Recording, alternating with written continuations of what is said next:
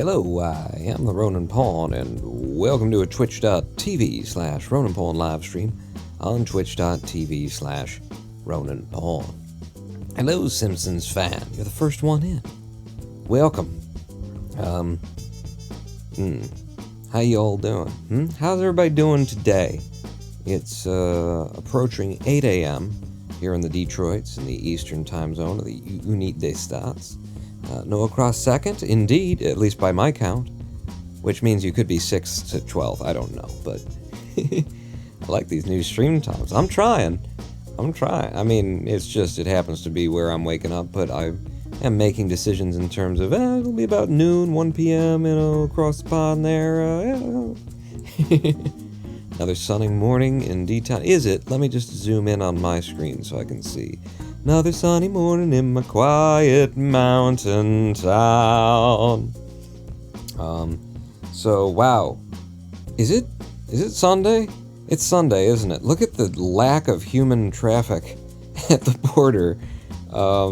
Everybody's just taking the day off. Let me just flip that back and forth, make sure everything's operating. I just think there's actually no one there. Oh yeah, no, there was the one person coming from Canada to Detroit at 8 a.m. It's amazing how, like, when you look down upon our human society from this kind of, macroscopic view, how, like, yeah, people aren't going to work, so look at the traffic here at 8 a.m., whereas it would be a parking lot at 6 a.m. on a weekday, and it's just kind of incredible, and maybe even a little bit sad, that we're so locked into the same routine as established by people who make a lot of money off of giving us a routine as though we're animals to be trained. Hello, Dank Dog! How you doing? Is it normal to see human trafficking on that camera then? Oh yes, absolutely. Mainly by people who helped fund George Santos' campaign in New York.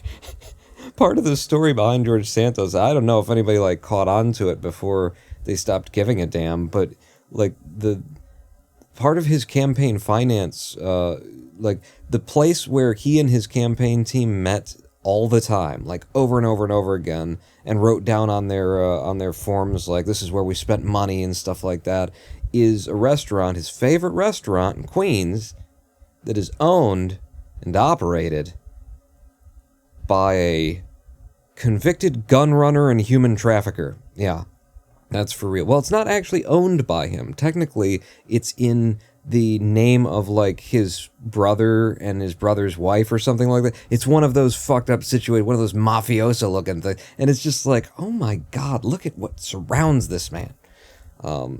Another sunny morning. Oh, that was Jermacian saying another sunny morning in D-Town. Good morning, Jermacian. Sunday's Wednesday. Maybe we should open up church here and I'll... And George Santos did comment, I saw a pale horse and ridden on it was a man who said he was gay, and then there was pictures of him where he was clearly doing drag, and so probably he was gay, but he also had a wife, and he's an immigrant from Brazil who robbed some people. And lo, there shall be weeping and gnashing of teeth. It's Sunday for most of the world, says Portable Jim. Yeah, that's true. If certain Australians, if Clock District shows up, then it'll probably be, Tuesday or something. It's just a completely different world over there. How am I doing, Dang Dog? I'm doing pretty good. Definitely need at least 2 days of downtime. Skipping me entirely now, are we? Oh, God. And you played the worst one. Noah Craw. Yes, Jermacian, came up with found a number of quotes from Houston, and out of the 6 that you found, Jermacian, I have approved 3 of them, and the one that Noah just played is the one that barely makes the cut. I did do some noise processing on it, because it sounds so awful. The background has, like, the sound of the rocket going up, and in the recording it's just so I tried to make it better, and I did make it better, even though it still sounds pretty naff. But we have some Houston amongst us now, yeah. But I definitely need about 2 days of downtime at least between these live streams, so expect it to be a 2 to 3 day hop between each one. It's still Sunday for Aussies. New Zealand even has 10 minutes left in their Sunday. Oh, wow. Okay. Okay. And hello, Portable Jim. Yeah, just, on a morning, on the weekend, just everybody, look you could actually see there's like trash just rolling across the street. There's tumbleweeds. Welcome, everybody. We're going to be playing Kerbal Space Program. Maybe I should go ahead and get into it, just park the mouse somewhere. Get that started up, and see if we can't get into some KSP. Ronan Pawn, I'm confused as to why we need clips from the past for this. We have the voice actor available to us.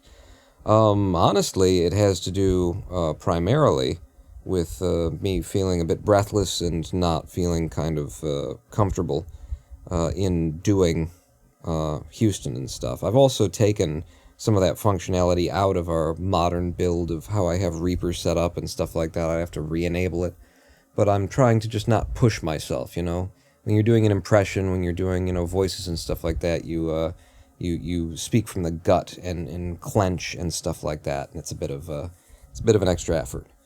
So I kind of like this idea too, And I'm leaning heavy into this nostalgia, to the Ronan Pawn nostalgia, which hits me every, now and then. And I've gone back and, in the 6 months since last you saw me before we started up the live streams again, I've gone back and looked at a lot of the things that we had done. Watched back a lot of the series playlists that were on YouTube and even some of the live stream stuff. And I have to say I'm proud and happy with the catalog of entertainment that I produced, and to look back and see the kind of history of our relationships and stuff developing on the show and on the streams and everything like that. It's all a lot better than it seemed in my head, or it's a lot more like solid. It's not better, but it's like it's more real than in my head. I don't know, it just didn't seem like a thing. Then I look back and it's like, oh my god, 1,200 videos of this quality and the live streams, and then it's a thing. I did a thing, everybody. I've had a career here. Hello, Mr. Pawn. Hello, Naram. What do you think of KSP2? Asked Dang Dog. Are you asking me? Or anybody in chat? I think I've probably made Kerbal Space Program look as good as Kerbal Space Program 2, is what we're doing today. Yes, have a good look, everybody. This title screen, because this merely hints at what we're going to see. Yeah, we got some bloom there, Noah. We do have some bloom, all right. Yeah. Oh, and look, the moon is rising in the background there. Just a little taste, a little hint on this screen. I'm just hoping that the frame rates and everything hold out, and I think they should. It doesn't seem like it was overwhelming. I tried to build this in such a way as it's reasonable, lightweight. And when I say build this, so what I'm talking about is, after our last live stream, I looked at my mods, the mods that I have installed, and found out, oh, there's just several of them that are out of date. Okay, CCAN, which is the mod manager, CKAN. CCAN, go ahead and update those mods.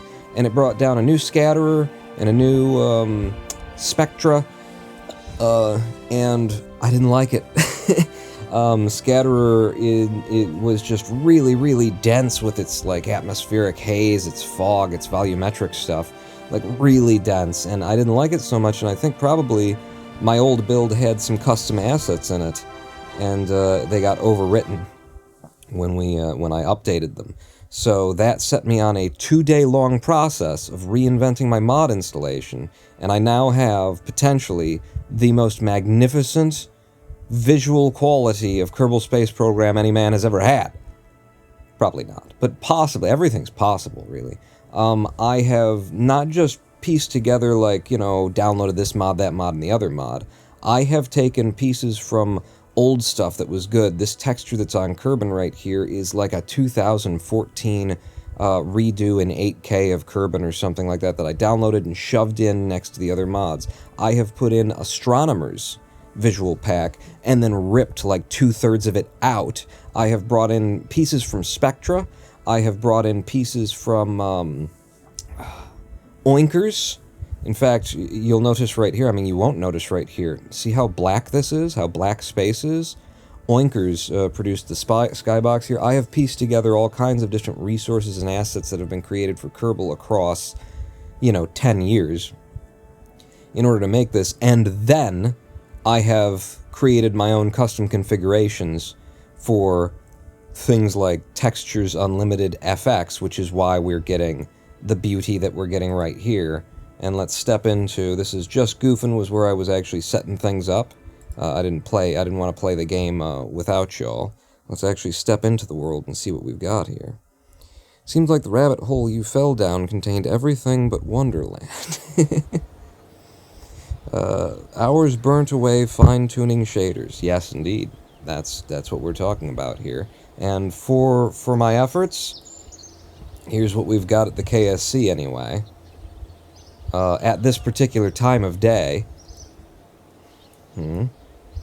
I want it to be subtle, I don't want to overwhelm anybody with, oh, geez, if you're really looking at the graphics, then the graphics have become an eyesore. You don't want them to be an eyesore, you want them to be something nice. And in fact, I've got if I just shift, let's see, shift and then F9. I've got a quick load made from the end of our last live stream here, so what I'm going to go ahead and do is just to show off what we've got here at the KSC is just put it on to about 100 times and let the day pass us, Hate how the mouse cursor is oh, I'm sorry, there's a mouse cursor on. Let me get that mouse off a screen for you there. There you go. No more mice on screen. Just got rid of that mouse. Woo! I hate how the mouse cursor is asymmetric, says Dank Dog. That's Windows, too. Like, Windows has an asymmetric mouse to it. Just in general, which is why I made it an asymmetric mouse. I mean, that's the actual real mouse in my Windows installation. It's not a faked thing at all. So yeah, this is what it looks like across the day. Are we about at noon? I think we're at noon here. You may be able to notice, if you've got a really fine eye for this sort of a thing, like look down here, we've got some chromatic aberration. Just a little touch of it. And we are many, you are but one. Not in the flight scene either. Not in the flight scene, just here. There's also a camera lens distortion, again just here, not in the flight scene. A couple little extra touches, I figured why not, and thank you for the follow, by the way. Why not, but I figured we just sit here and let the day pass and watch as the shadows come in on the evening. Why is everything so orange? It's not just me, right? It might just be you, says Naram. In fact, Noah, I think what you want to say is, why is everything so peach? Look at this. Look at that. Look at that friggin' sunset. Holy shit. And then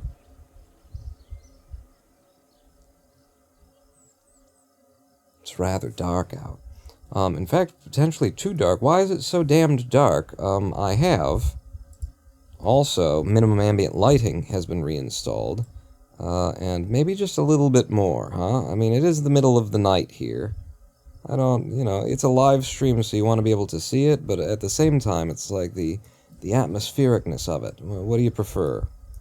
That seems live stream appropriate anyway, yeah? But yeah, why is everything so peach would be a good question to ask, and it would have to do with, in fact, let's warp to sunrise. It came up too fast. I wanted to show you the sunrise, but we'll see it eventually. And it's actually, I've colored the bloom. I've given a tint to the bloom itself, so wherever there's bloom, it will have a bit of a peach hue to it. And, certainly in evening and in morning, you're going to see more of it, like you do in reality. But I mean, look at the way that it bounces off of the clouds and stuff like that. It's just a beautiful kind of a thing. There is a bit of a peach to it, and I like it the way that it plays off of the greens of the world. But let's do number one. Let's roll back to the end of the day from before. In the afternoon, it was completely orange when it should have been like 5,500K. Well, if you can find a better looking version of this, you show it to me. I might end up turning down the Peach because I think it looks great here on Kerbin. I think it looks great in space. But I think when we start landing on the moon and stuff, where it's just a monotone palette, I think the Peach is going to start to overwhelm. So I might pull it back a little bit, but I think you need it in there. You need a little bit of tone to it, and I think that's kind of the magic of how this all kind of comes together and starts to look nice. But yeah, so what I would like to start with today, we're of course playing in Probes Before Crew, the mod that makes Kerbal Space Program, you know, good. And what I would like to makes the game aspect of Kerbal Space Program, the career mode. It pulls it together in a way that it was never pulled together before, in my opinion anyway. And maybe someone had in mods, but certainly not by the base game itself. What I would like to do is get out the Swings and Roundabouts Mark V, okay, which was our first, I think our first orbital vessel, and you'll see, number one, that all of the parts now have a sheen to them. Oh. They now have a shiny metallic hue to them. This is coming from a combination of Textures Unlimited, TU is the mod, but the mod that's actually adding the textures to all of these parts, which are restock, they're not the base game's parts, is Magpie's Mods. I think it's called what it was called. Magpie. If you search Magpie in KSP, you'll get this anyway. And you need Cheer 100. How much of the space program budget is going to the polishing department? They have been polishing knobs all weekend. And laying carpet, polishing knobs. Thank you for the cheer, Noah. But yeah, we now have reflections across, you know, all these different parts, and you know, the reflections are reasonably accurate as well. Like, you see this bit of red streak across there? Hey, that's the Ronin Pawn flag. You see this green and blue? Hey, that's the outside. And you may also be noticing that the bloom exists in here as well. This scene has just the slightest bit of touch on it. You want to see the difference in what it was before and what it is with what I've done? So we have KSC overview. When I go to default empty, this is what it looks like normally in here. And then when I click on my KSC overview, oh, Jesus Christ! KSC overview. Editor is the one. There we go. It wasn't KSC overview, it was editor.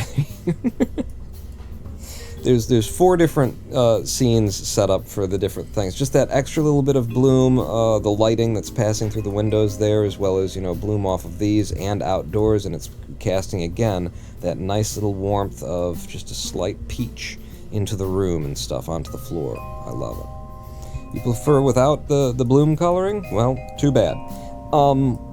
This I've also is another part of a mod that I have made now, which is a mod that actually fixes restock. So restock, what we have discovered, what we're about to prove, hopefully. I haven't tested it myself yet. I've been waiting for y'all. But this is the stock 0.625 meter heat shield. In Restock's version, they have broken this heat shield in a way that affects gameplay. It does not actually provide the occlusion cone that is necessary to keep the parts that are in this 0.625 meter size occluded on the way back from orbit. You know, occluded from heat effects when you're coming back down through an atmosphere. And so I have fixed that, and I have actually made it into a mod and put it into a zip folder. And if you have Restock and you just unzip my zip folder into your Kerbal Space Program directory, it'll overwrite the files in game data, Restock, and everything like that. It'll put the files in the right place to bring back just this part from the stock kit so that this actually works again. You know, until or unless somebody, you know, it's all this stuff is dying or dead because of Kerbal Space Program 2. You know, people are abandoning their mod, the mods that they've been keeping for the game for so long, because, you know, KSP 2, now they're starting to mod over there, or they're just, you know, done with the whole thing. Yeah. So what I would like to do today is I would like to start by launching the Mark V one more time. I'm going to resave it now that we've done that. taking it to orbit and proving that this didn't work by reproducing the conditions of the mission where it did work, but it just barely got through and we had heat ticks on stuff. I think we'll get through a lot better now that we've put the stock part in. So let's take this to orbit, please. Presuming it works. And I don't have to, like, rebuild the ship for some reason.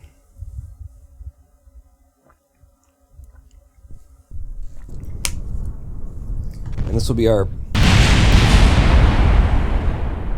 first view of the flight scene.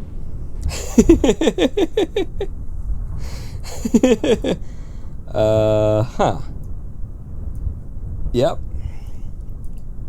Okay, let's just go ahead and revert to launch there.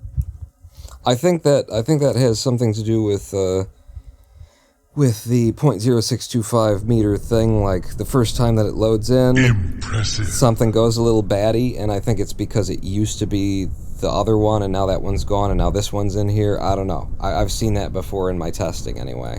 SAS on, throttle to full.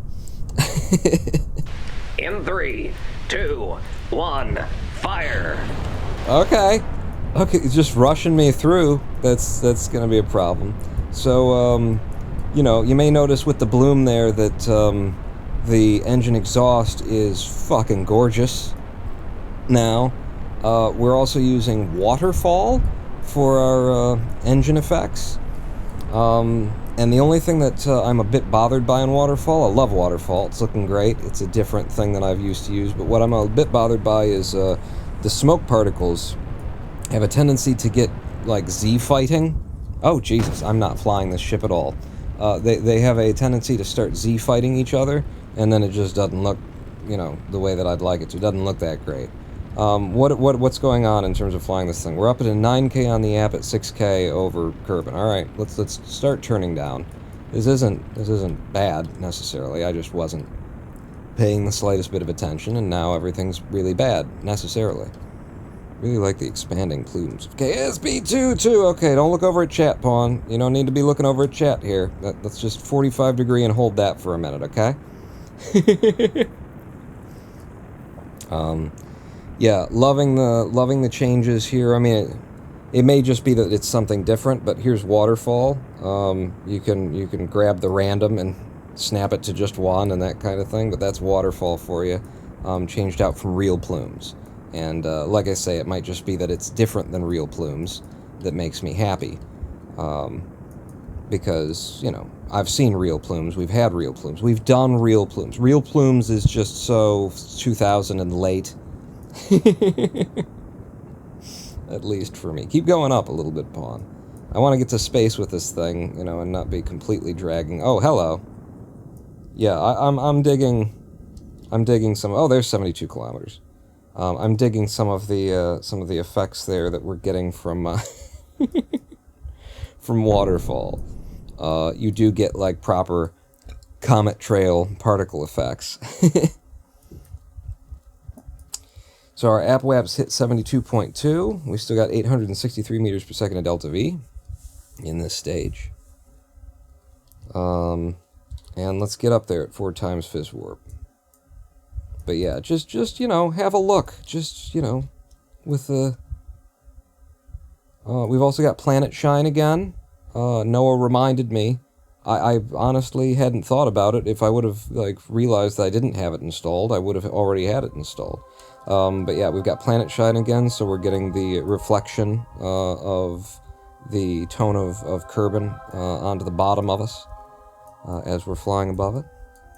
Yeah, Planet Shine's good. I think it's just a vanilla issue. What? I use Real Plume and it has the Z-fighting issue as well. Okay, yeah. Somebody's got to fix that. That's, you know, that would be, well, they're not going to, but that would be nice if somebody... Oh, we're at our AppWaps. Let's burn. We're losing our AppWaps, in fact, so I'll hold it 10 degrees on the bubble and see how that handles us. Okay, AppWaps is pushing back up again. Yep, let's just pull off on the thrust and maybe burn below the horizon. I don't want to blow it too far out, because I would like to have enough delta V in order to reproduce the the exact circumstances, or as exact as we can get. Wow, look at this. Where's the sun? Yeah. So, what else have I got here that's kicking in here? I believe it would be... Is it Planet Shine that's doing this as well? No, it's not Planet Shine, it's Distant Object Enhancement, which will be handling the automatic skybox dimming and stuff like that. So, as we're looking at the sun, we've just got a pretty much pure black night sky. And then if we look away a little bit, we can see, hey, there's Jewel out there. But if we were to look in a direction where we're not being, blinded by the light of Kerbin or the sun, then we get Oinker's skybox to come in here a little bit for us. Friggin' love it. I love how dark it is, too. It's almost like you'd expect space to be or something. What are we doing today, Pawns, says Mephistopheles? Haven't figured out yet. Right now, I am testing my theory that Restock has broken the 0.625 meter heat shield. And I think while we're flying, I'm more used to that being over there, and I'm framing my shots for it like that, so I'll do that. But we're testing it by setting up the same ship that we had last time, that barely got the Octo back down without popping it from heat. I want to recreate the circumstances, do it again, and see if we get similar heat ticks, and that will basically prove that Restock has this game-changing effect. Oh, and here's what Kerbin looks like in map mode now. Just some different textures and, cloud textures and Kerbin textures and stuff like that, combining to make all that happen. Coming up to our apoapse, and it's just going to gently, ever so gently, burn our periapsis up. Might burn a little bit below the horizon, because it is running away. Yeah, it's running away on me. We got the periapsis up to 73 and 77. Now, in our original tests, look at this, Mephistopheles. Look at how friggin' gorgeous this is now. In our original test, it was 75 and 73, I believe. And we came down at 33 kilometers. I don't know at what point between 75 and 73 we were. So what I'll do is I'll try and put us at 74, which we're just about there right now. And then we will burn it down to a 33 kilometer return. In fact, we'll do it at 35, because then when we break off, we'll lose some. No, I'll aim for 33 and then I'll throw it off on a radial. So at 74 kilometers, it's not a different Kerbin, right? Just retexture. Yeah, just a retextures. Just texture replacer stuff. The Kerbin 300.png, I think it is. So I'm going to burn this down to, from 74 kilometers. I'm going to burn our periapsis down to 33. Presuming we have the delta V for that. We're real tight. And this is being, more specific than we need to. 33.5 is what we've got there.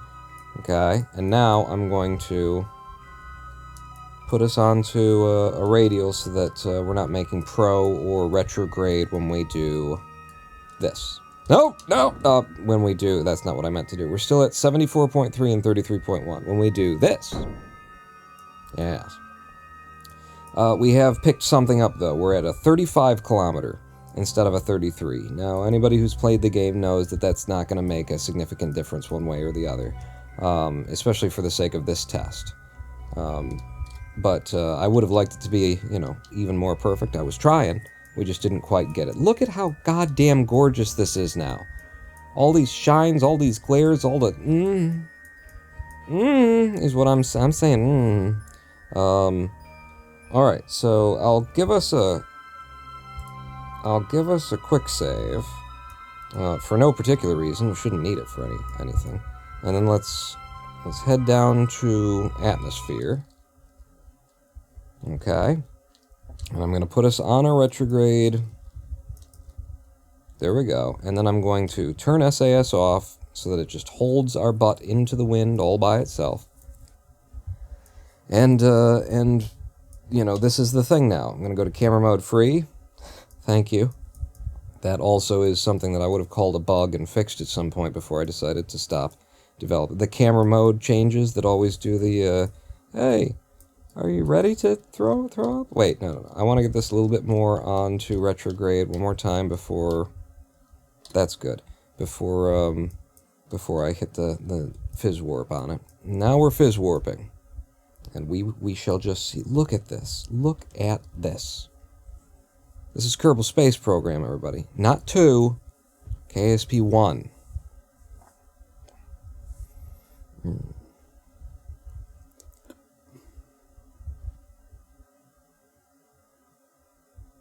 I do expect to see some frame lag here and there, especially when we're in the depth of the clouds and stuff. Look at this. Well, you'd be able to see it better if I did like that. Yeah. We're going into the darkness. Just a little bit of frame, and it seems to me that looking at the way that this works, it's almost like there's a camera frame rate, and then there's a, rendering frame rate or something like that, because it seems like I can swing the camera around and it looks nice pretty much all the time. Alright, let's get everything back up here and see what's going to happen. Well, we've got a heat tick. We have a bit of a heat tick, and that is definitely on the Probidyne Octo.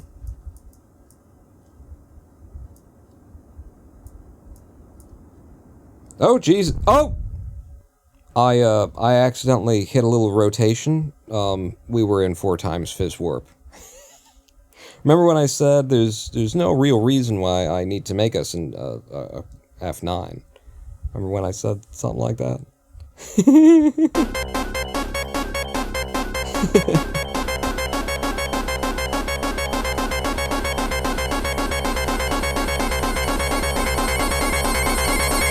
Jesus, that thing goes on forever, doesn't it? Thank you, Jermasian, for that. So, this might be disproving me right here, right now, that there is a problem with the 0.625 meter thing, in that we had, a pretty deep heat tick on our way back down from Kerbin, from LKO, on this craft, or, on this, where it's just this, and then it's just the thing, and then there's the other deal. I mean, if that's the case, then it's not that it's disproving me, it would be bringing me back to my original supposition, which is that Kerbal Space Program, that Squad messed this up, that it wasn't Restock, that it was Squad messed this up, because if this, on this, this is a simple, a 0.625 meter thing you're ever going to send back from LKO, and if this is, hitting heat ticks at getting near to the point where it could pop from overheating, and then if you 4 times fizz warp and hit Q, it actually does explode. Child needs somebody's messed something up. No, Roy. No, Roy. Dank dog, damn it.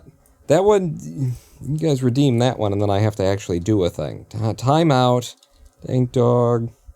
69, 420. And then that's clearly, you need 120 seconds worth of spanking.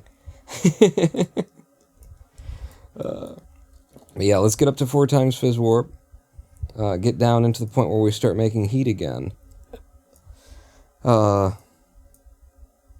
this is what I expected to see. I expected that it was Restock's fault, because Portable Jim had done some testing and found that it worked fine for him, although he did change the craft and replaced it with a SAS unit. Replace it with something that would allow him to hold retrograde, properly. So probably you swapped out the Octo for the Hex, is that right, Portable Gem? But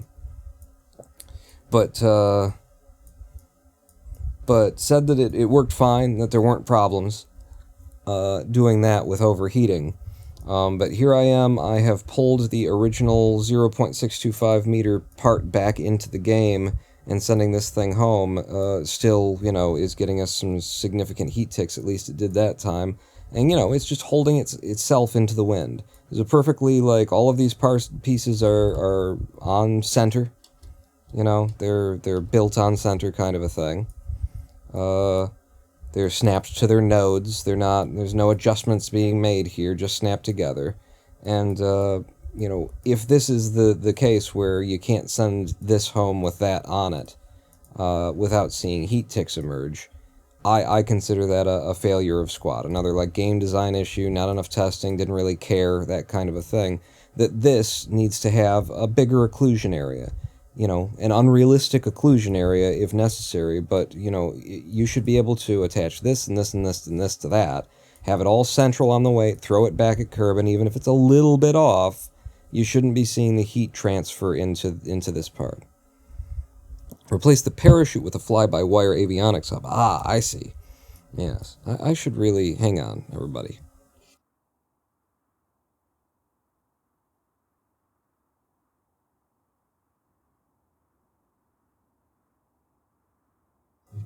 There we go. I've got a little makeshift windsock here for my microphone so that I don't pop my, you know, my P's into the mic, and I've just been keeping it off because I think we get slightly crisper, slightly nicer audio when it's not on there, but I do occasionally pop that P, don't I? So, is Squad still the ones making KSP 2? I don't have any idea, but I mean, just generally the developers, you know, should have. Squad certainly had their 11 years to get this right, before they handed it off on anybody else, and look at how deep the heat tick is at 44 kilometers, and no SAS, just holding itself, you know, it's just into the wind based on the mass of it and everything. It's properly weighted, the center of mass is forward and all that. If this happens when you're sending this probe back from LKO and you see that heat tick without an avionics hub or anything like that, you have fucked up, is what I'm saying. Another game design oversight. You can say, well, realistically, the something, and, you know, the drag, because it's slightly off axis, you would need a larger thing than that. It's a game. They needed to design the game, and they needed to make the occlusion area of this part slightly larger. But what this is saying to me is that I actually don't think that restock is the problem anymore. You know, I think it's that part. It's just that part that... surface retrograde? Yeah, there you go. I mean, we're not holding it at all. It's just being held by its own weight, pulled in. So I would just consider this an oversight of game design. Yet another oversight of game design that if your 0.265 meter fairing can't be put on... 3, 2, 1, fire! You're counting down the explosion now, are you, Mason? If you can't bring down the stock size probe with the stock size, you know, heat ablator, then, I mean, you can. We're gonna get there. You know, we've seen it before that we did get there. But this is from LKO. This is miserable. This is ridiculous. Squad is not the ones making KSP 2. Oh yeah, definitely not. Definitely not. But I don't know who's, you know, taken over the handoff. Oh, by the way, I forgot to show you the comet trail that we were leaving. We saw it on the way up, anyway.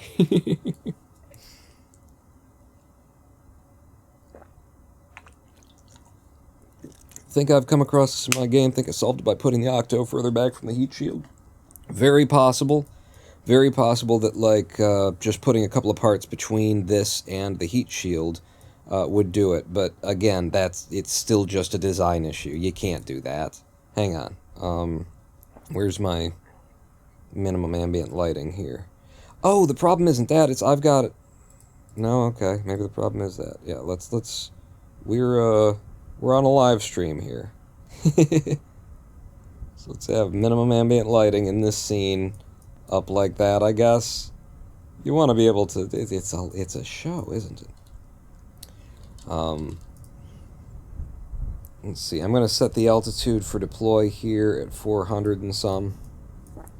So, yeah, I was pretty damn convinced that the problem was restock, but I think we've just proven that it ain't restock, it's just KSP. Just KSP, another, you know, design oversight. You know, I can explain it. I could say that, well, actually, it's because of the way that heat transfer works in the game by default. There's a skin heat, and the skin heat transfers from one part to the other, and so because this is directly attached to that, blah, blah, blah, blah, blah. This is the ablator it's supposed to keep things behind it cool. The thing that is most directly behind it would be the most cooled by it. It needs to work like that in the game. It's a game. Hello, game people who make games. This is how you should have made your game. That's what I have to say. Here we go. Into water. And I wish it weren't night. My water looks so good now. I've got scatterer settings all configured the way that I want them. A lot of stuff is raked up, and oh, the water looks absolutely beautiful as well. We just ran a mission exclusively to run that test and see, is it a problem with restock or is it a problem with Kerbal? And apparently it's a problem with Kerbal. That's my guess. Looks like you're sinking. Yes, we were sinking. And it would have been so beautiful to be sinking if it would have been daylight. You all could have seen what the underwater looks like in this ad hoc mod pack that I've created from pieces of all these different mods that aren't supposed to be put together, but I punched them in there. No science earned, money just lost in order to, show where we stand in terms of, Kerbal Space Program and things like that. Brataxi asking, do I have parallax? I put parallax in, and I didn't like what it scatters around. I liked how much it could do with scattering, and I'm sure it would have been awesome on other planets, but right here at Kerbin, it made the Space Center look like it was some overgrown swamp in Florida kind of a thing. I didn't like it. And I, started to look into how can I remove the textures and maybe change what's being scattered around here, and then I said, to hell with it. What I would have liked from Parallax would have been just to give me, like, the rippling of the surface. That would have been enough. That, and then just some subtle increases to the number of things that are around. That would have been enough for me, but Parallax was, like, making some major visual changes that I didn't. It wasn't working for me. So no, we don't have Parallax running now. Good evening, Clock District. Welcome in.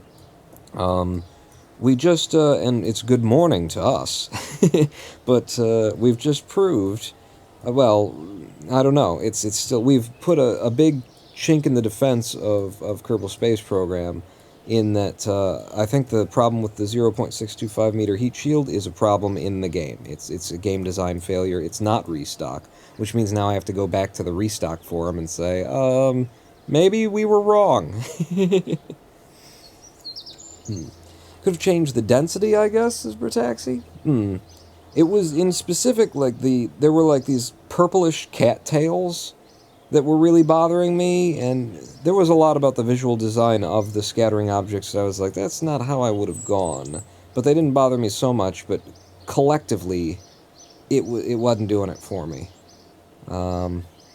But I'd love to have it in here if it were just, to give the texture, the surface of the planet more undulation, and to increase, I don't know. It seems like somebody needs to come up with a resource pack for Parallax that gives some other options. Because what it is in the default just didn't tickle my fancy, and that's fine. Different people are going to have different senses, different desires, and whatnot. That one didn't fulfill mine, so could I have another, please? So yes, we've done that. So where are we actually in the program here? We're supposed to be playing a career mode, and I'm just, showing off my visual aesthetics and things. Hey. How did you get into this scene?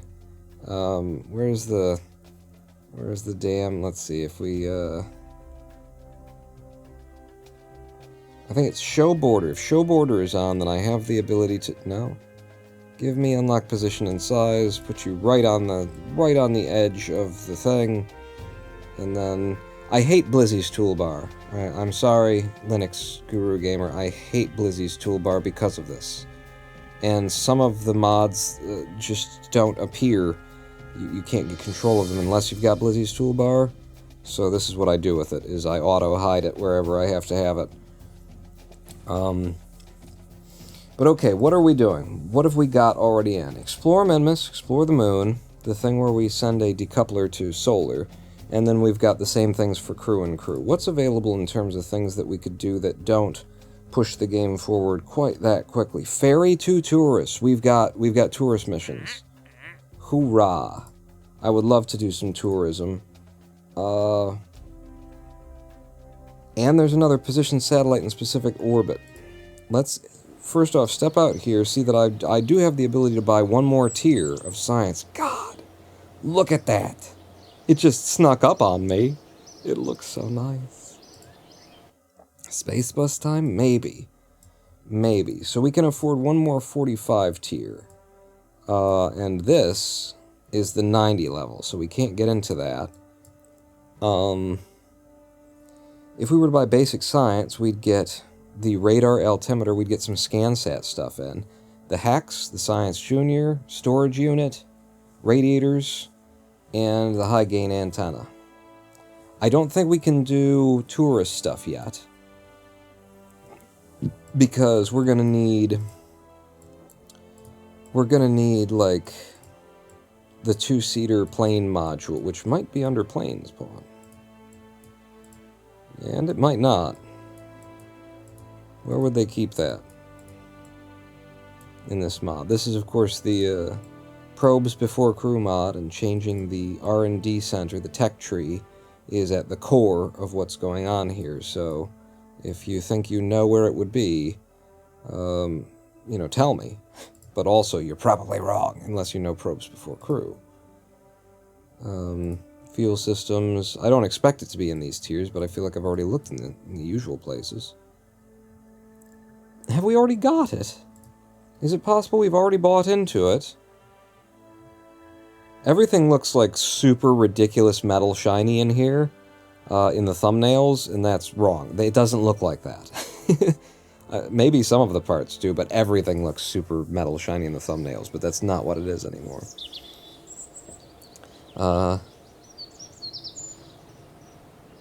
Let me just go into the VAB and see if we happen to have under utility, sort by mass maybe. Not under utility, and I'm pretty sure that's where it would be if we had it, right? My KSP knowledge is compromised by the fact that I have 900 different sets of knowledge from the 900 different versions of Kerbal Space Program that have majorly changed over the years.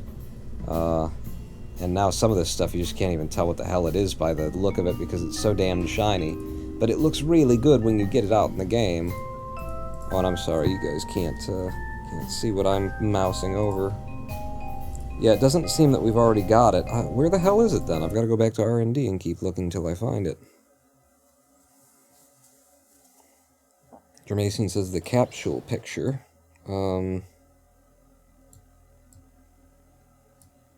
This one? And that one we just got the Mark 1 command. If we went to command modules... Yeah, that gets us further out there. I have to assume then it would be somewhere in the 90, and it's just a tube. It's just a cylinder. Okay, there will be nothing below that. And then above this, that's RCS. This is, landing stuff. Aerodynamics, it could be in here. Engine nacelle. There it is, the Mark 1 crew cabin. So we would have to have 90.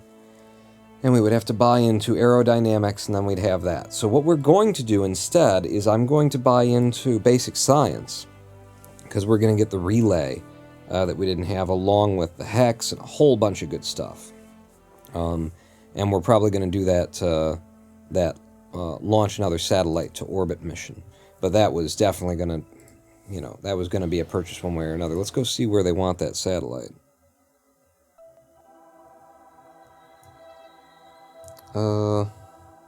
Oh goodness. Oh goodness, it's higher than we've ever been before. It is at least going in the right orbital direction. It's at a pretty significant inclination. And at this height,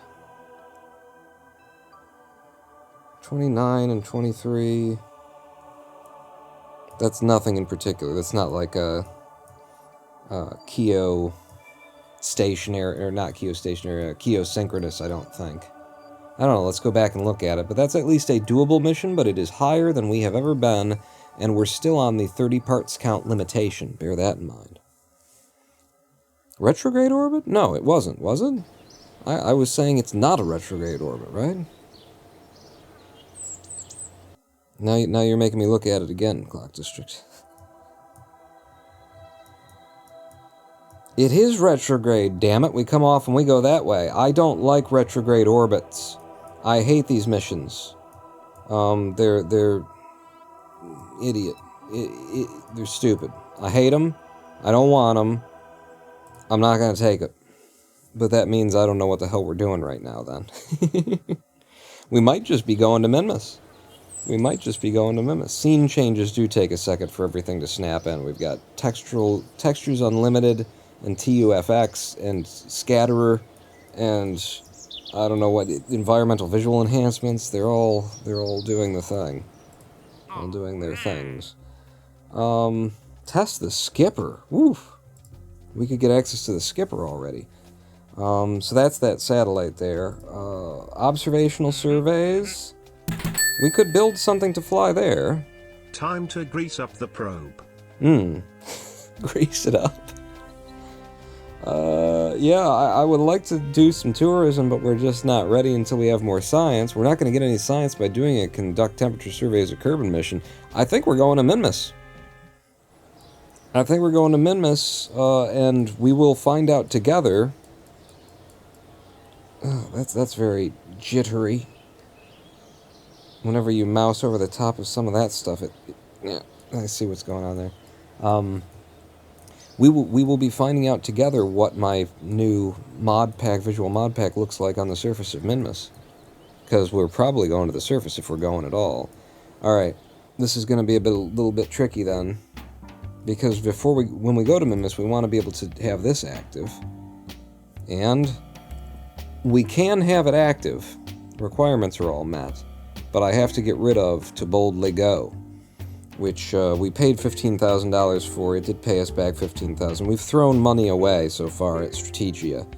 Definitely a money-losing venture to this date. But if we took Minmus probes, we would get 400% funds to any milestone gains for Minmus, which we're going to be seeing all of the milestone gains for Minmus all at once. And we would increase the likelihood of receiving other contracts for Minmus while we're going to Minmus. So, I think we have to do that. Could buy 15 grand. How much to upgrade building? Oh, that's a good call, Jermaine. How much is it to upgrade the administration's building? It's all the money we have. It's close. It's like 22, we'd be left with like 22 grand. Jesus, God. We'd need 7 more biomes to make Boldly worth it, says Clock Districts. Ugh. Yeah, I don't think we're in a financial position currently to upgrade the administration's building and get two of these things, so we're just going to have to throw away To Boldly Go. But that's thank you for, getting me to look at that before I made the stupid decision. To make a shoestring Minmus rocket, I absolutely could. I don't want to. I don't want to be pushing it. That's the way we used to play. And it's also the way where then things go wrong and then I get either sad or angry. So let's just cut that one off at the pass and take on Minmus probes, because our lives are going to be completely about Minmus for probably the entire day at this point now. It cost me, in order to buy into that, it didn't cost me anything. They gave me an advance. So we got 75,000. Now we can afford to upgrade. We could, actually. Now we could upgrade it, then buy back into the other thing. Oh, Jesus, should we? Because buying back into the other thing for 15 grand, it'll give us an extra 15 grand every time we recover or transmit from a new biome, and we're going to Minmus. So we're going to be hitting a whole bunch of new biomes. Oh. Man, talk about having to spend money to make money. It's more like having to throw money away into the gutter in order to make money. Okay. Hang on, everybody. I'm just getting naked over here. starting to heat up. It's supposed to be a hot day here in Detroit. We sucked as much cool morning air into the house as we could while it was cool and it was morning air. But they say it's going to get up to 90 today. Celsius, too, so it's going to be real hot. Say it's going to be 90 today, and then tomorrow, 95. And then that'll be the last hot days of... In 3, 2... Oh, shit, where's the... Why am I doing this? It's a plane takeoff. There's no countdown necessary. And yes, you'll also notice you may have seen, like, I did some little touches, corrections to, tried to make the audio quality better, get the volume evened out and stuff like that to those, but I did also cut off some of the stuff that you included, because I thought it just seems to punctuate better in... I think it will punctuate better in the situations where they'll get used. But I greatly appreciate that you went out and tracked down a whole bunch of cool Houston quotes for us to use. I think I'm going to do this. I think it's fun. Clock District says might as well. So we've bought in, and we're, woof, kind of a thing. And then we still need to pay out 15 grand to get back into, to boldly go. Yep. And so now we're down to 76K. There's only so many attempts that we can make at Minmus and clearing contracts here before we're screwed. So the other thing that we should note here is that in the Minmus probes, which I guess is, now that it's down here, we have to read it from down here. The objective is to land probes in 3 different biomes on Minmus. So that's the mission that comes along with this. Land 3 probes in 3 different biomes. Well, I suppose it wouldn't necessarily have to be 3 probes individually, but we need to land in 3 different biomes. Didn't want to cut the bit short. Not fully believed it was just the raw audio. Yeah, thank you for submitting it, all as one big thing. But, my editorial sensibilities. So, we've got that at the same time that we have the Explore Minmus mission with probes, which first asks for a flyby, then a landing, and then, of course, a return home. So, we've stacked these missions kind of on top of each other. And I'm also tempted to, reject certain contracts here and see if we can't get some more Minmus stuff in, because we now have that benefit from the strategy that we've got active, that more of our contracts that they offer us should be Minmus contracts. However, I believe declining contracts takes away from your reputation, I think? Is that how that works? The game certainly doesn't explain it, but I think that when you decline a contract, you're throwing away a little bit... Yeah, decline -2. So if we click decline on this, we'll lose 2 of our reputation. I see. So it is said here, it's just kind of buried at the bottom of all of this, mixture of useful and useless information. So yeah, anything that I reject would be -2 hit to our reputation. Reputation schmeputation, says Mr. Southley's. I'm of the same opinion right now, and we know that we don't like this satellite mission, so goodbye.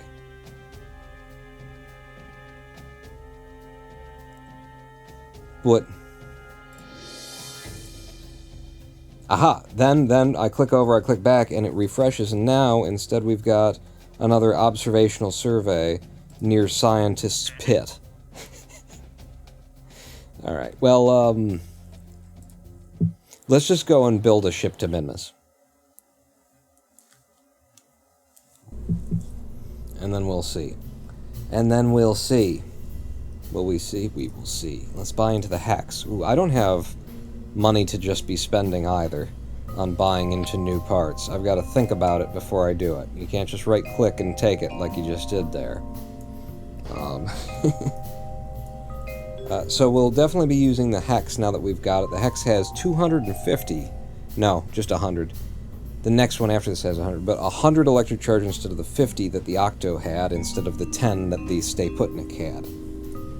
So it's a pretty nice electric bank on that guy.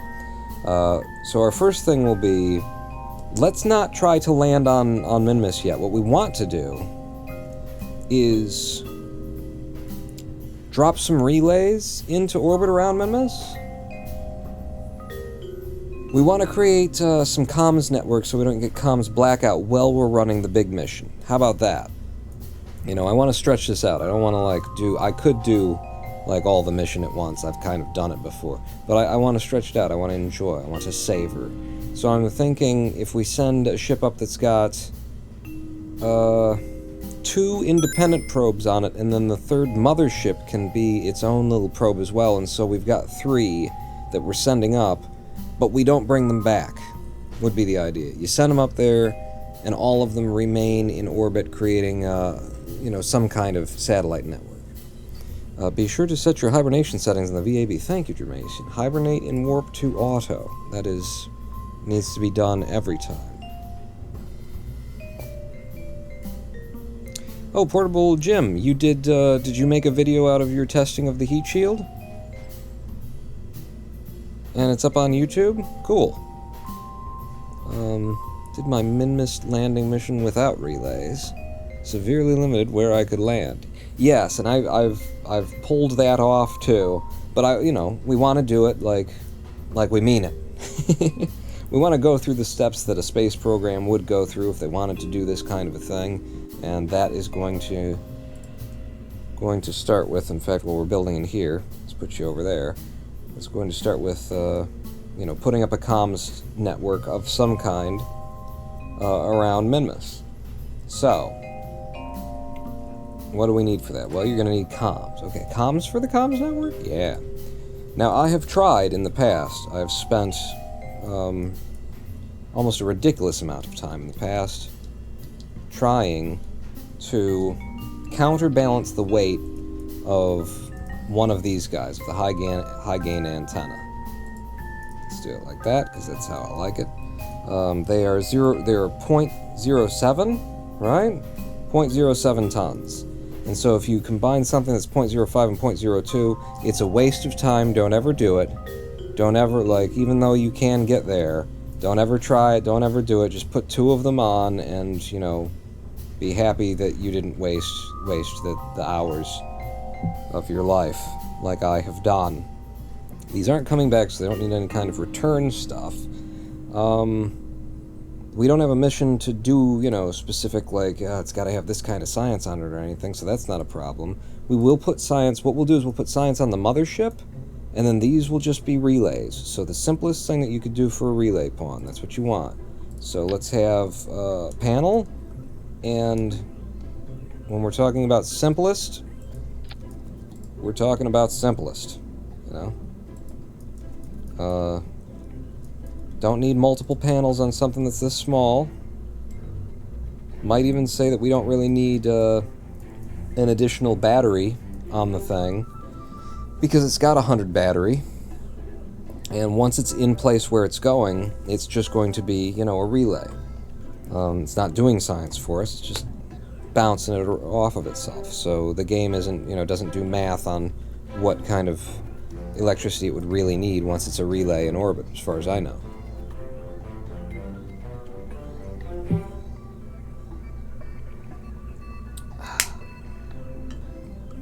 So, you know, we could, like, move just the mothership around and not have this be, you know, have the ability to move itself at all. I don't like that.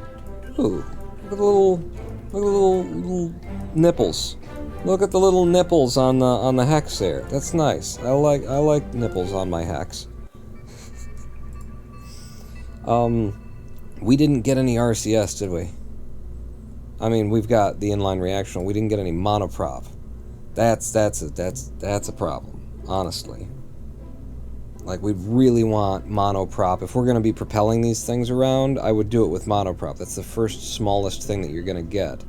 But we bought into the tier where we got the relays and the probe instead of the tier where we would have gotten some basic RCS. Yeah, this not good. This kind of suck.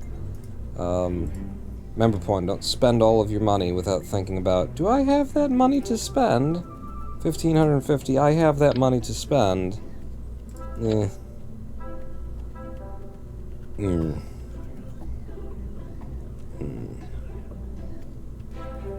I hate that they're going to have to be this big, but, you know, we just don't have the science for it yet. So they are going to have to be this big. I might go ahead and design them a little bit. This. And...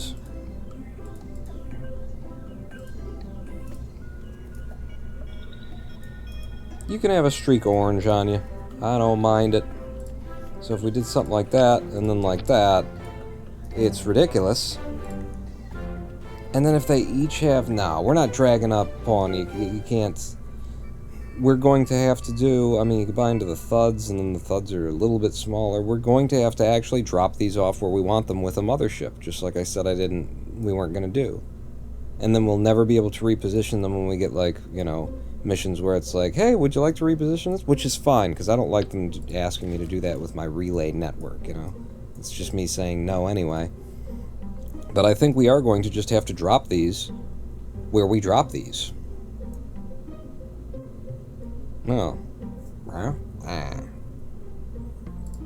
It's so odd to not be putting more than this stuff on there. Radar altimeter. So ScanSat we've got, and I just did it again. I just bought into a very expensive thing without considering, hey, can I afford to buy into this very expensive thing?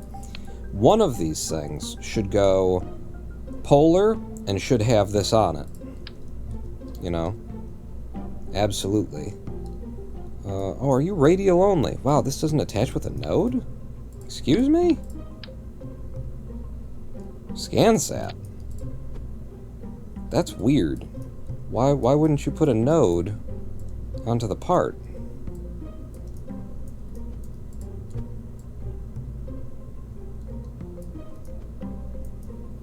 Not that I can't do something like that.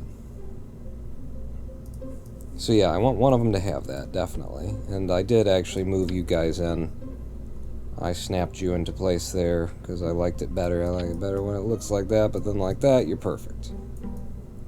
If one of them has that going on. Looks like a Cyberman. Hello. I would like to jiggle the arms around for you, but I don't think it can. Now, what are the properties of this radar altimeter? It uses 1 electricity per second while it's in operation. What is the generation of your standard photo panel? 0.3 per second. So we need 4 of these just to overcome that.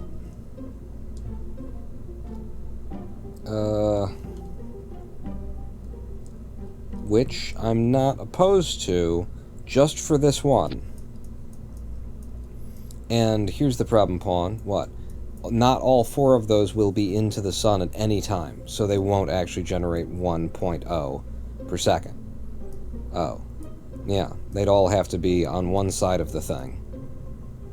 And there aren't any other sides of the thing left, really, for you to do that. Attach the panel to the back side of the dish. Oh. Oh my god, you can. So this part that they didn't... wow. That they didn't have a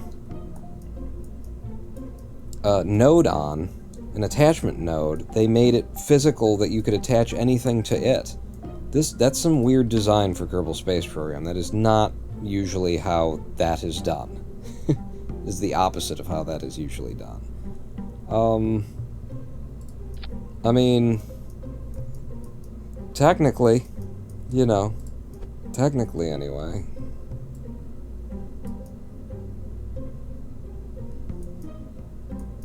I don't hate the way that it looks attached like that either.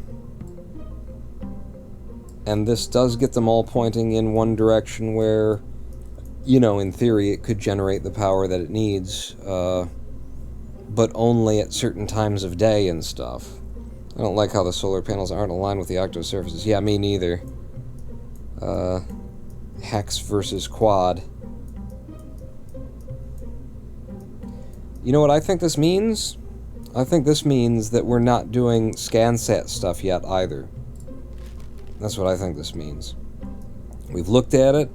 It doesn't look viable. We would need more generation than we're really equipped to do yet in the program. Like, we can make it happen. We can force it to happen in weird ways.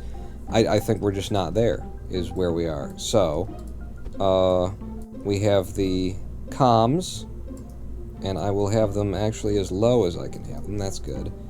We have the 1 bit of power generation, because again, these are just comm satellites. And I like that, you know, the more you try and do it once, and I am very guilty of this, but the more that you try and do it once, it's the more you're gonna, like, it's less missions that we get to run, it's less craft that we get to build later and stuff, it's less game than we get to play, when we rush ahead of everything. So if that's the case, I'm sitting here staring at this thing like, that can't be all. I'm pretty sure that's all. And let's go ahead and change that to the gold version, because, you know, green for the money, gold for the honey. Ooh, actually, the marble version. Doesn't that look like it's a marble countertop texture? With the shine that it's got now. I'll go with the gold. And you can't change the color of those, so they're going to stay exactly as they are. And that's one of the thing. One of the thing. Give me a fairing, and what I'm going to do is I'm going to enable the interstage nodes. And how much height do you need to be able to fit one of those? Okay, we'll make this the root part. To be able to fit one of those down here as well. That's it. That's the amount. Oh, you attached to the... Don't do that. In fact, okay, before we do that, force percent of it breaking off down to 1. 1% of force. Give me this, attached to the bottom. That's lots of space. And with you, I would absolutely, like, rotate. When we go to release these things, we're going to release them. In fact, 0% is plausible as well, but it'll pop out, and then we're actually going to turn the mothership away from it, and just leave it where it is. That's how that's going to work. These can only, like, point themselves in a direction. They have no ability to move themselves whatsoever.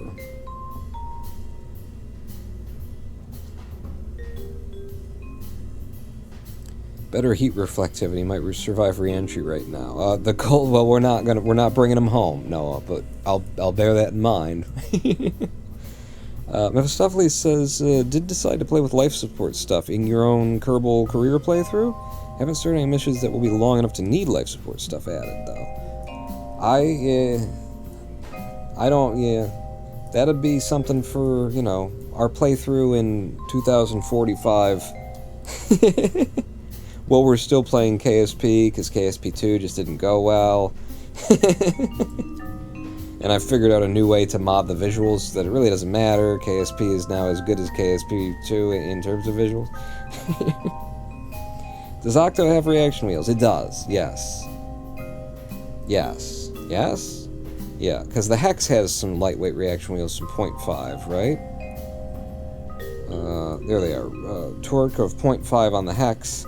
Same, and then the Octo has 0.3. So that's the mild upgrade there between the two. But yeah, if we just bring these two up like this on the tip of a little mothership, and then the mothership itself also needs to be able to transmit and stuff. Which actually makes me think what you want to do, Pawn. Ooh, no. What you could do... Yeah, the mothership is going to need its own guy. Huh? Hang on. In fact, let's do this. Let's take you off, and let's put you at a 45. 45-ish, anyway. And then we'll put you at a 45. Nope.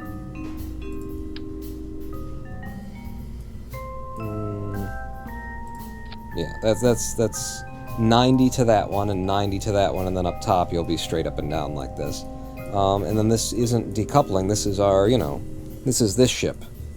This ship's probe, and its electric generation, and its comms. So this will stay here, and then we'll have this big weird gap in the middle. I like that. I like that. We'll leave it out here with a great big gap in it. And if that's the mothership, then we want our science on here as well. So, we'll have a thermometer. We'll have a barometer. Oh yeah, we've got the magnetometer boom. Which, I think we learned last time, you want to drag it in by a half snap. Some things I consider cheaty in the game. This is close, but I'm okay with it. I'm doing that specifically so that we get the weight balancing reasonable for having this here. And are you actually holding on? You are. I'll leave you right where you are, then. Yeah, that's fine. That's fine, that's fine. I'm fine with that. It is not 45. It's not 45 to, like, what? To the 90 of the ship, perhaps. But it's 90 offset of each other. You're putting instruments on the heat vents. Yes, I am. That bothers me too, though. I like in other designs, I've like tried to avoid that and whatnot, but it's like you get to this point, and what are you gonna do? You got to put them somewhere.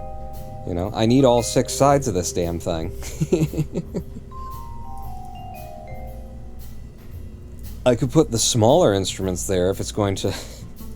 It's gonna bother you. You know what? You gave me $100. You gave me $1 for that. I will move.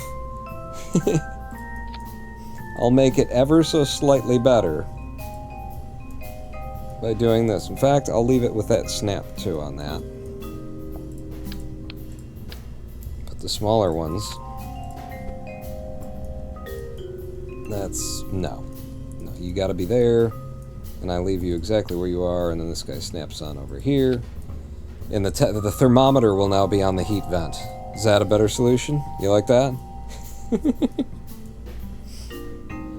I'll tell you what, maybe I can fit this up here, and then we'll just be blocking a little bit of our solar generation, in theory. I mean, as long as we're, you know, upset about the fact that we're blocking heat vents, in theory, we also have to be, you know, upset about the fact that at a certain angle, the barometer will now be blocking the, that didn't go on in the right place. You, and then... yeah, absolute... oh no, I can't absolute snap it. Don't do that, Pawn. That'll F it up. But with a half snap. Half snap into there. You look a little low. Come on up.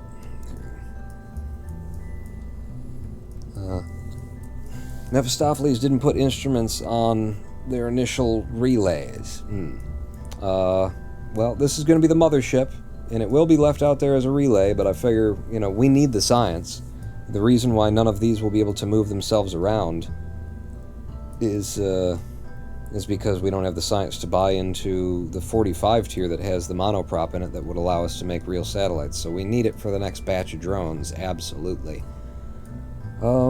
I think that's going to be it. You know, we got the science, we got a little generation, we're not worried about the battery, because they've each got 100 electric charge in them, and to balls with it kind of a deal. Yeah. Yeah, and I'm not going to deal with the ScanSat stuff because we don't have power generation to match the ScanSat yet. So I think that that's it. We'll find out as I go on if I've really forgotten something. So how much Delta V are we going to need in order to get to Minmus and be able to move around in a number of different places? Or I guess we just get into one orbit and then we drop these probes. No, that's not how that works, Pawn. They'd be right next to you the whole time. You don't get to drop them into space and then they stay there or anything. So we will need Delta V in order to drop them, change where we are, and then drop them again. And I have no idea how I'll want to do that either. To be perfectly honest with you, I'm not sure yet. Yeah, let's go black. So. They will be your pawns in your chess game of space exploration. I like that. I like that. It definitely sounds more and more like I'm an evil villain by the day. So let's go to in vacuum, and we could even say in vacuum at Minmus, which shouldn't change and doesn't, so let's not. But that's 1,672 meters per second of Delta V, it would change the TWR to look at Minmus, 47.69 on that. 1672. So let's look at a delta V map then. Pull that in. Right. So for Minmus, we've got 930 to get out there, and then circularization 160. So we're talking 1100 to circularize at 10 kilometers. We'll be a lot higher than that. But we will want, a fair whack of delta V just to play around and position ourselves in various places at Minmus. But so I'm saying we want 1600 to play with to get to Minmus and do all of the things. So if we were taking 1600 from orbit to Minmus, then I'd be a happy boy. I'd be happier with 1800 from orbit, because then we could, drop the lifting stage, finish circularization of Kerbin, and then push out to Minmus all with the same mothership. That's what I'd like. So 1800 would be ideal. I'd be okay with 16 if it's just going to be that. So, desu. So what we've got right now is 16. It's between the 1600 and the 1700 that I want. Or, 1600 and 18 I want. We got 16, or we got, almost 1700 there. So it's fairly plausible. Any other kinds of fuel tanks that we've got? I like that we've got this weird thing. But we're definitely not using it for anything on this mission. We might just go with that as it is from orbit. We'll see. I'll think about it as time goes on. Ooh. We got a lot of copper going on so far. A lot of gold, a lot of copper tones, that kind of a thing. Maybe. Nice and shiny. Just look at this. Texture, it's TUFX is what you want for... No. It's Textures Unlimited is the base mod, and then you need Magpie's mods, along with restocks. So this is actually 3 mods in order to get to this point, just for the parts to look this good. So underneath this, do we have a liquid lifter stage? Yeah, we have a liquid lifter stage. It might be a short liquid lifter stage with a swivel on it. And then get me my Delta V's up, and probably shift this back over there so you can participate in the Delta Venus.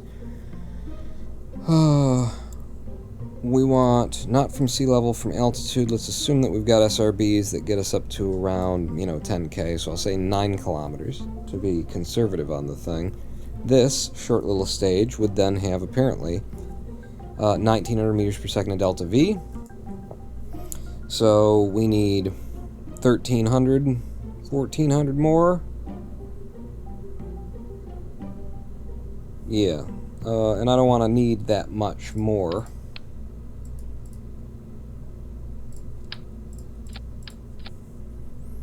So 2100, and then what we would want is 11 to 1200 more DV from solid rocket, kind of a simulation there. So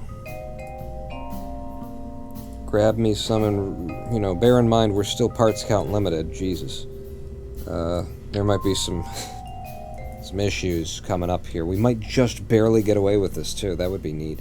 So 2 of you, not in that direction, or yeah, actually in that direction, like that,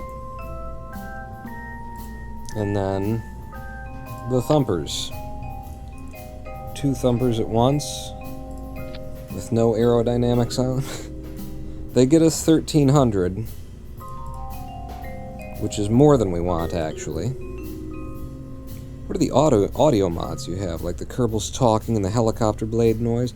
Kerbals talking is Chatterer, so we've got Scatterer for the visuals and Chatterer for the Kerbals talking. And then I've actually also got Chatterer Extended. There's an extra collection of sounds that, the base Chatterer has some sounds in it, and I've got a much expanded version of it.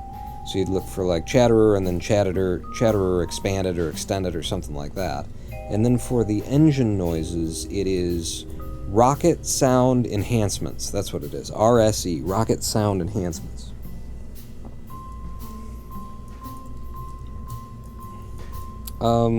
This is plausible. Let me build the fairing, which can go straight up except up here. Yeah, it's going to be fighting that a little bit. So we're going to have just that little flare of a bell end.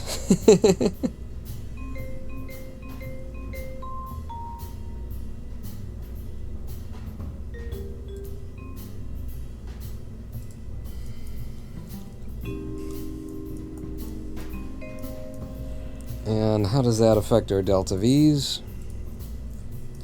Oh, okay, no. From sea level, that's what I need to be looking at for the SRBs. From sea level, we've got exactly what I was looking for, which was 11 to 1200, right? That's what I said. We've got 1150. Let's call that 1100. And then presume that gets us to 9K, 11K, something like that. We switch over to the liquid fuel.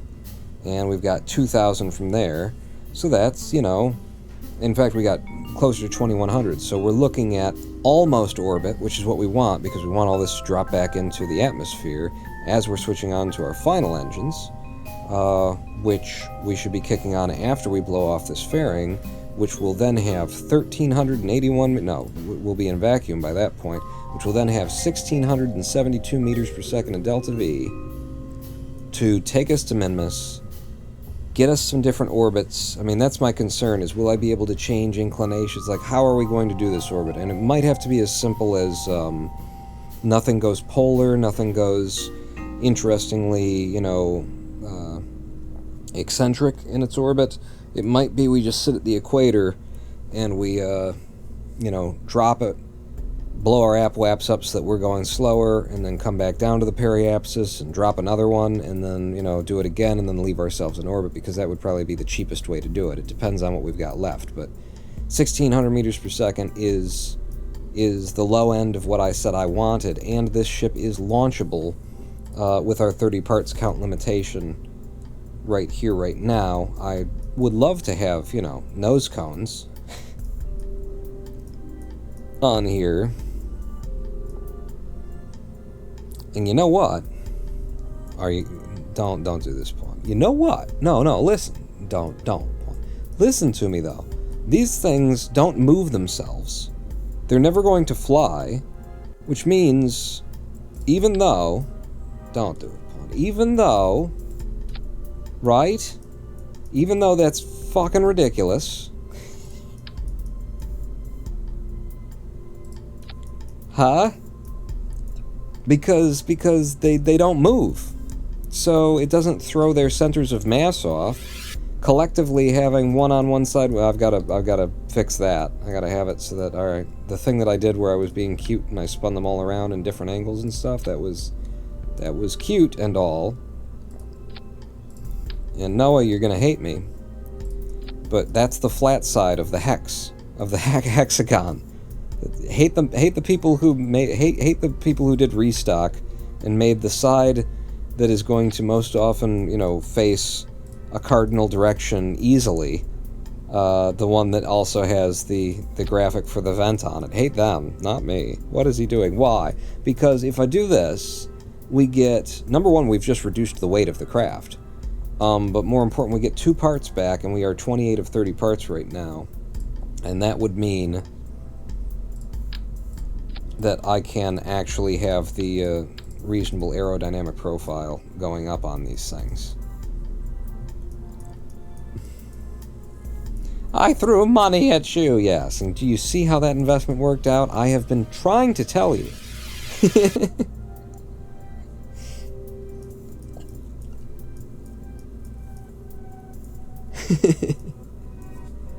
I have told you a million times, Noah, do not invest in bad... That's just a bad investment. I keep saying... No, look, I can actually get it there, and then we'll do it like this. Noah. That'll make you ever so slightly less OCD, right? I just... Let me just make sure I'm pointed at the back of the room so that I know that that's flat. It's as flat as it's gonna get, I think. The way that you know is you take this. No, that's not the way that you know, because we're at a weird angle. They seem to oppose one another. That's what's most important. Doesn't matter if they're definitely not on the center of line, but they oppose one another. They will balance each other's weight out, if not vertically, at least, you know, laterally, kind of a thing. Thank you. You're welcome. Aerodynamics, schmerodynamics. Well, it's all under a fairing. It doesn't matter, right? And this gets us, yeah.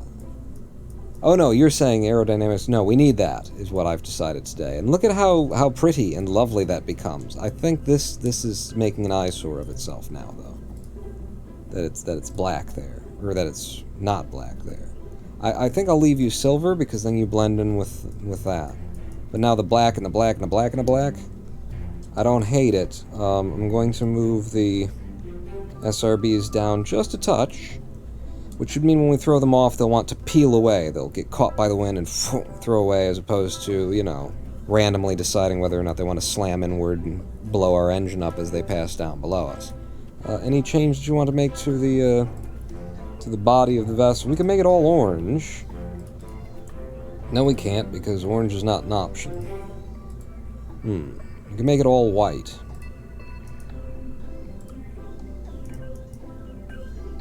I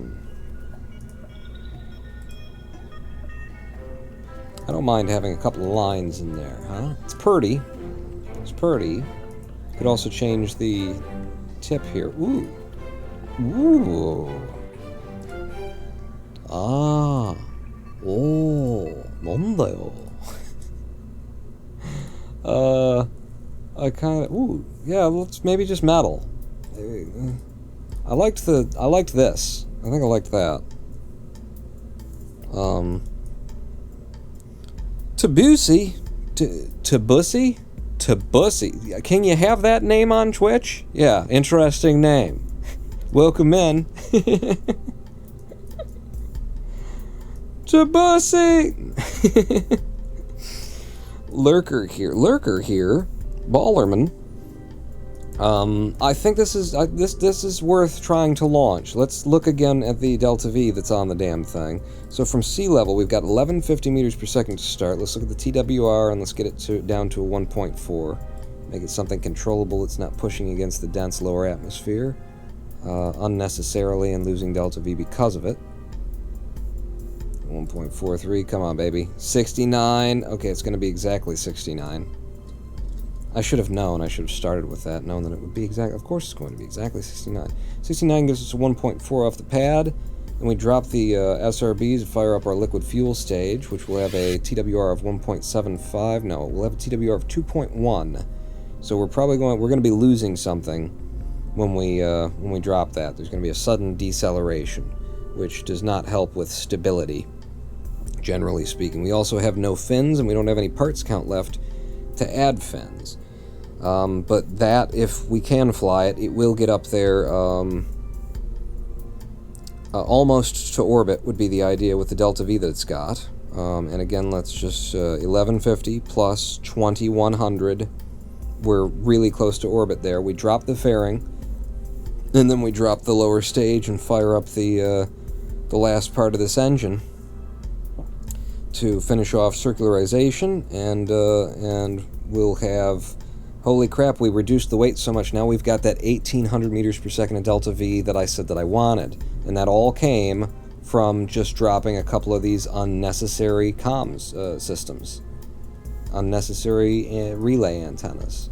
I love this craft. I have the suspicion that it's going to want to topple when we switch over to the liquid fuel stage. It's very long, so there's some stability added by that. We've got multiple sources of reaction wheels in here, which should add up to, if they're all 0 or 0.05, then it should add up to 1.5. It's not a lot. We're also using the swivel. There's a chance that it's stable enough to fly. I will have to be gentle with it, or at least I'll try to be gentle with it. I think we've got a thing here. I need to know what number ship we're on. It looks like we're on to, wow, 10. After the satellite of fraud, we're on to 010. And this, we could raffle off the names of the various probes here in chat. Yeah, we could do. Because they're all going to be up there and stay off. We'll do that. I can change their names from map mode, so we'll do that later if we do it at all. But this is, you know, comms for Minmus. Don't need to be any sillier than that about it. Comms for Minmus. 2 GIMP relays, and a mothership. Walk into a bar. Because they've only got one half of the relays that they'd usually have on them. The comms for Minmus, and I could see this having, you know, to be marked, so we'll call it the Mark 1. Save it. One more look at the staging here. We'll want to separate these off one at a time all on their own.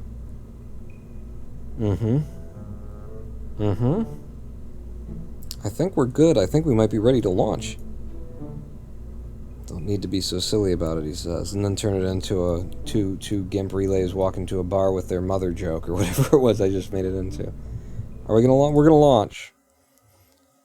That was a good build. That was very satisfying. A whole bunch of... This is what, you know, this is part of what I like about Probes Before Crew, and playing it in the moderate difficulty. You know, you encounter a number of hurdles, and have to adapt and see how it's going to work. And oh my God, look at how bright it is outside right now. Yeah, it's a little yellow, I would say. It's a bit yellow. Where's the sun? And it's the sun.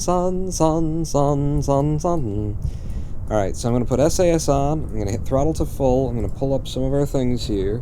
And right now, someone in chat is almost certainly thinking, you know what I could play out of the if I were to spend some potatoes in order to make this launch go the way that it's... Just skipping me entirely now, are we? No, Houston, I was thinking about you. It's chat. Chat hasn't been thinking about you. They're the ones who need to tickle you in just the right way to get you to count backwards from 3. But I had you in mind the whole time, Houston. In 3, there we go. 2, 1, fire! We're up and away. With a little bit of bend to our SRBs. And I'm going to try that trick that Clock District got us going on last time, which is to bank down at the 50. See if I've got enough control authority to just turn us over a little bit. I don't want to get us going too far over. Oh, 3, this is a bad idea. 2. Why am I doing this? It's a plane takeoff. There's no countdown necessary. Houston, that's not what's going on. You seem to have lost grip of the reality. Oh, this is not good. This is not good. No, sir. Okay. We're only halfway through the solid fuel, and we've gone first to the east. We went first to the east too much, and I pulled back to the west a little bit just to try and settle it, and it decided to just continuously go to the west. And yeah, this is so maybe I should have taken that mission where we put the satellite up in reverse orbit. Huh? Okay. Yeah, let's just... Wow. Alright. No. Here's what we're going to do. I'm going to completely restage the ship. That it didn't happen though. It fell into that thing. If I hit it again, nope. See, now you've... Alright, well now I'm just going to revert flight because you screwed up there. I put it down there so that you'd blow it off. You didn't blow it off, and then... Oh no! That's the game's fault, so I'm taking the free revert. Revert. It never happened. Indeed. Thank you, Simpsons fan.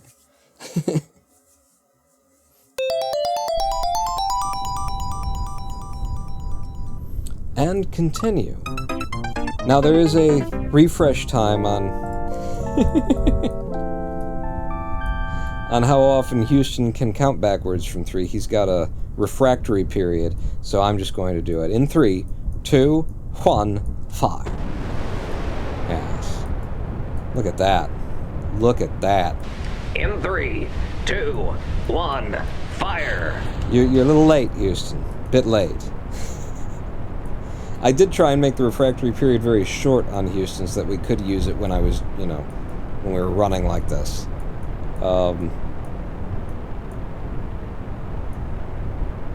Man.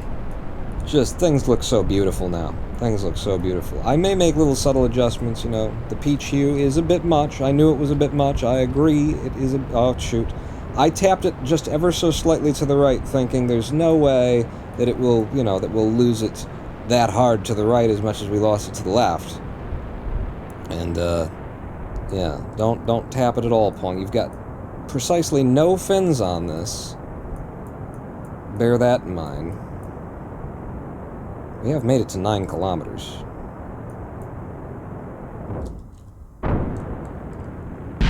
Yeah, no, this is good. This is... Alright, so now I'm going to try again what I tried before, but I'm going to... You know what? I'm not even going to play with that. I'm going to do it down here. Fairing? That's not the fair. Fairing? Deploy. There. We have, we've got the fairing out.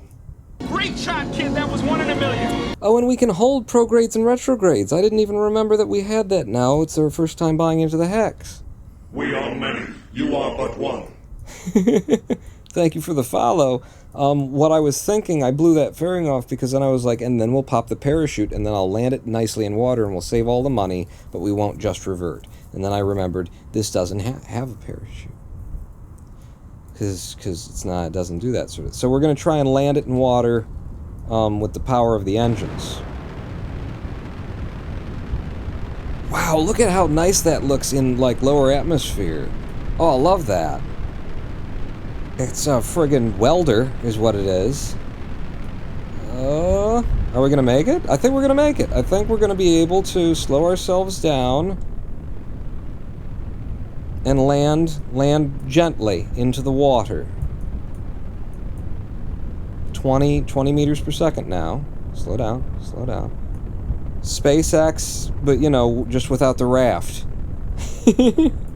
and... Slower, slower, slower. We did it! Oh my god, and look at the splashes and how beautiful that is. Oh, I love it. Oh, do I love it? Do I love it? I love it. Do I have, oh, and the waves kicking us around too. Is there any science that we've not done in water? We hadn't done mystery goo observations, so, you know, this $18,000 craft launch, or whatever it cost, was worth this 8 science we're going to get back. Recover before it gets wet. Oh yeah, and this is the underwater effect that we now have. Thanks to Scatterer, and turning it up to almost ultra on its settings. Look at that. Look at those underwater refraction god rays. I don't know what you'd call them. But I call them pretty. I call them very, very pretty. What a scene here. Is there anything else that we could possibly get from here? I don't know if I've taken barometry from water. What is the atmospheric pressure? No. The magnetometer boom, by the way, doesn't operate in atmosphere. Yeah, there it is. Log the pressure data. Yes, we haven't gotten barometry here. Barometry. That's worth 4.3 science for us. We're well on our way to being able to afford that RCS tier that we're going to need. It will be fine. Not water damaged at all. No, not a bit. Let's just bring it in and take some paper towels to it. How did you get these water effects? It's just Scatterer. Is the mod. And then you got to go into the settings of Scatterer in-game and, you know, tinker with them to see what you can support, what's not going to crush your computer. But here's Scatterer. Its menu. And I think by default it starts off in low mode. We're in a custom preset mode because I've, you know, made a bunch of adjustments manually, but we're near very high. We're between high and very high, I think. Or it might be even between high and medium. I don't know. It might not even be that big, but that's how we got them. And if you click Customize Settings, then this is where I've done my work and gone through and chosen what things... See, we don't even have God Rays on right now. And, you know, that's for performance, I guess, presumably. And I've turned off temporal anti-aliasing because it fights with TUFX and stuff like that. But, yeah, scatterer, and under those settings, we'll just pull it back up. Under ocean shaders, transparency and reflections, foam, sky reflections, surface receives shadows, underwater caustics, underwater light rays, which requires... These are all the things that I've turned on in order to make that happen. It's not on by default. I don't think so. I think it starts out in a mode that most people's computers, you know, will support. Maybe even laptops will support. And then, yeah, you got to reach in and bump it up a little bit. Alright, so we're down to 58,000. How much does it cost to launch that ship, just out of curiosity? 60 is about 17 grand to launch it. We brought back a lot of the ship, so, you know. I'm sure we got a lot of money back off of it. It would be, you know, super great if we had some fins, but before we try changing it, I'm going to try launching it again. I'm just going to go right back to launching it. I'm not going to change it, and this time I'm not going to touch a damn thing. We're going to go straight up on the SRBs, and... Remember, the Force will be with you, always. You have Scatterer, but you're not seeing the options button. Yeah, that might be... You might need one of the toolbar mods or something like that. I hate having to pull Blizzy in, but it's just called toolbar if you're looking for it for CCAN. It's toolbar by Blizzy 99, I think. But that gets you that little floating In toolbar. 3, Oh, 2, Jesus. 1, fire! Gee, Houston, I'm having a conversation with people. Don't interrupt me.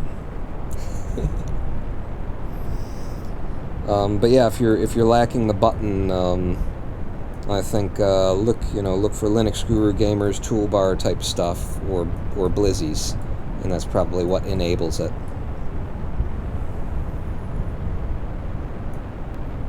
It just looks so good. This is incredible.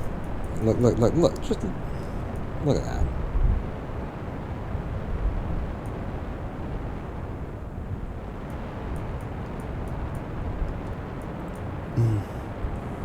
Not touching a damn thing, right, Pawn? That's right. We're up to 300 and something meters per second, and we're losing it.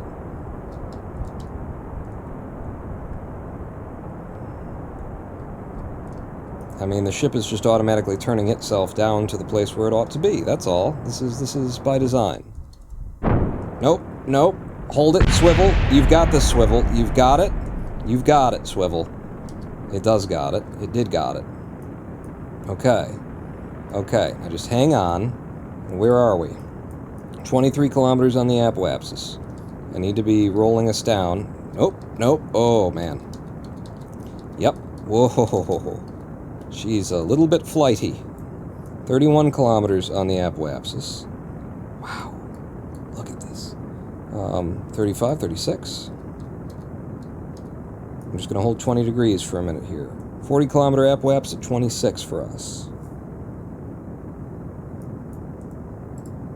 Making a whole hell of a lot of speed in the lower atmosphere here, so I'm holding on the 20.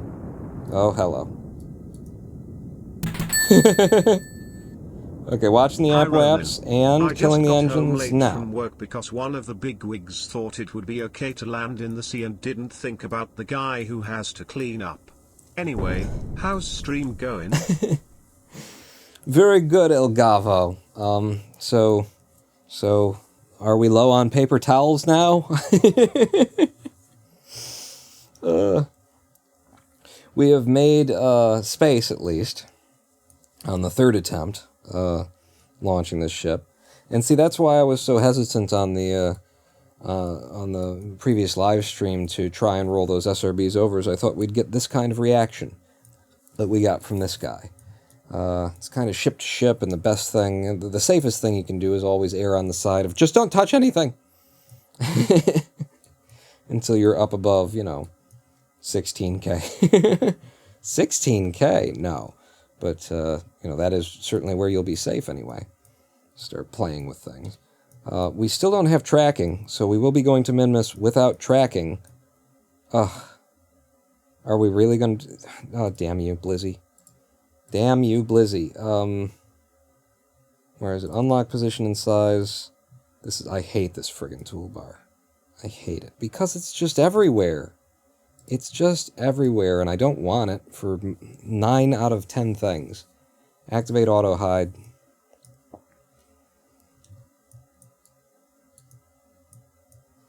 Okay.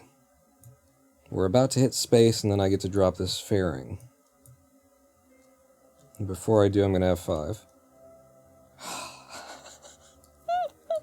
Look at how gorgeous that is. This isn't KSP, is it? How could this be KSP? Look at the planet shine and everything on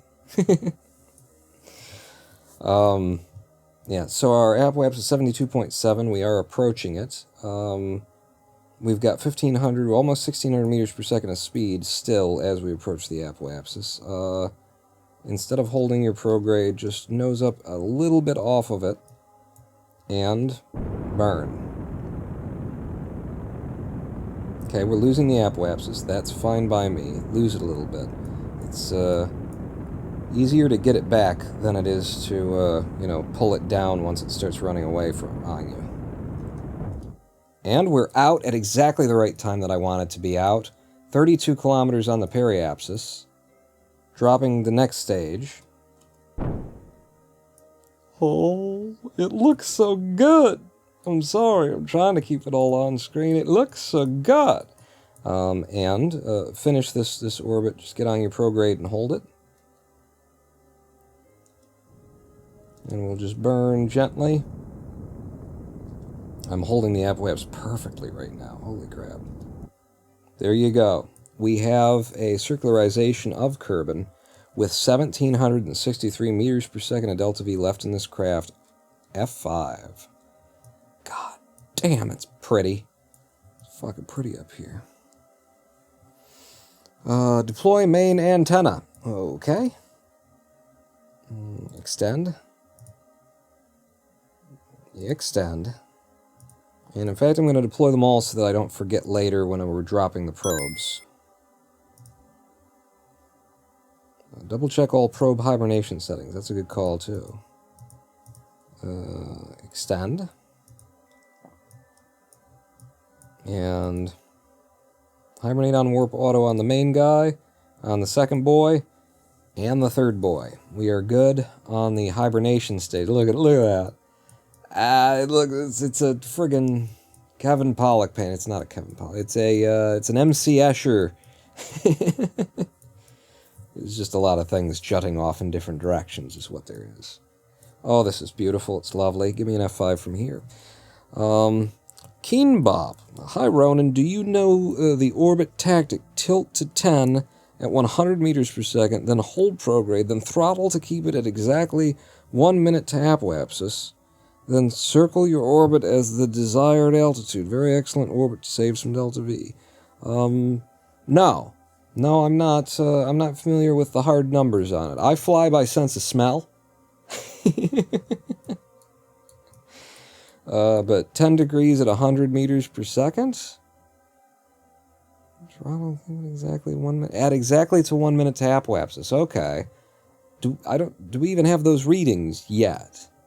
I don't know, one way or another, but that's interesting. I'm sure you were the 7,000th person to tell me that, and I never.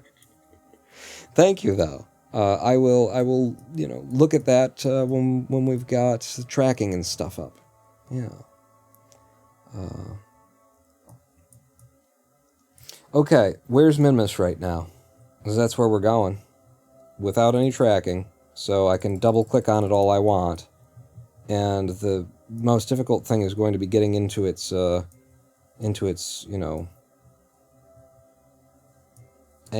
into its with the words. What are the science spacey words for the angle? Inclination, getting into its inclination, but it looks like we're actually at a pretty good spot here. If we're leaving for it as we come around the edge right there, we'll be seeing it. It's coming to, you know, the place where it's nearest to the inclination of the rest of the solar system, right, or of the rest of the planetary SOI right now. That's good. This isn't a bad time to be doing it if we had to do it this way, and we have to do it this way because I don't have tracking yet. I think I'm actually going to recommend for anybody who picks this up, you know, and hasn't played Probes Before Crew before. I think I'm going to recommend that you... Oh, I'm never going to see it. God damn it, because I can't target it.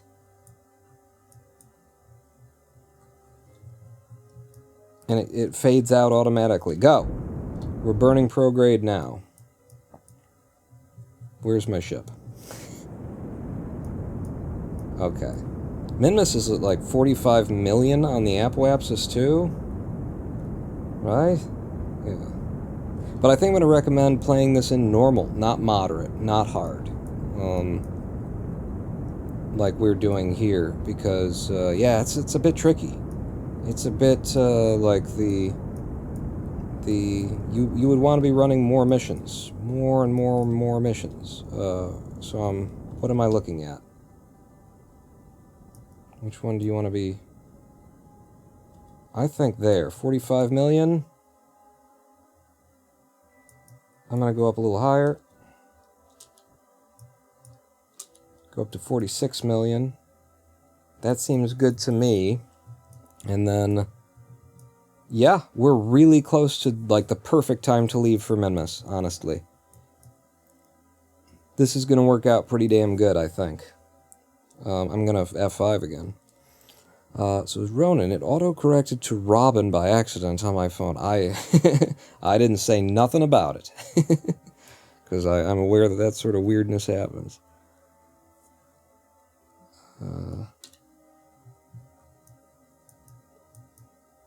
We are not pointed at... You know what? Let's go ahead and point retrograde so that we'll be generating some power as we're heading out to Minmus. And I think, again, from there, hit an F5. And we should have... I don't think we actually will have any science. Let me just check the barometer. I'm not sure I've run the barometer everywhere. Yeah. Space near Kerbin. We haven't done barometry, but I'm pretty sure we've done everything else. Let's roll through it once just for the sake of it. We've done telemetry. We've absolutely done thermometry. I know we've done the magnetometer boom, but I'll put it out.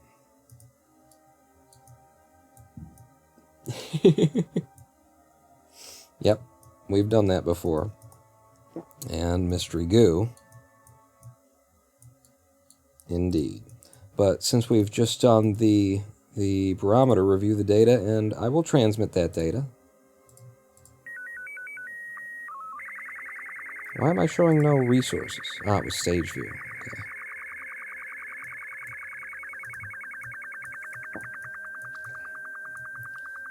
Chatterer, that goes on a little bit long. I think you could cut that off a little bit early.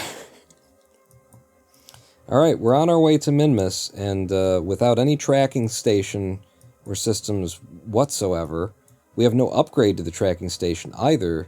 So here's a question. If the tracking station is in level 1, and we've got the first relay, is going out to Minmus actually too high to communicate even when you've only got that relay? I don't know. We're about to find out. I'm going to try and warp us out to the middle, and then I will make an inclination adjustment that should, you know, hit Minmus, because we are literally going to be crossing our fingers that we're finding Minmus without any patched conics. Line's still green. We're past the moon now. Past the moon's height. Halfway to our destination, we still got 4 bars. I can hear you now. And I just want to go halfway out here. I'm taking it slow. That seems good to me. Still got nice comms. Finding our retrograde. Is our retrograde still pointed at the sun? Not so much. Let me just go ahead and point you at the sun, then. Where are you? Just to make sure we're still generating EC. You're all clear, kid. Now let's blow this thing and go home. Jesus. That hits with a fuck. That's a punch to the chest. Thank you, Noah. Now we're in high over Kerbin, so if we didn't have barometry for low, we actually do already have it for high. Okay. I suppose I should double check everything. You know, if we double check it now, then we'll never have to double check it again for Kerbin. At least, you know, for these parts, I will remember that, okay, we've definitely, absolutely gotten all that. So, no mystery goo, no magnetometer, telemetry. Yep, we've already gotten all of the data that we could possibly have from out here. So now, I want to burn us on the anti-normal in order to pull that down a little bit into Minmus's, where Minmus is going to be passing. I think we'd still get caught by Minmus, even where we are right now, but it won't hurt us any to do an anti-normal burn. And now the question is, which is the anti-normal? Pretty sure that's the normal. Turn SAS off and let us float over so I'm not wasting ECU. Okay, yeah, a little bit more with the central to the... There you go. And I'm going to Alt F5 in case I'm being really stupid and I'm on the wrong node or something like that. Burn down.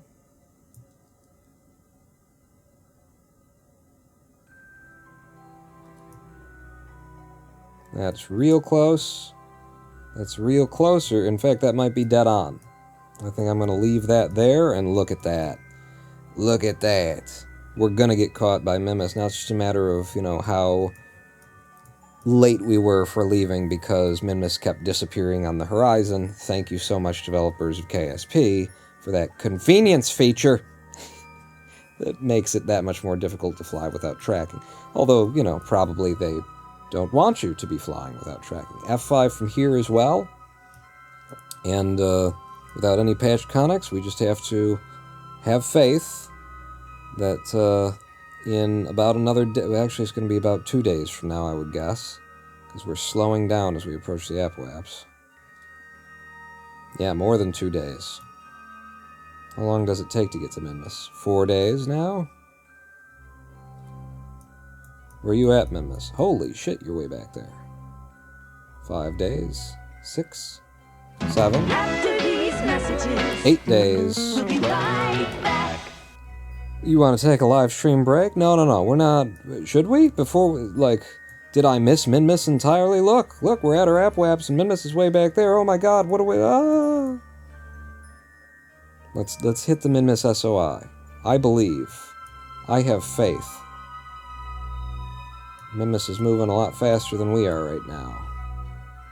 See her catching up to us. And... in 3, 2... Please. Oh, but please. Please, sir. Come on. There we go. There we go. Alright, I did not bad. So our information down here has changed. Can we see Minmus?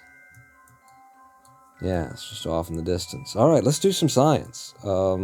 And then maybe we will take a live stream break before we, like, go on to the next phase of the mission here. I think that's a good idea. Noah, you're watching out for my, my advertising metrics or something like that. I don't know. Stay tuned if you want to see the rest of this exciting mission where Goku, Vegeta, and the Saiyans... let's take some science that we've never had before. Log the pressure data.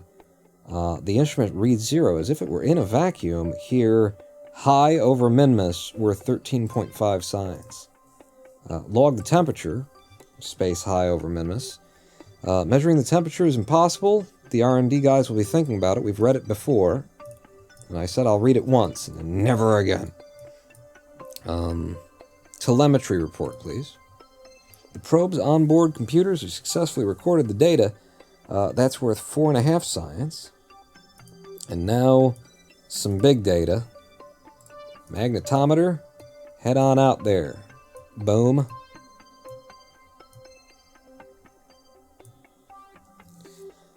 You've measured the interaction between the solar wind and the magnetic field of this body as it deflects charged particles. Is that going to be generic, and it's going to appear on multiple things? Because it doesn't mention ice cream, and so I'm disappointed. Is lower Minmus goo worth more? I would presume so. Yeah, Dramatian. So, but you know what? We should stay high with this. This is for comms. I shouldn't even dip into that SOI on this mission. Even though we could. I'm thinking that I stay high, because this is a comms thing, and then the next mission we get that. So, yeah. That seems reasonable, doesn't it? So maybe I will burn the mystery goo up here. Okay, you just stay out there for a minute until we transmit. Because I like that, you know, again, it's... My speed run is where I rush for all of the things as quickly as I can. I prefer to do them, you know, slowly, more deliberately. Just dip my tongue. So if we stay in high orbit, because low Minmus is what? Like, is it 25 or is it 45? It's low is low. Let's observe the mystery goo out here, I think. Why aren't you transmitting? I'm collecting it all and then I'll transmit it all in one big burst. Is my thought. Although that might be a bad idea because we've only got 200 electric charge right now. The goo feels right at home here. It's worth 27 if we recovered it, but we're going to be transmitting it, so it's worth 11.3. Okay.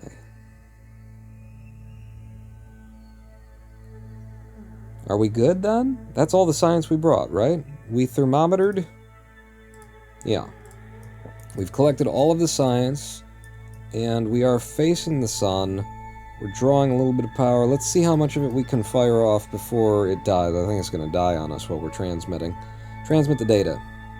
Transmit all of it. Okay, 11.3 science transmission done there. Not enough electric charge, returning data, boarding transmission. I wonder what we probably just got this one to transmit. That's probably the first one that went. Nope, that's not the one that went. So now we need to wait around for the electricity to recharge, which I might be able to get a higher rate of generation if I give us an angle so that the lower panels are seeing more of the sun. I don't know how good Kerbal is at, like, occlusion in terms of the electric generation. Well, the two below it aren't getting anything, so yeah, it's pretty good. Are you kidding me?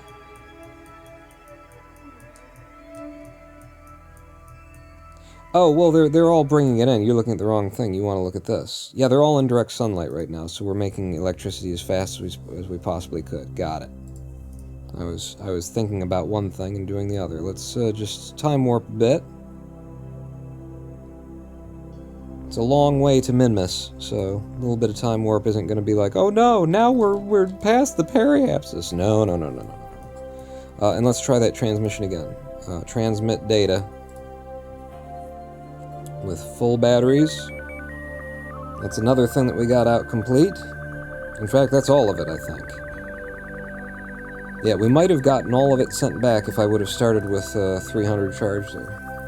Does it account for angle of the solar panel to the sun? Yeah, does it? I don't think so. I think status direct sunlight, I think that just means you're fine, you know, just we're getting 1.0. In fact, let's see if pointing directly at the sun causes an occlusion and we get direct sunlight to go, you know, to be something else. No, I mean, look, energy flow. It's changing. Oh, yeah. It's getting higher as we point more at the sun, and then it's blocked by the Probodyne. So there is... Look at that. There is a perfect place here. Perfect angle. Yeah, it is affected. Simpson fan says it does in my game. I've never gotten that deep into observing it before, but oh, and now it's blocked, and now it's not blocked, and now it's blocked. So somewhere around here is probably safe if we wanted to generate as much as possible. That's neat. That's really good too. There's an occlusion, you know, a solar occlusion, a solar wind occlusion. So we've transmitted all of the science from high that we can get, and we're not going to do any more science, I don't think. We just need to establish a comms network around Minmus from here on out. But what we're going to do is F5 and take a live stream break. That's my plan anyway. Have a little bit of a live stream break, you know, run off, pee a little bit, grab something to drink, something to eat, that kind of a thing, and meet me back here in about 7 minutes. And we will carry on to dropping what will end up being 2 little satellites in orbit of Minmus, and then the mothership itself stays up there and becomes a comms platform as well. And this is all to support the next mission, where we'll be trying to, I presume we'll be trying to land probes on Minmus. Yeah, once we've got the contract or the setup there, I don't see why we wouldn't. So stick with me across this 7-minute break. Don't go anywhere. Pawn not ready to hit the button because you need to go up to there. Pawn not out. Yeah.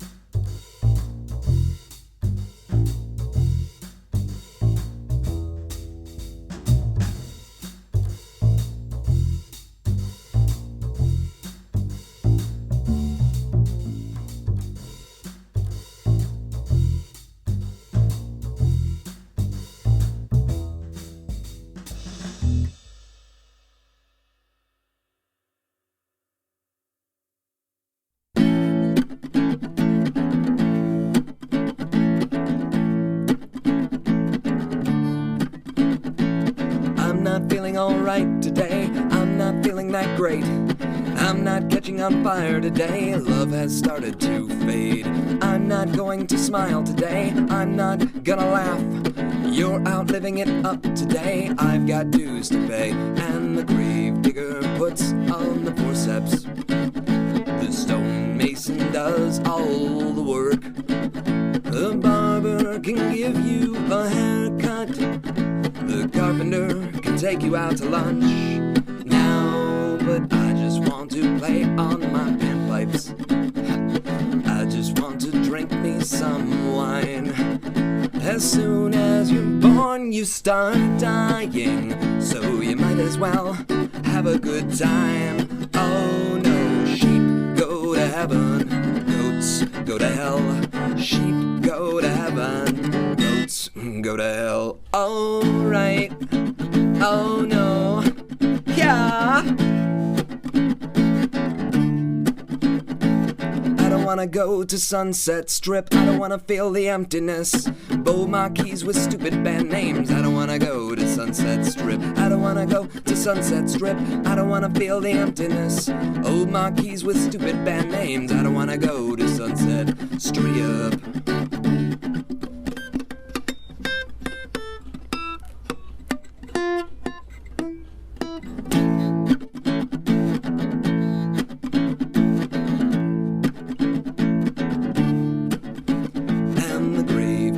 Puts on the forceps. The stonemason does all the work. A barber can give you a haircut. A carpenter, he can take you out to lunch. Now, but I just want to play on my panpipes. I just want to drink me some wine. As soon as you're born, you start dying. So you might as well have a good time. Sheep go to heaven, goats go to hell. Sheep go to heaven, goats go to hell. Oh, sheep go to heaven, goats go to hell. Sheep go to heaven, goats go to hell. Go to hell, go to hell, go to hell. Go to hell, alright, go to hell, go to hell, go to hell, go to hell, oh no, sheep go to heaven, goats go to hell.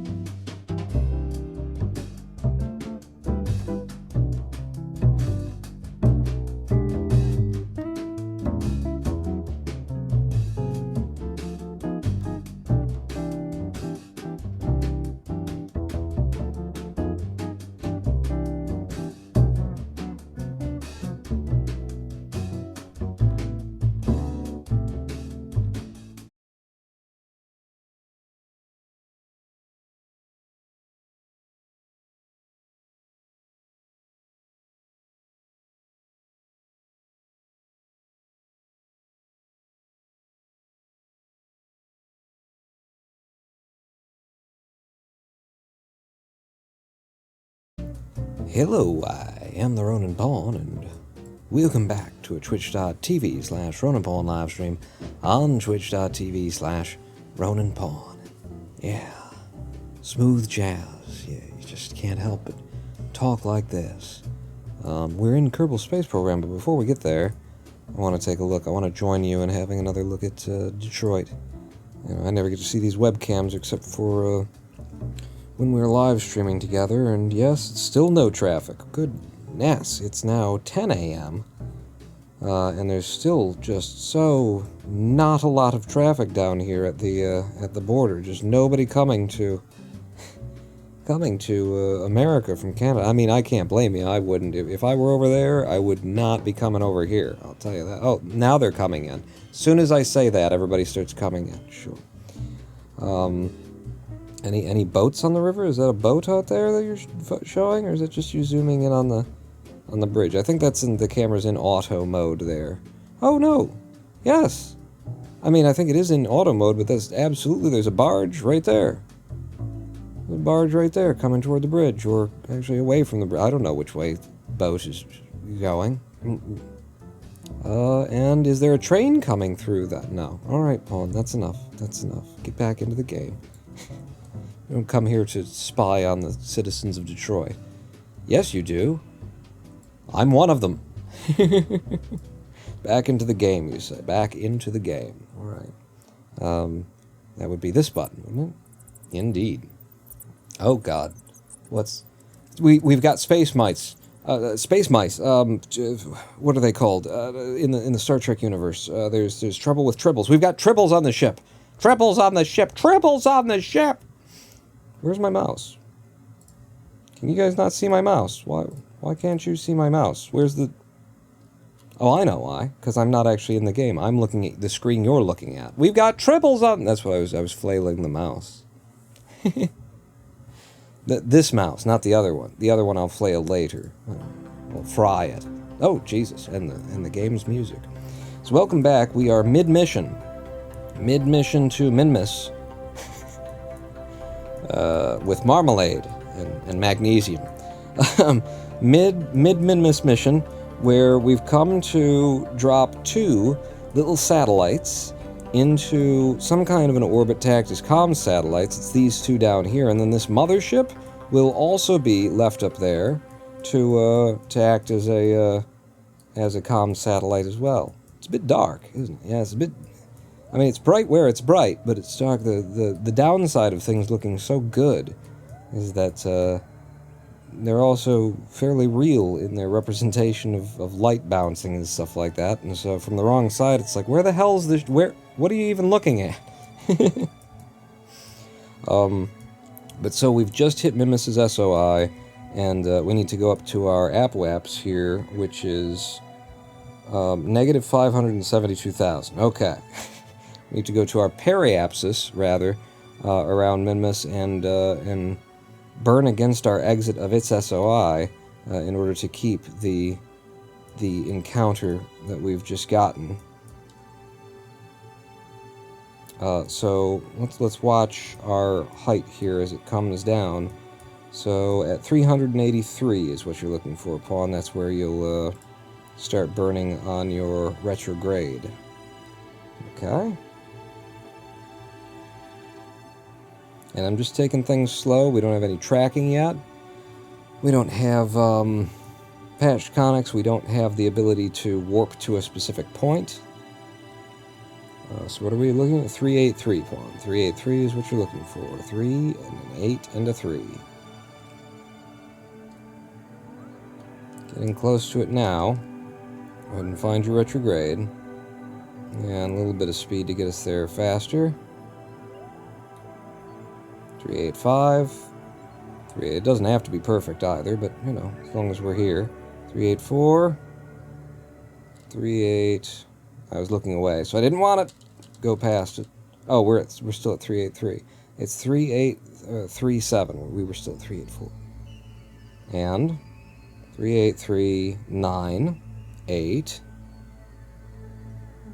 know, if you're gonna do it at all, do it right. 70 is when we see our periapsis here. Being a little excessive about this do it right concept, don't you think, Pawn? I'll start burning now, but very lightly.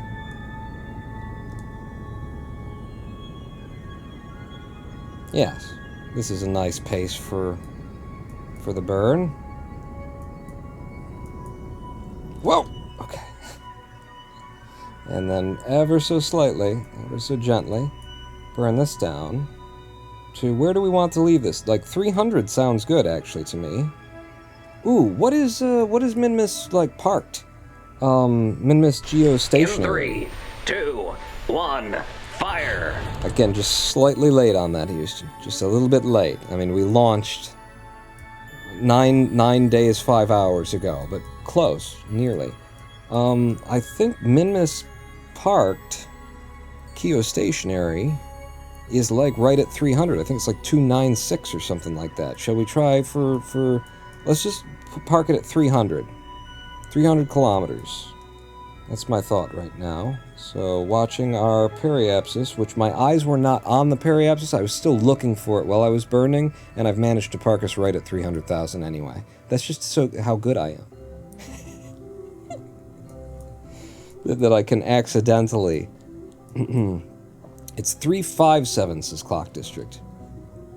357,000 is that what you're saying? You're not saying that we should fly a 357 jet here, right? That's 357,000? Because I might blow up to it. Just to have that. Geostationary. I mean, and then am I going to leave it in the orbital plane? I think so. 35794 is the stationary orbit. Alright, let's do it. We're here. We're queer. Get used to us. 35794. We've certainly got the Delta V for it. So I'm watching right down here. It's going to jump past us in a hurry. Oh, damn it.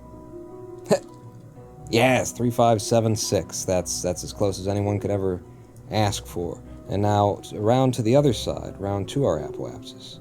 So we're now looking for the 357 from our ship's number here.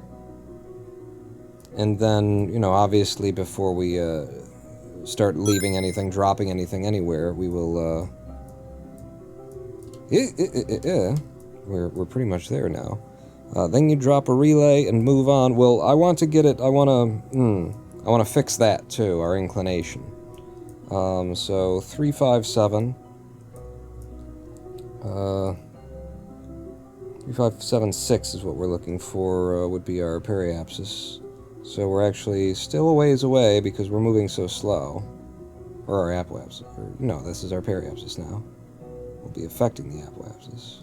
357661, that's fine by me. We're still holding the retrograde, and now watching this number, looking for a 3576. That's you're on the prograde. Okay. Oh, that's right, because I blew it up a little bit. We had already dropped, so I had to blow it back up. Onto the retrograde.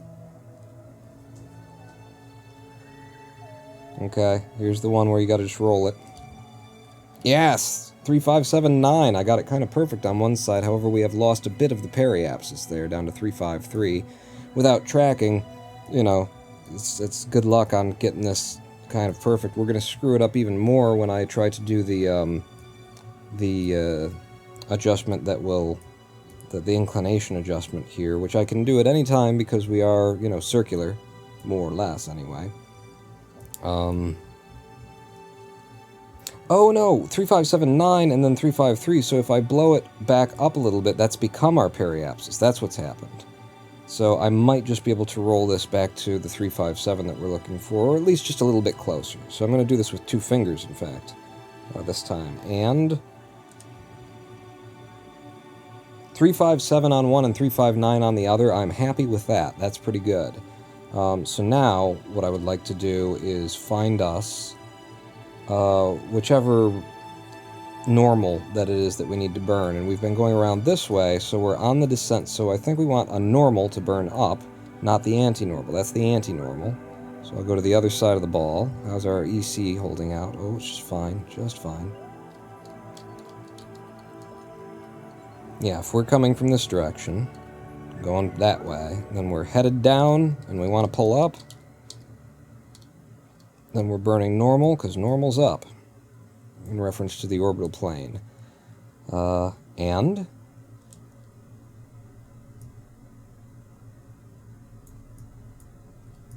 kind of just gotta eyeball this, right? Unless there's somewhat place in the interface that I'm unaware of that would tell us, like, information about that.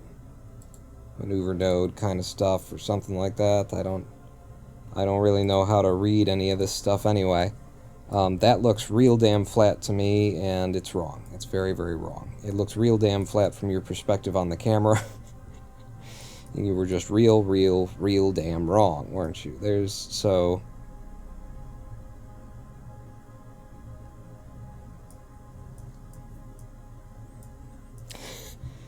So how can I, like, line this up in such a way as it will actually work for me?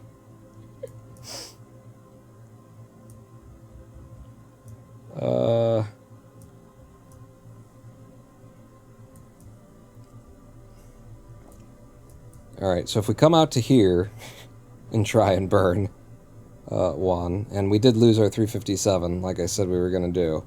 Let's get our... Whoa! We lost contact for a moment there. We're going to get the craft, you know, at the equator of Minmus, you know, more or less equatorially aligned. I just don't know how, you know, without ascending and descending nodes, how the hell would I estimate that? And what I've got to do is basically take the center of our...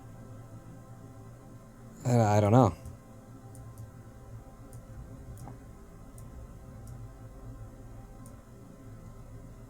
I mean, again, we're incredibly circular right now, so it shouldn't matter too much, but it does. We've got the inclination is like that right now. It's slanting like that, so we're looking for the middle of that in order to twist from, but before we get too much higher or lower. So now we want the anti-normal, is what I'm thinking.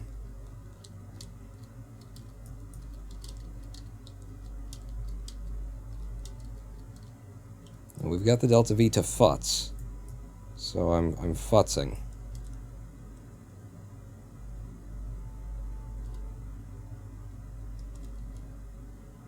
That looks close to me. And then I zoom out and look around. That looks pretty good. That looks pretty good for equatorial. Now, looking at our periapsis-apoapsis situation again. Our periapsis stayed at 359. That's nice. I would like to drop our apoapsis back down. I don't mind spending some time up here to make it nice. So if we can get another 359, was that, we were looking for 357, that's right, 357. If we can get closer to that on the apoapsis, I'll be happier. Which means that we want to go to that periapsis of 359 and burn a little retro. Are we headed toward it or away from it? We're headed away from it. So we're going to 378 first, and at this height, an orbit around Minmus, looks like it takes maybe 2 days? I don't know. Okay, we're starting to descend again, and again I'm looking for a 359 here.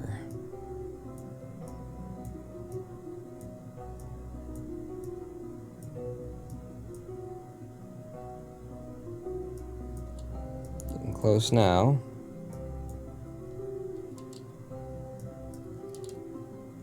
Oops. Getting touchy there, Pawn.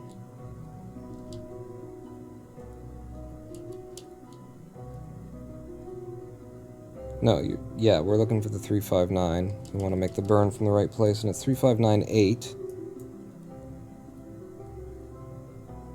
59835, in fact. So it's a low 8. Ooh, we're out of contact.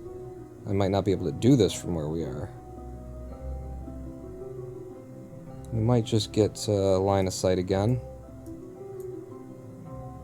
85, 84, 83, and we're at the periapsis. Alright, let's burn. We're limited probe control. I could burn full and screw everything up. Let's just go past it until we get to comms again.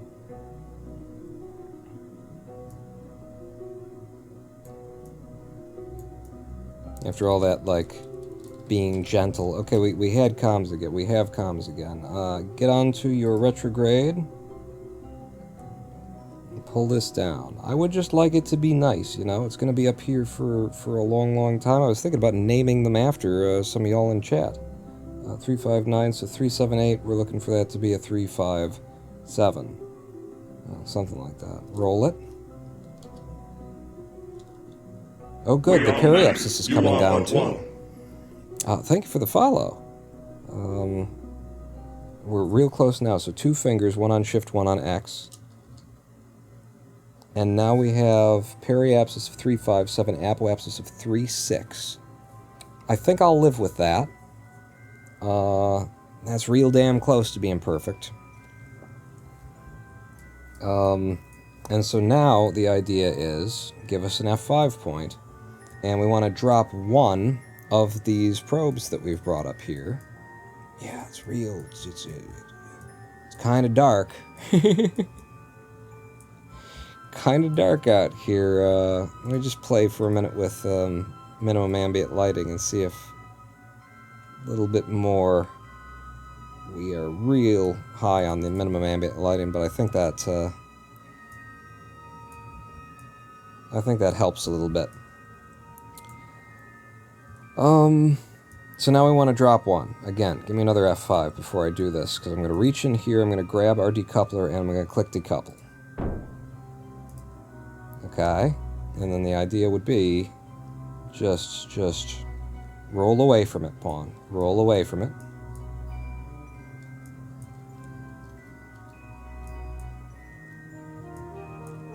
Uh-huh. We're just letting it escape all on its own. Oh, I love that. I love it. And with a little fizz warp? Why no fizz warp? Alright, regular warp then. There you go. Goodbye, little probe! We have dropped one of our probes. And now we need to, you know, change where we are. And I have no idea how much we should do or how much we shouldn't do, kind of a thing. We can either go slower or faster than it.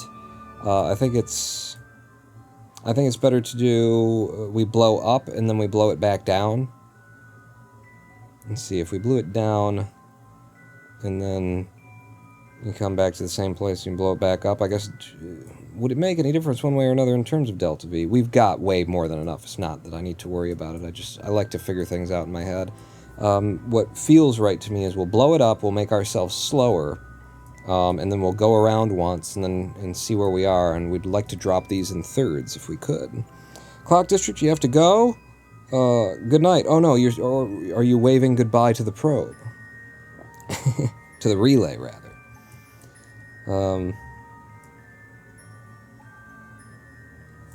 Talking to the probe, okay. Remember, Force will be with you, always. Which direction is prograde? This is good too because we won't be burning. Well, we could. Yeah, we could accidentally end up like sending this thing flying. So let's get some distance first. I don't want to jettison that with our, you know, exhaust plume Just kind of a skipping me thing. entirely now, are we? Yes, I am. We're in the middle of the mission, Houston. There's no need for your countdowns, just for corrective burns and things. Getting a little bit self-centered, man. I didn't want to say anything. I'm going to blow this up from wherever the hell we happen to be at the point that we are, and if we wanted it to be in like one-third increments, I have no idea how much we would want to change things. So we're just going to change them. I'm going to blow up to, what do you think? 420. We'll burn up to 420 for the lulz, for the memes, for the lit fam, whatever the fuck you kids say these days. Burn it up to 420. In 3, 2. Why am I doing this? It's a plane takeoff. There's no countdown necessary. That's what I was thinking. And one little tap. There you go. We've gone up to 420 on the apoapsis. And that doesn't seem like much, and maybe it isn't much. I'm not sure. I just know we're going to be going so much slower up here that that probe that's right now like right next to us, I don't know. I want it to get a third of the way ahead of us, and I don't want to go too far, you know, too fast, so I'm going to focus Minmus. Are you going to focus? I'm going to focus Minmus. And we're going to... This is the spot that we want to be for our burns. We're just going to watch the two of them go up and around and see how much of a difference 420 makes. 420 to 360 is basically what we're talking about.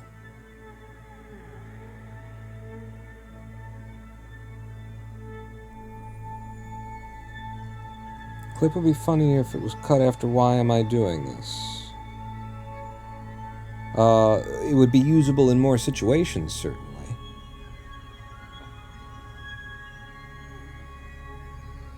Yeah, that's not a bad idea, because we could use it in so many extra circumstances. So, that is, it's a pie slice, but it's actually 1, 2, 3. It might be 1/6. If I let it go around one more time at exactly where we are, we might end up with the 1/3 that we're looking for. That won't be exactly 1/3, honestly. If it did just end up like twice the way out, that would be actually less than a quarter even. So I think I should blow it up some more when we reach the bottom here.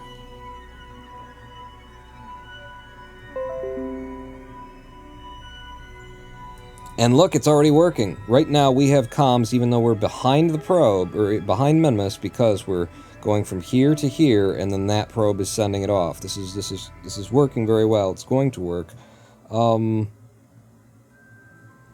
Yeah, I will burn it up a little bit more. Let's go ahead from 420. Let's go to 469. Really? Yeah. Yeah, I don't see why not. From about here.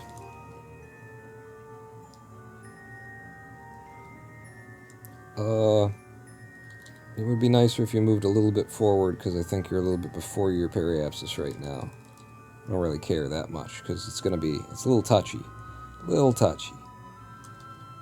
466. 468. 472. I think we should probably go further than that, but we'll do that. So this is our equivalent of 469 after 420. And we'll go round once more, once more onto the breach, my friends.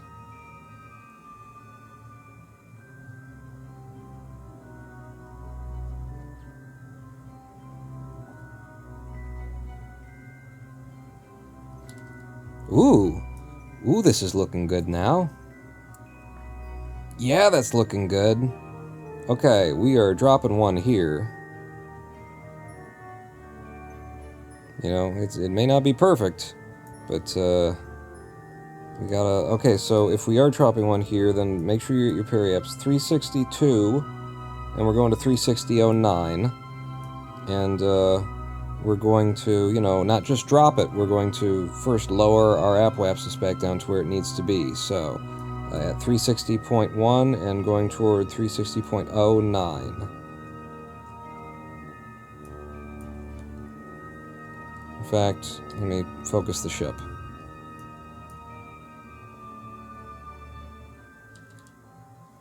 Nearly there. 0.093 in fact. Get on your retrograde. And we're burning the apoapsis down to 357 if we can hit 357.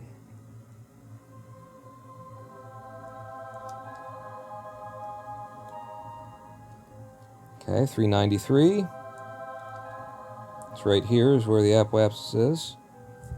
385. 381. I'm doing it in very little bursts, very small increments. 357 is what we want. Okay, we did it. We've got our apoapsis is now 360, but our periapsis has become 357. That's beautiful. And we are parking these in geostationary. It's not geo, it's min-stationary, geostationary orbit. So, this will always, with incredibly minor deviation, will always be right above these, this undulating terrain that's just between that, ice flat and the, I don't know if they're the great or the main, these two ice flats. It will always be right there. This one will always be above what it's over there. And look at our 1/3. Our 1/3 turn. That was really good. Now, that 1/3 turn came out of going to 420 and then going to 472. And I guess what we should do is do the exact same thing again, because that will guarantee that we get what we're looking for. How can an asymmetric orbit be geostationary? You mean the 3 kilometer difference there? It's as close as we're gonna get. Yeah, I mean, I could do thrust limiting and get it really close. This is fine. This is really, really close. So, bang, bang, and then, yeah, we're going to do it exactly the same way, but now that we're here, we drop the other probe. We're ready to drop it. So you're aiming for asymmetric.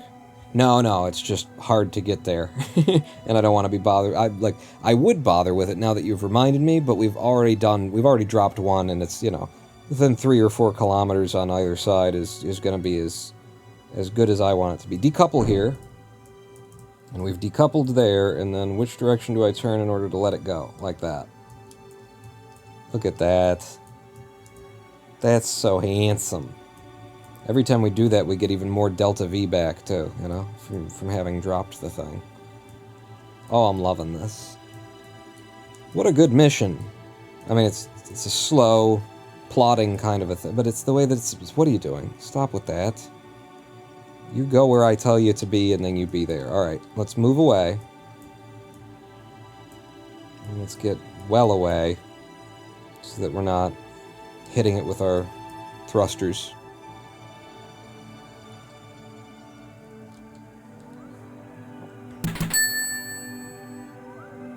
Power will be an issue.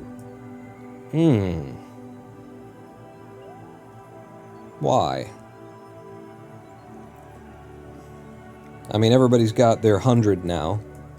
Why do you think that? Like, I need to keep an eye on it, is what you're saying? Yeah, I definitely do, because we could easily lose it. Difference between theory and practice is smaller in theory than it is in practice. So now get back on your prograde, and I think we're going to do this again with the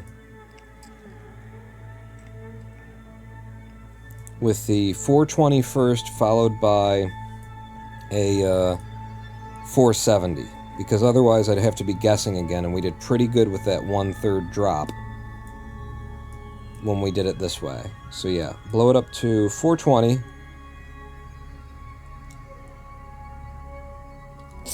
I went past. That's okay, you could just pull it back down.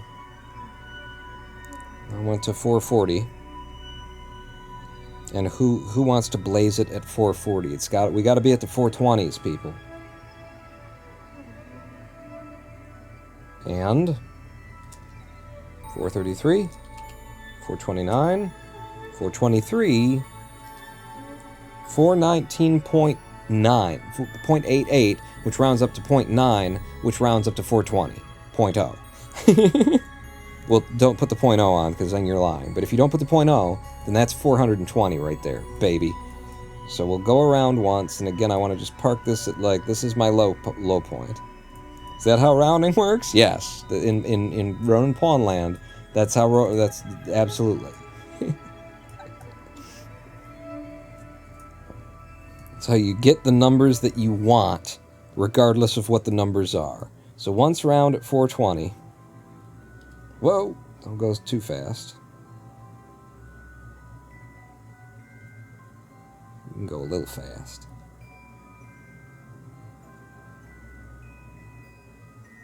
And then when we're down here,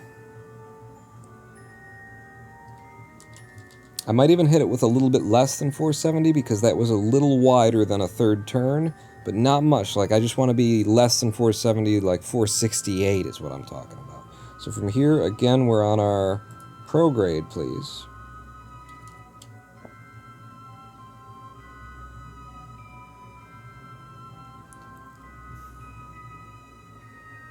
I mean, honestly, the way that you should do rounding, if you want to get the numbers there, is you go, listen, okay, there is a rounding error in this formula that is, 0.2.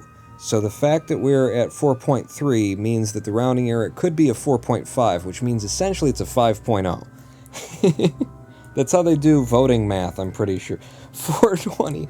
We're going up to less than 470, but almost 470 pawn. 36, 42, 450, 460, 464, 469. Alright, to hell with it. I'll take that. I'm going to take that, you're going to take that, I'm going to take that. Alright, so once more around, And then that should be, the mothership will be, you know, where we want it. There's the mothership coming around. Wow, for just like guessing and not having tracking stations and all this kind of stuff, we just created a, you know, really well spaced triangle of satellites that are going to orbit Minmus in this constant perfect thing. Like, you will never be able to be out of comms here unless you're landing on a pole, and then probably you will still never be able to be out of comms. Oh shoot, I'm supposed to be watching the our actual periapsis now. 359,990, and we were going for 359,990. I play my best when I'm not looking, I'm not paying attention, basically. We were at exactly the place that we were supposed to be. I was not looking at the numbers at all. God.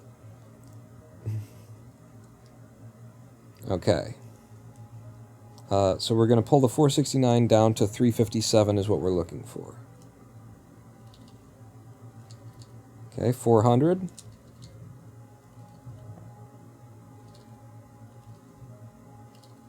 And the way that I'm doing this, just so that to share the technique, I've got one finger on shift, I've got one finger on X.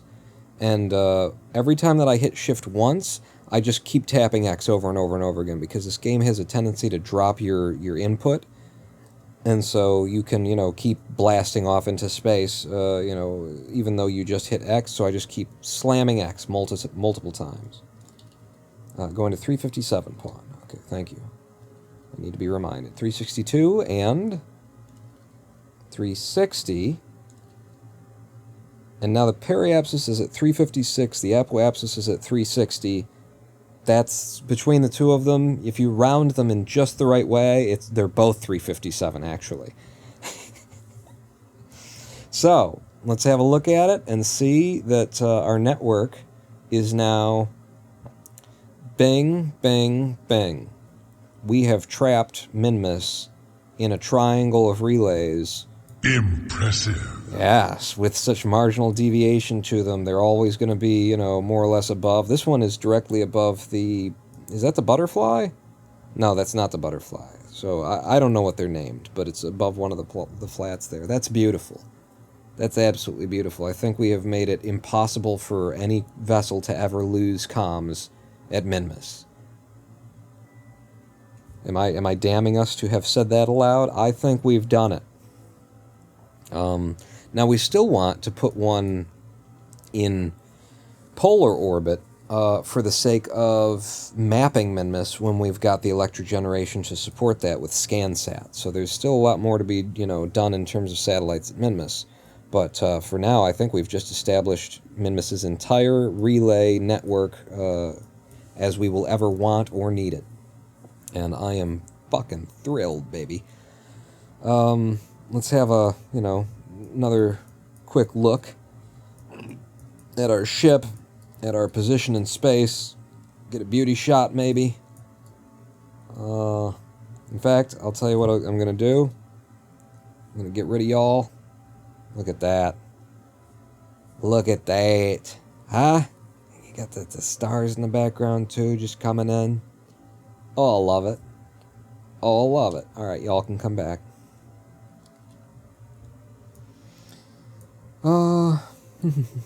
Disable engine to be safe? Oh, that's a good idea. Shut down the engine.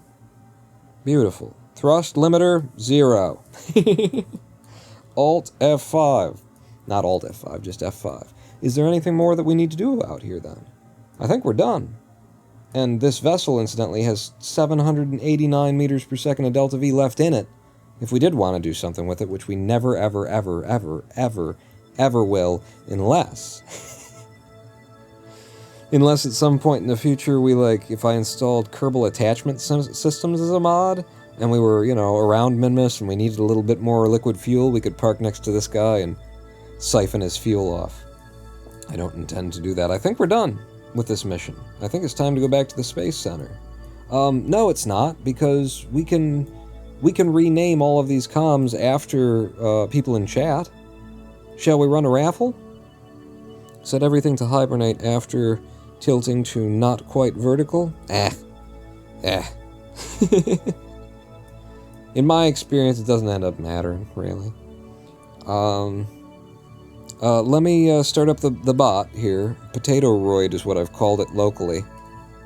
I think that I made the Potatoroid Twitch account, but I don't know the password to it anymore and can't get into it. The bot should now be online. Noah. And this will be cool because we can actually, you know, raffle 3 at once. You know, we have the ability to roll 3 all at once, and I even did that thing that you've seen, Noah.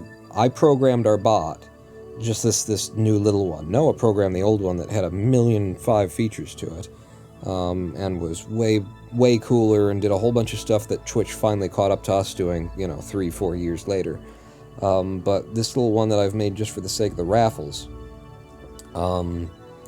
I made it so that if you request you request multiple winners, not only do you get multiple winners back, but you get them in the correct English format using what Noah informed me was the Oxford comma.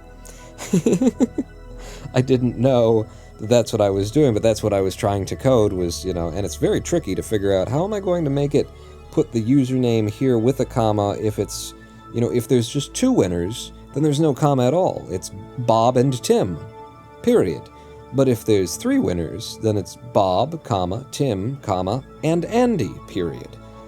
And of course, if it's just Andy, well then it's just Andy, period. And then if there's more winners, then every one that's after the Oxford comma needs to be, you know, Bob, Tim, James, Jehoshaphat, Jesus, Jeremy, genitals, comma, and Sam.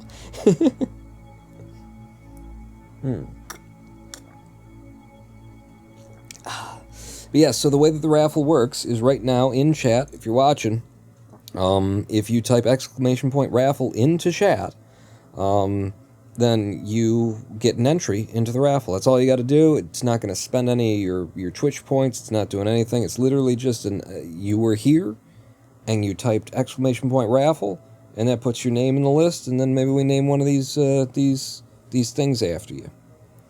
What if Andrew is not on their period?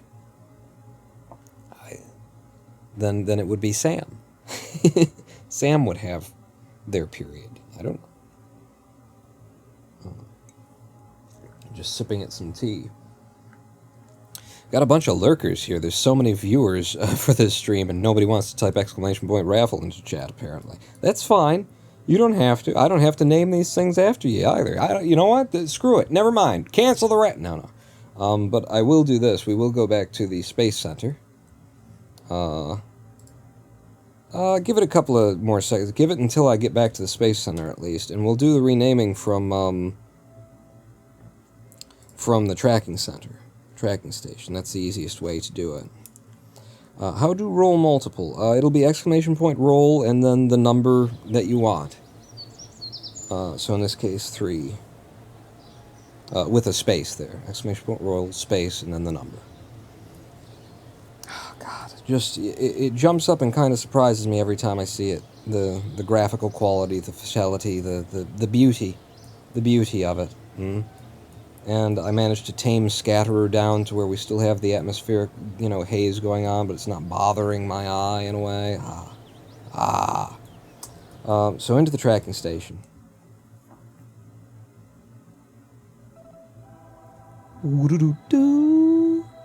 So comms from MS3. These are the only things that we have in space right now? Holy balls. What have we got in terms of debris? The Wishful Thinking Mark 1 is it landed? Is it the Satellite of Fraud debris? It just doesn't appear because we don't have tracking on it or something like that? That's odd. That it lets me zoom in, but it didn't give it an icon. It's very odd. And then also comms for Minmus Mark 1 debris. We really need tracking so I can see whether these things are actually, like, stuck up there or if I can delete them reasonably. But the only things that it's not counting as debris that we have put up is this comms system at Minmus. So yeah, let's go ahead and roll. all 3 of the winners. Noah, you realize you could be in this... Did you enter? Oh, there are 6 entrants. I didn't see. A bunch of you must have slipped in then. A winner is Noah Craw, Mephistopheles BM, comma, and Little Magnus. The Oxford comma got in there. Congratulations, winners, everybody. And so, Noah, you will get the... I think that's the mothership there. So how do I do this again? I said it's the easiest, and I don't know how to do it. So, yes, I need, like, a base name for it, so it's like... Minmus Comms. How can we make this cool? How can we make this fun? How can we make this friendly? Because I think I need up front the Minmus Comms, because then it'll, you know, it'll sort in a way that we can read and see. Ha ha ha. Minmus,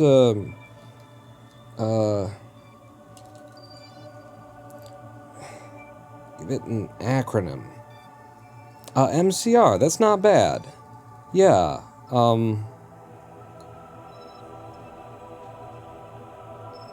is it bad? Is it? No, it's not bad. MCR, I like that. MCR, Mincom, that's not bad. That's kind of cool too. Acronyms are cool, Mincom and stuff like that. But MCR, Mimis Comms Relay, Noah Craw. It's just going to be the names, I think. I usually like to be stupider with it. We can come back if I come up with something stupid. But I'm just having trouble hitting my stupidity, you know... quota. That's the word I was looking for. My stupidity quota. Mimis Comms Relay. I like the MCR thing because then everything that's like that, that's like a Minmus ScanSat thing, will be MSS, and then, you know, the name kind of a deal. Shoot, you guys you're talking now, you're moving the chat, I can't see who, it was Noah, it was Mephistopheles, and Little Magnets. Wait, but Mephistopheles has, extra consonants at the end there. Mephistopheles SSBM, right. This is actually, I need to, yeah, reference the Mephistopheles. Wait, that's Mephistopheles SSBM.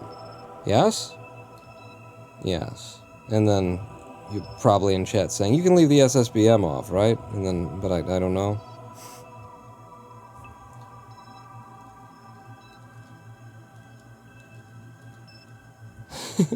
Did I get that right? Mephistopheles SSBM. Possibly. And then you, with the duh, and that was Little Magnets. So, Mimis Comms Relay, Little Magnets. Did I do it? Did I do it? I think I did it. Although I tend to put in a bunch of capitalizations that no one asks for. Cool. We've got a triangle. Oh, look at that. Look at that. That's lovely. Zoom on it, or focus on Minmus. Why is it still off to one side? It's centered in the center of the screen instead of centering in the center of the visible area. And damn it, with your friggin', you did it again. I thought I already moved you once. Did I already move? Am I gonna have to move this damn thing every friggin' time with the you with the lock the position of size and then auto hide? I don't ever want to see you again in here. You're not welcome, Blizzy. You're drunk, Blizzy. Go home. This is beautiful. This is absolutely beautiful. And what we've done is we've established everything that we need in order to support a proper, true, real-ass Minmus probe mission to the surface. And we got paid a little bit already. Holy crap, did we get paid a little bit already. We lifted off with like 50 grand, right? 59K or something? Which rounds up to 700,000. But 50K, I think is what we started with. Let's go over and see. We must have completed a part of something. I mean, you're not saying that we did a thing. So I guess it's just the... That's weird. So none of this counts until you bring it home? You have to do it all in one mission? Okay. Or maybe it does and it's not showing in here because it's Kerbal Space Program and, you know, what do you expect? Missions. Explore Minmus. Yeah, Explore Minmus isn't showing a damn thing done. And I don't think... No, god damn it with the KSP deal. I don't think we accomplished anything that's asked for by this. The Minmus Probes thing. We haven't landed anything on Minmus, and that's what they're asking for. So it's all just milestone missions and the effects of To Boldly Go, right? We went into at least one new biome. That's a lot of money to come in just from milestones, man.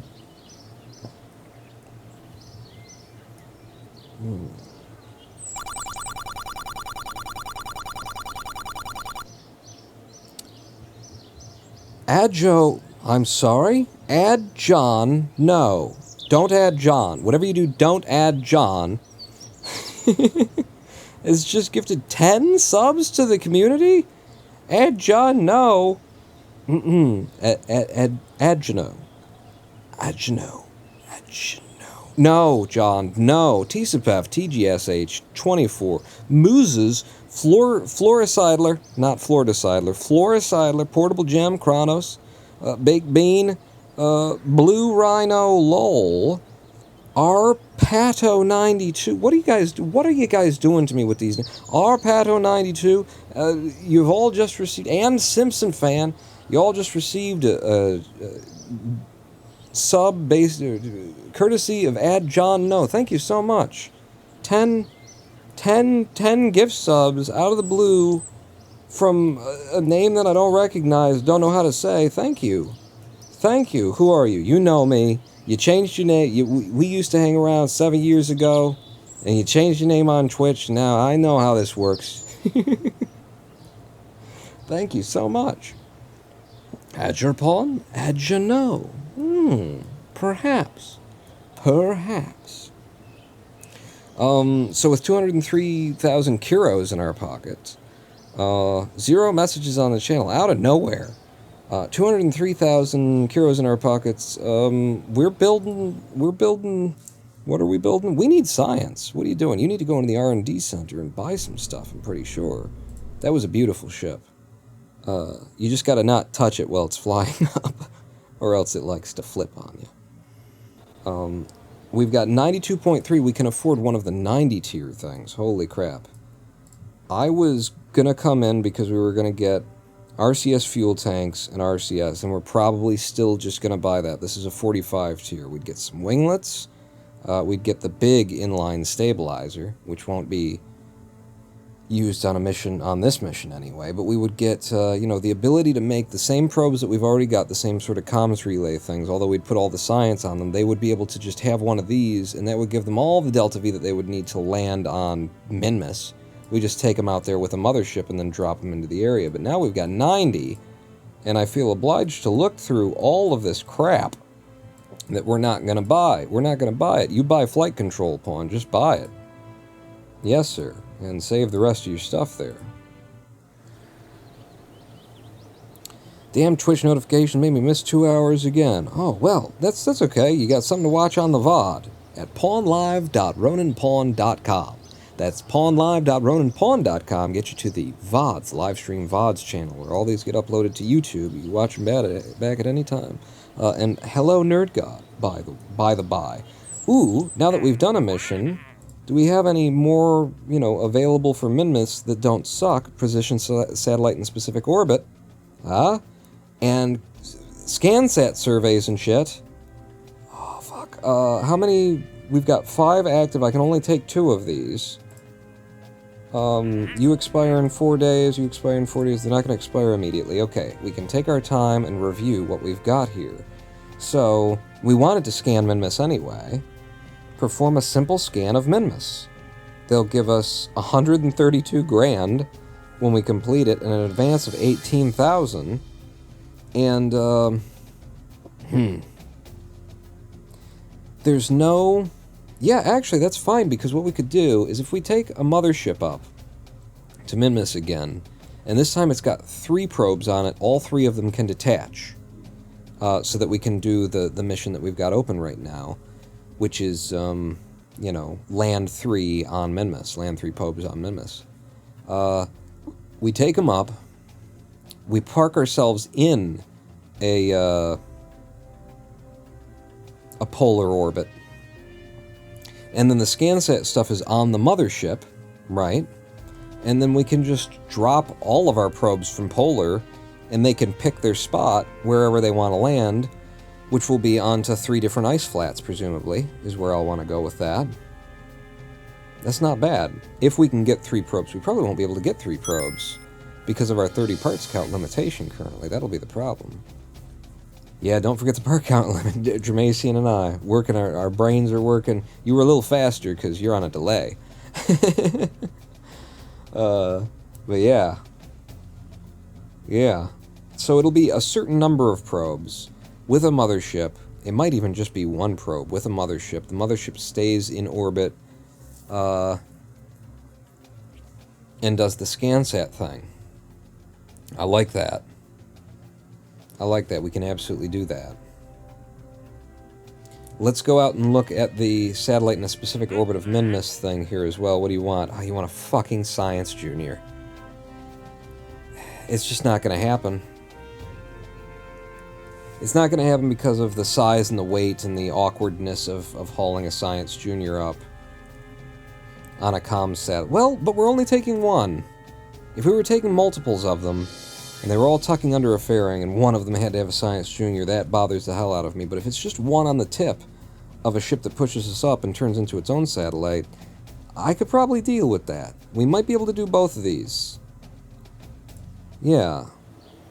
And then doing both of these will get us the kind of science, or the kind of money that we need in order to buy into the VAB so that we can send up the next, you know, ship with, you know, 2 science-bearing satellites on, or 2 science-bearing landing probes on it.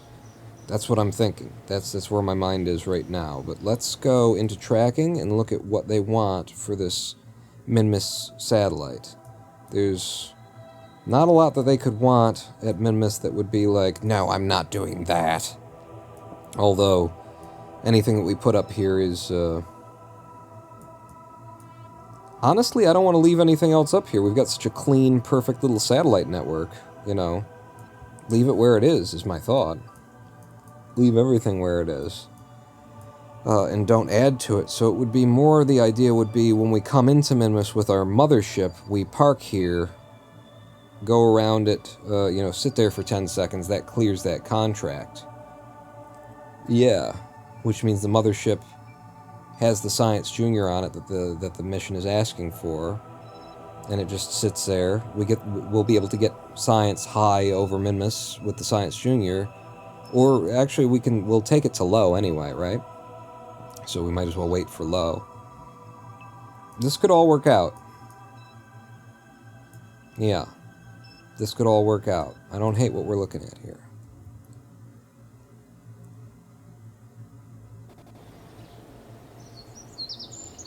So let's go see what kind of a thing that we're building here. I'm presuming with the 30 parts count limit and the fact that we need all of the science on the lander,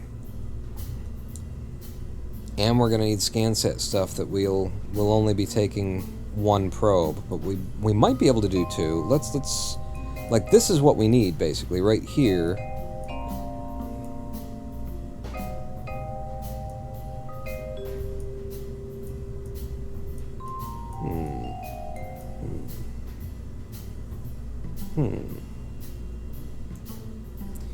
We're gonna have to rebuild a lot of it, actually, because the mothership, let me go ahead and delete the fairing. The mothership is the only one that needs to have this on it. Magnetometer boom isn't, you know, doesn't need to come down for landing. Shouldn't be on the probes that are going to land. So let me just, yeah, let's just build one of these guys out the way that it would need to be built. In fact, just throw it away. Throw you away.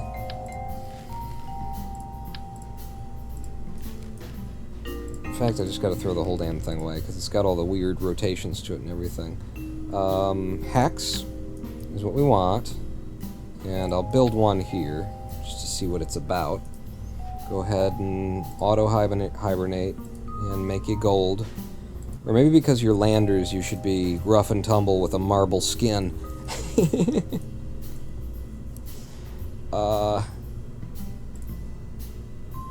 So get the science. And we would want... I think I'll just stick it on the top for now. We want one of those. We want one of these. You guys are only going to need an antenna. I'll just stick it there for now, again. Back to the science. You're going to want one of these. And that's it, right? It's thermometer, science junior, barometer.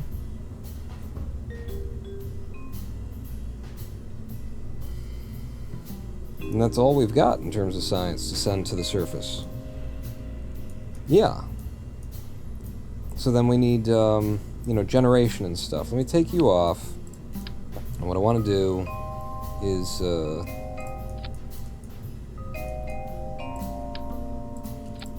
get you positioned perfectly central. So absolute with a snap, like that.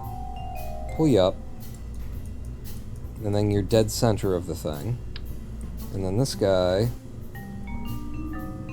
how are we gonna fit it all in is a question to ask yourself. Well, you can put it on the sides, point. Yeah. Put it on the sides. So you go there, and then you go there. And then the weight of the antenna, which I left sitting here, is 0.005 tons. And the small panel here is also 0.005 tons. So they can counterbalance each other, in terms of their weight, anyway.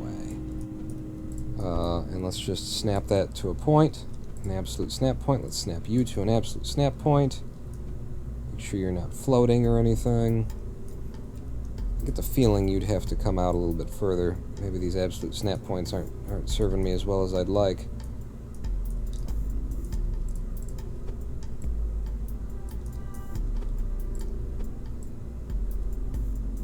Let's have you at a 45.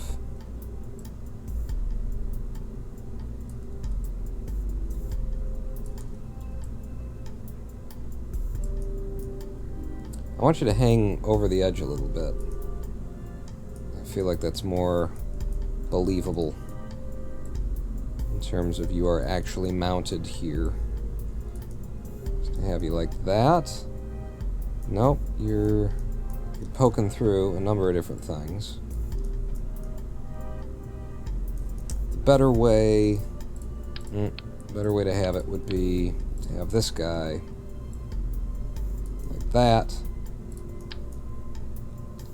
They just had to be cute, didn't they? They just had to be like, oh, we'll make it hexagons, and we'll call it the hex, and ha ha ha ha. And then it's like, yeah, but now things don't snap right. You made a cylinder-based system, and then they had to be cute. And I'm not, that's one of the few things I'm not actually angry about. You can be cute, I don't mind that. There. That's more or less, probably, maybe balanced, right?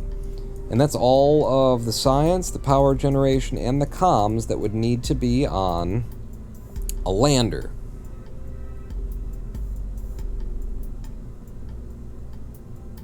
Yeah. So having done that, now I'm going to buy into the RCS port there. And I'll set you off in that direction. And then we need to buy into the RCS fuel tank. Take you off. No, I'll set you aside for a moment. No Sci-Fi Junior, we'll get there, but the Science Junior, I think is going to be on the mothership part of this, so not on the lander probe part. You know, I'm building a lander right here. And we just need to park the Science Junior in orbit where that satellite mission wants it, right? Solar panel could be standing straight. Looks like it might clip the circumference at the corners. Sorry? Sorry, never got it? Never got it? I think it's, like, the counterbalance, the weight and everything. I think it's good. And actually, what I want from you then... Did I put anything? I didn't put anything on... You know what I'm going to do is I'm going to make you the center of the craft and then yank this off and set it aside so we can be working on what we're working on while we're working on what we're working on. Put you there. Snap. Absolute. Dead center.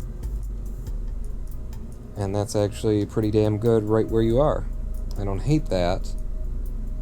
You are going to be sort of penetrating the decoupler a little bit if I leave you that high.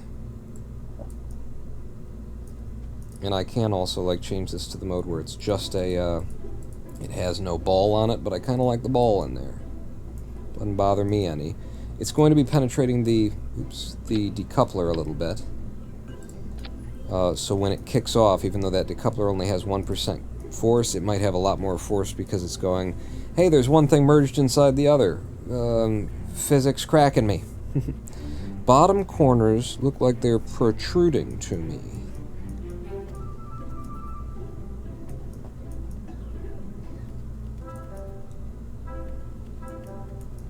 I'm at least happy with it. I don't see any problems. I don't see like anything. Nothing's like popping through. It's close. It's close though. If I just raise it a little bit higher, give it a little breathing gap, then we know for certain that nothing's popping through there. But yeah, so the RCS on that, as lightweight as that's going to be, I'm not even going to bother like trying to do math on it to make sure that that's okay. However, right now we're already over parts count, 32 of 30, and damn it, while I'm building the ship, I want to have chat on that side, because then when I'm grabbing for parts out here, you know, that's not under chat. But since we've got all of that equipment on there, we don't need this. We will need that, but we don't need this. The idea would be, before we drop that satellite to, you know, go where it's going, we'll take whatever science we're going to take using those, transmit it back. We might want an extra one of these on the ship in order to have, yeah, low over min-miss science. We want one of those. So let me grab that, set it over here, and we want one of these. So actually, where these were before was not bad, counterbalancing one another. It's a reasonable place to have these things. Because they're both 0.05 tons? Not 0.005 tons, but 0.05 tons. And this does not need to be a relay. And I don't think I want it to be a relay. It's going to be polar. It's going to be sitting up there. It's going to be transmitting and stuff. It's a lot of extra weight to make it a relay.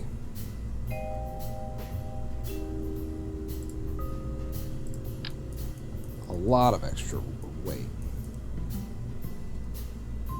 And I'll just stick that on there for now, because now we're looking at, yeah, we're going to be very parts count limited here. So what we're going to do is take this.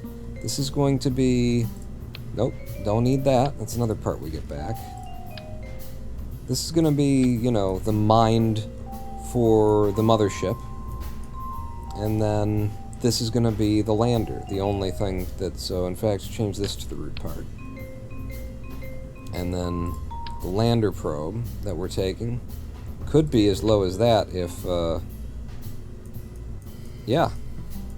I kind of hate that. You got to do something better with the power generation for this part of the ship, which is a good reason to have all this on the top and then have him trapped, but having him trapped is kind of unrealistic as well. You know, the one that breaks off and goes somewhere, you wouldn't have that one under, or underneath a thing, and then it has to bounce off the top in order to leave. I think I do want that on the top, and I kind of love the idea of this. And we've got some extra parts right now as well. Noah's gonna hate me if I cover the... I cover the heat vents. What I could do is, I guess, that. And then we've got, you know, penetration issues and stuff. Ugh.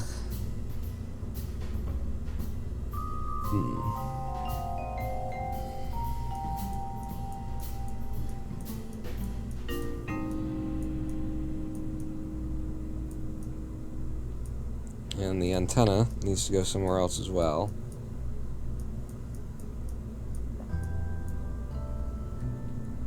The antenna can actually, like, yeah, here's my thought for the antenna, alright? And maybe this is what we do with the, not 2 of them.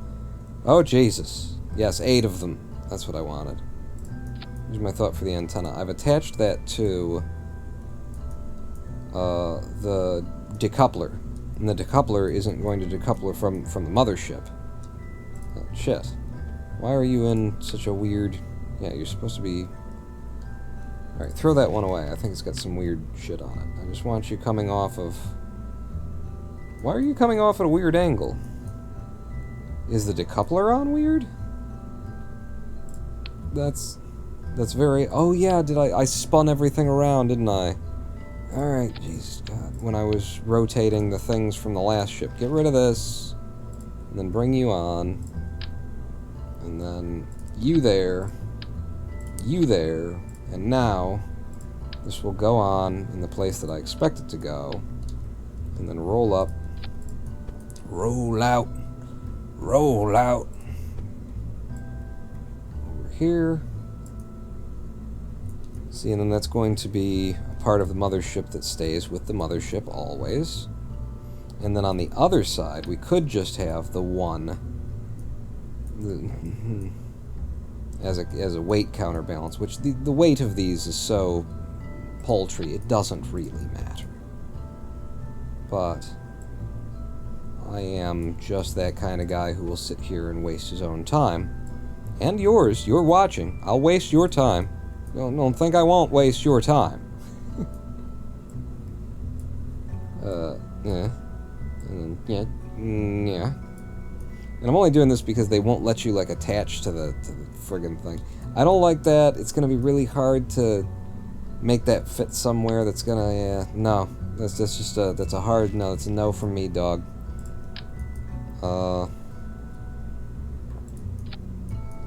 2 of them either side like that do fit.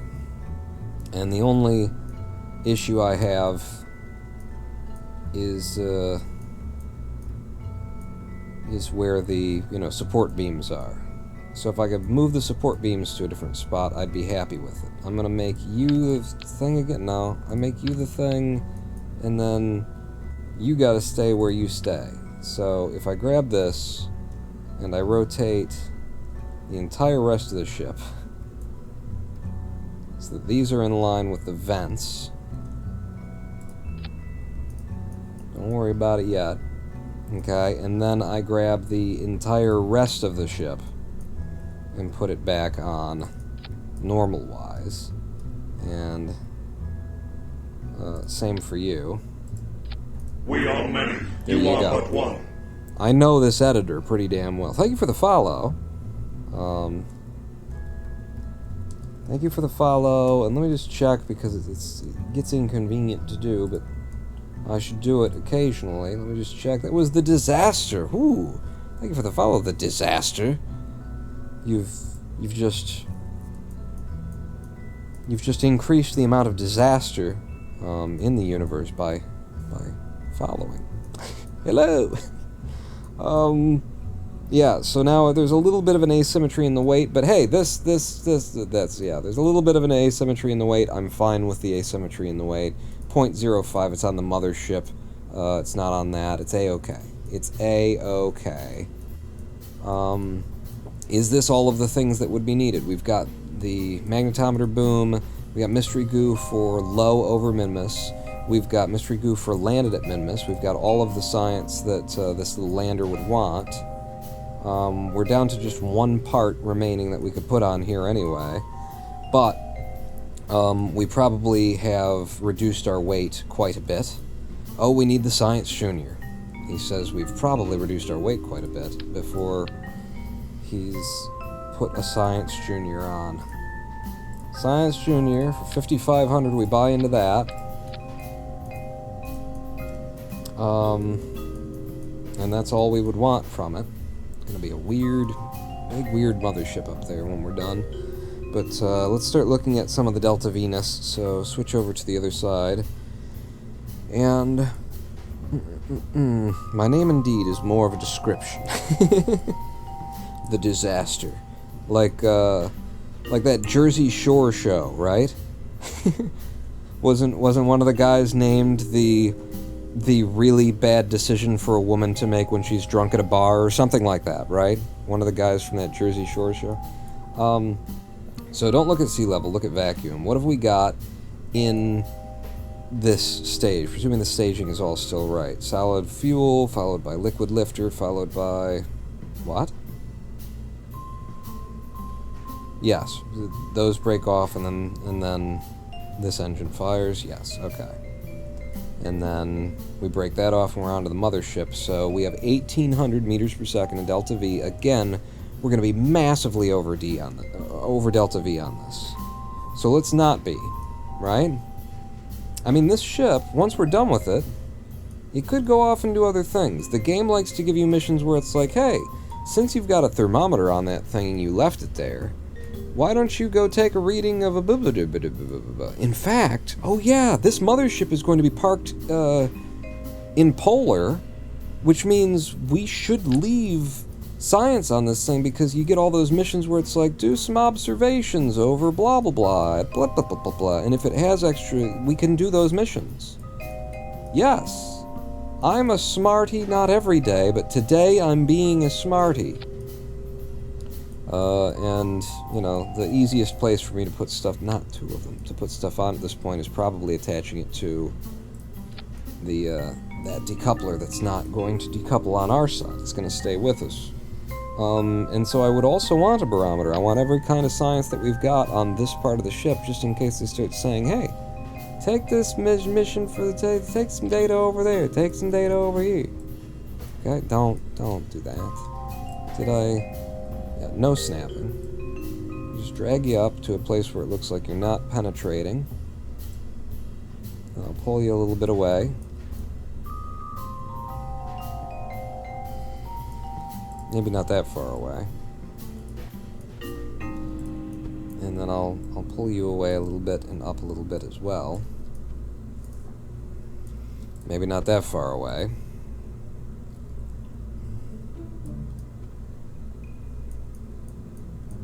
And now we're over parts count again, but I was expecting that, and it's just a matter of what part do we throw away.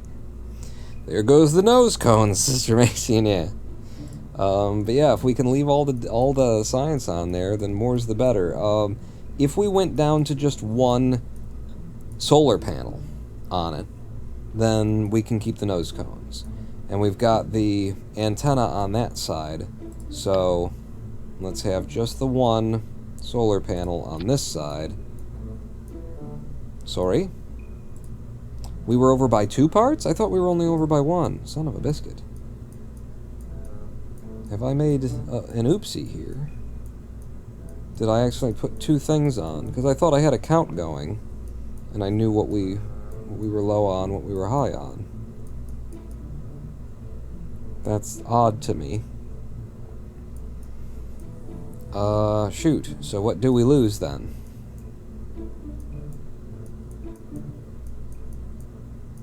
Yeah, there's nothing really that's extra at this point. Everything wants to be on here for all the science we're going to take. And it's not like we bought into any larger fuel tanks or anything. We do have a larger fuel tank. 220 in you. And this is 180. And we do have this adapter that gets us out to that. Let me buy into you. And maybe... I mean, we've only got 1, 2, 3. We've got 1, 2, 3. So if we could get that down to 2 instead of 3 on the liquid fuel stage, then Bob's your uncle. Was the polar orbit for ScanSat? Oh, shoot, it was. So is the lack of a ScanSat antenna indeed what I am seeing? Yes, it is, Portable Jim. That was the other part of this mission that I forgot about.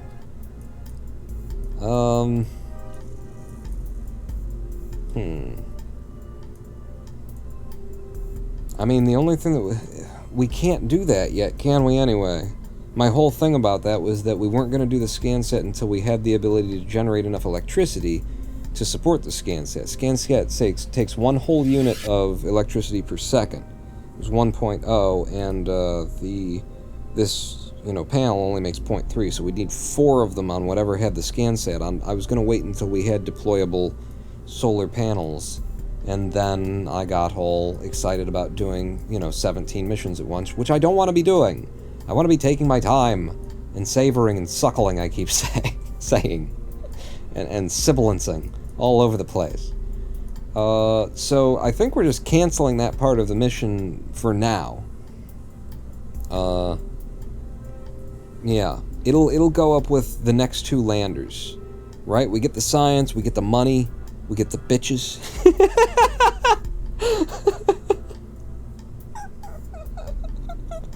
I snuck up on myself with that. Realized I was starting to sound like Tony Montaigne, and first we get the science, then we get the bitches.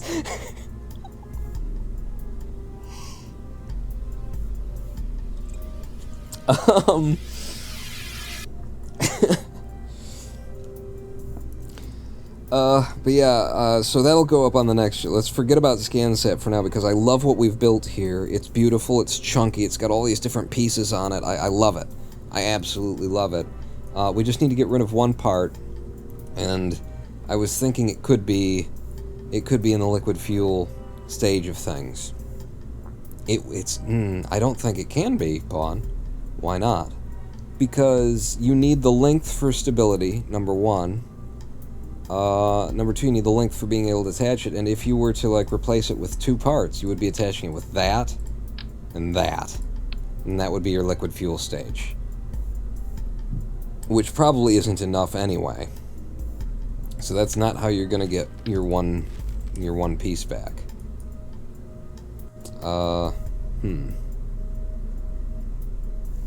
Leaving 2,180 meters per second of delta V on this. We might be able to just reduce the weight of this thing and then we don't have to have all of this liquid fuel down here. We might be able to get rid of that. Let me do this. This is where I want to go with this. I want to do that, and we're losing some of that length you were just talking about, Chuck.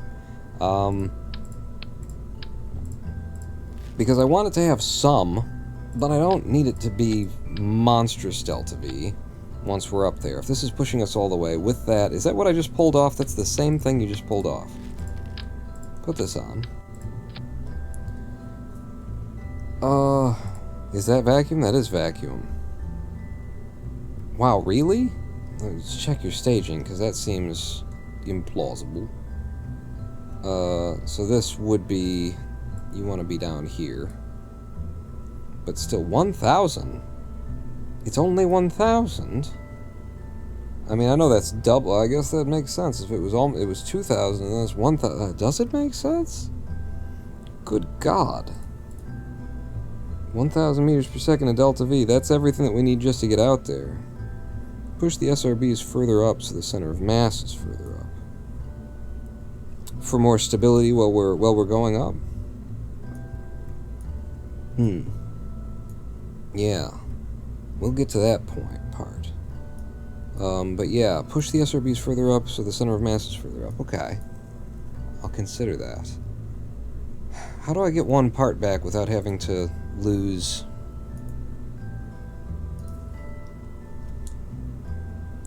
Alright, we'll put this back on. And then you're saying I've got 1,800 meters per second of delta V. If I pull that way the hell down, we're back to 1,100. Put it up a little bit more. I want some delta V remaining, but it doesn't need to be massive amounts of delta V. We're just going to Minmus. We need, this is going to, if it flies the way that it did before, and this is how we want it, it's going to finish off the orbit around Kerbin. So a little bit of delta V is going to get thrown into that, not that much. And then it needs, about 1,100 to get out to Minmus and get a reasonable orbit kind of thing. I'd like it to have 12 to 1300 meters per second of delta V. This is 1356. That's reasonable. And then we're parked with that one, and we send this little probe that's just using RCS, which, by the way, now that you got me thinking about it, no. Can I reach in here and RCS enabled thrust limiters, show actuation toggles? I was going to, show actuation toggles, and let's do no yaw, no pitch, no roll, no port, no starboard, no dorsal, 4 aft, and 4 by throttle. That's what we want there. And then you can rehide the actuation toggles. Make sure you're on the thing I want you to be on, yeah. Yeah. Yeah? Yeah. So that gets us down to, that reduces our weight significantly and has enough delta V, more than enough delta V to do what we think we want it to do. We have, again, it keeps doing that on me, moving that around. The rest of the staging is okay. Go back to sea level and see what we're working with. 1,266 meters per second of delta V. Yeah, we've reduced the weight quite a bit. If this is the ship, I'm making the adjustments like it is. You shouldn't be doing TWR yet, Pawn. You're just going to make an adjustment later, and then it's going to be like, oh, now I need to do... There we go. It's at 1.41 to take off. Whatever. Close enough. So let's call that 1,200, okay? I always like to, be a little bit tighter, not trust the numbers. So let's say it's 1,200, because we're going to lose some going up. 1,200 and 2,000, that's perfect. That gets us to, almost Kerbin orbit. It might, if I flew it incredibly well, it might actually hit Kerbin orbit, which we wouldn't want because we want it all to drop back in, but that's perfect to get us up there. And then once we're in vacuum, this guy's got the rest of the delta V to push himself all the way out to Minmus, park in a polar orbit, and then, drop this lander to our first site on the surface of Minmus. Our first landing. I love it. I love it. This thing's ready to go except for the fairing, which will add some weight. We're overweight, or we're over delta V already, so I'm a happy boy. Flare this out just a little bit to give clearance, and then bring it up. Bring it up fat, bring it up fat. And we just got to clear that antenna, which apparently happens right there. Yeah, that's not bad. It's not like excessive in terms of how a fairing would be. And I don't think I want that for this. Ooh, do we want to go gold? We might want to go gold. How does that look? What are our different colors? Let's scroll through them all. Okay, shiny. Ooh, just black. Blue on black, something on a river, push on a shove, it don't mean much. Oh, it's blue on black, piss in a river, push on a shove, it don't. Yeah, I think black. I think I liked black here. Instead of going smaller, go for a larger tank. I don't have larger tanks, it's the problem. Portable gem. I don't have a bigger size. The only bigger sizes that we have are these weird ones, and we'd end up using at least 3 for the lower stage, so it had to be. Oh, are you saying, like, make this tank bigger, just for the length while we're going up, and then we get a little bit more stability out of it on the ascent? Going to go for a clamshell deploy. If you want, I don't mind. Let's see, where is it? Clamshell deploy on. Huh? You want it? Is that going to be a problem now? I'm only doing it because you suggested.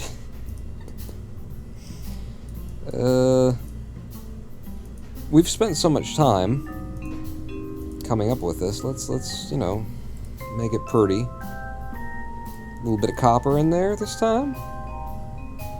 And then for this guy, we could match it with a bit of copper. I don't mind. And then you, sir. Orange on you.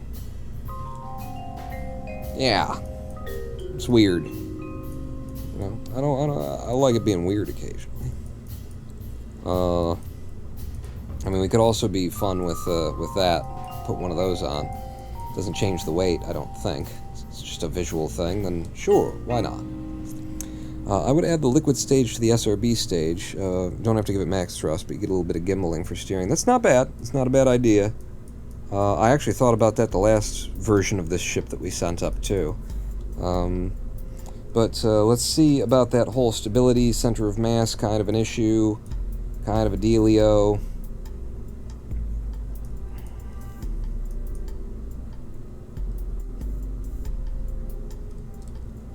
So you were suggesting lifting these up a little bit higher to pull up the center of mass while we're on them, which will make us more. I don't want you getting onto the engines. That's as high as I would go with it, because I just don't want these guys to actually be touching like engine stuff. Yeah. Open the center of list as well to see if it is above or below. I presume. Wait, that's wait, aerodynamics. Well. Alright. Hang on.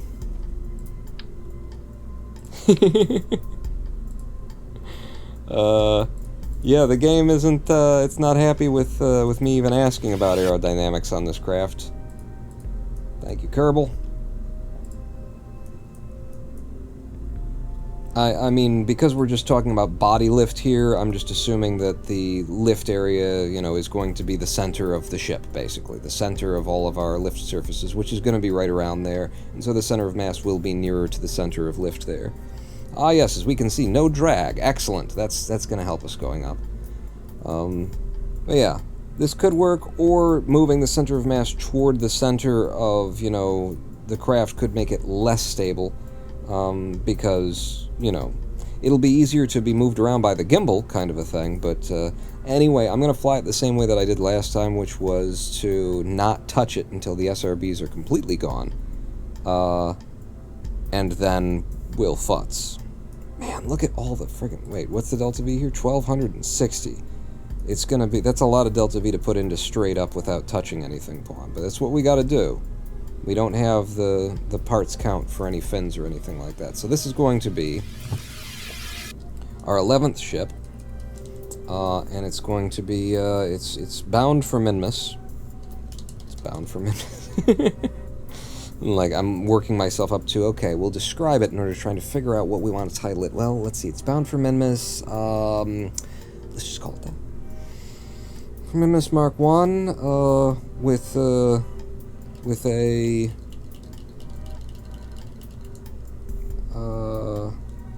Minmus survey. Well, you don't need to capitalize anything. Minmus survey capable mothership plus first daughter lander. That's what we'll call it. Using any parts mods or only a mod to restructure the tech tree? No parts mods except for a restock we're using, and it's not supposed to change anything, but we've got questions about whether or not the heat shields are working the way that they're supposed to. After today, I think that restock is working exactly the way it's supposed to, and I think I'm back to believing that its Kerbal Space Program is just a poorly designed game. So, just to check the staging one more time, the SRBs fire, we switch over to liquid fuel as we drop those SRBs off.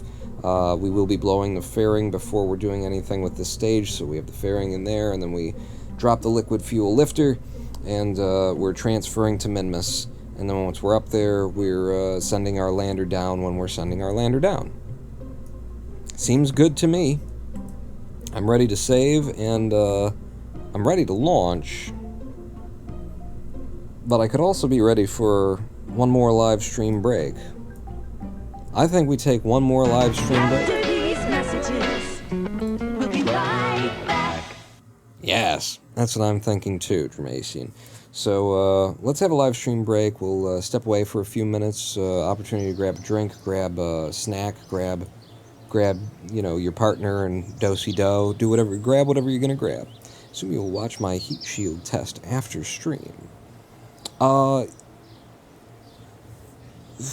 Have you, like, you dropped a reference to it in chat quite some time ago. Can you get it to me some other way? Either on the Discord server or by maybe DM here on Twitch, that kind of thing? It's in the Discord. Okay, yeah. I'll have a look at it. I'll have a look at it during the break, probably, because I'm just going to grab a thing and then sit back here and catch my breath. half the breaks these days are just so that I don't wind myself by putting too much effort into speaking.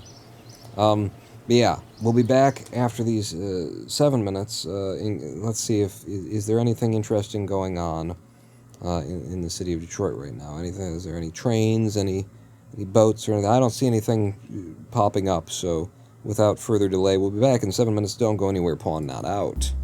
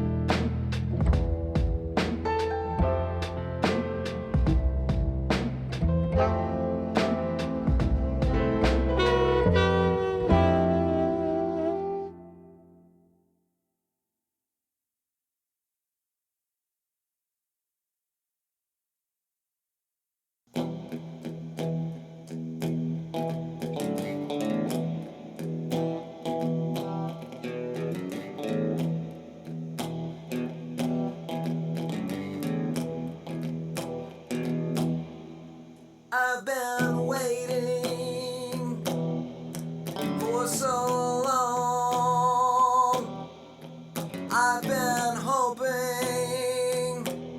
your love's not gone. Houses are sliding in the mud. Rivers are raging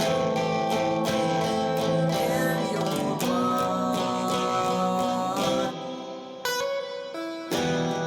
Where would I be without your love? Where would I be without your arms around me?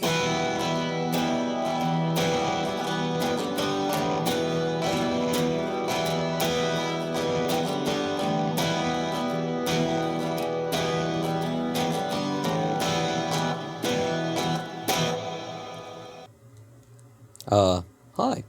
I'm just gonna interrupt that. Hello, I am the Ronan Bald, and welcome back to a twitch.tv/Ronan Bald live stream on twitch.tv/Ronan Bald. Yeah, we're back. We're playing Kerbal Space Program today, and we're doing all the Minmus missions now. Day 3 of our Kerbal Space Programming. Ooh, look, there's that barge out in front of the city of Detroit, out in front of the Ambassador Bridge, the city of Detroit there right now. But yeah, how you guys doing? Did the break fare well for you? How's your welfare? Are you on welfare? How did you get on? I've been trying, and SSDI is taking forever. Welcome back to Kerbal Space Program.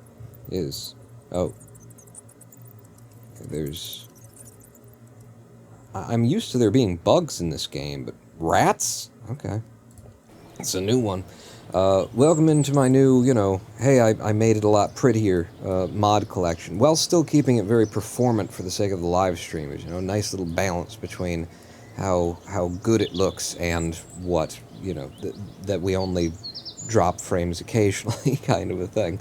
Yeah, so we're doing all the Minmus things. We've just made our ship that's going to send our first probe to the surface of Minmus, playing here in Probes Before Crew, so it is all about probes, isn't it? And NerdGod,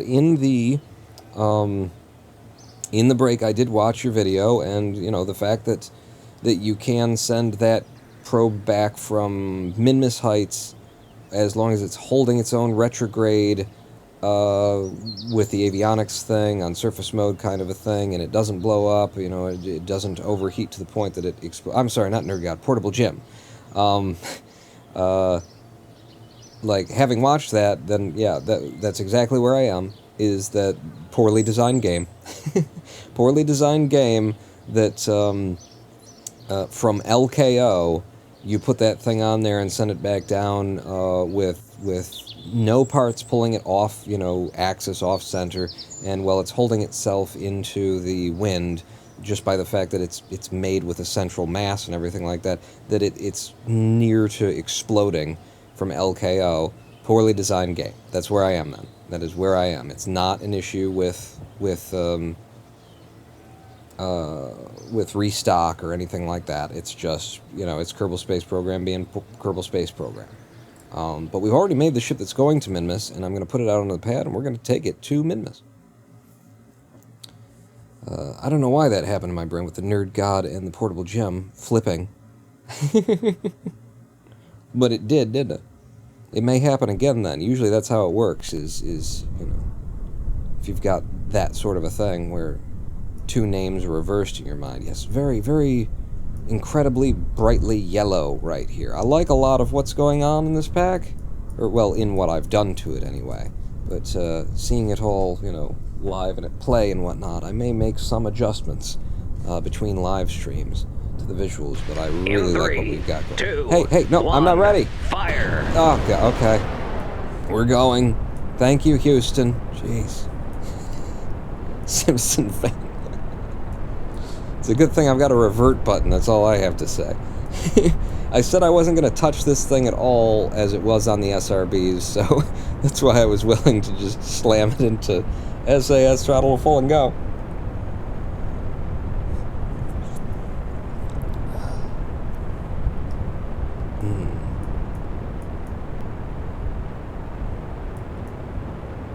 this what I've put together graphically here is such a marriage of old stuff and new stuff too. You know, the most modern scatterer, and then some of like the oldest sort of astronomers pack cloud methods and stuff like that. There's a lot of reasons why I love this. Not least of which being, you know, that it is old meet new, meet old. So yeah, this is a lot of Delta V and a lot of AppWaps to have made on SRBs without turning down at all. This might not be, you know, a good working out sort of a thing there. Even at these heights, even at 20 kilometers, I couldn't keep that upright. Wow. So we lose a lot of speed, but, is there a but here? I don't know.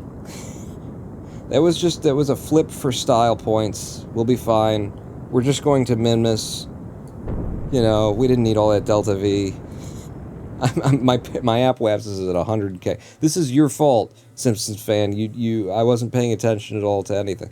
No, I think we have just learned here that I can't just not do anything with these SRBs. As long as they're going to be burning, we do have to roll down the ball a little bit. Much as I would like to. Much as I would like to just leave it there and not fight for any sort of supremacy.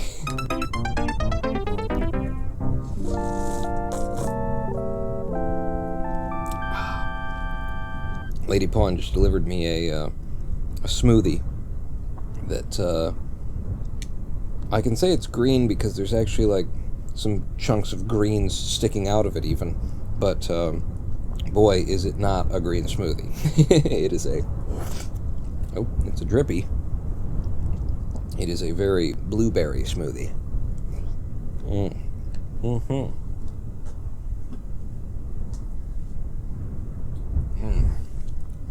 Yeah, that's good and tasty. SAS on, throttle to full, and I don't know. Just skipping me entirely now, are we? Yep. Yep, Houston, I am. I mean, I'm gonna try and kick it down a little bit. I don't know. Just the slightest little nudge. You know, this is very similar to the last craft that we took up. And we saw in that craft that trying to push it over, it lost itself very quickly. Yeah, see that? That's what I'm talking about. Well, it doesn't matter whether you've got Z or not.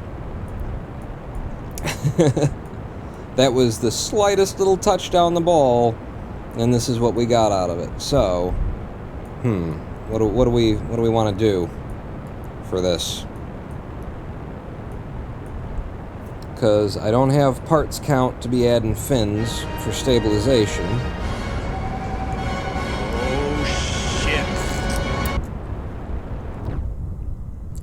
Oh shit.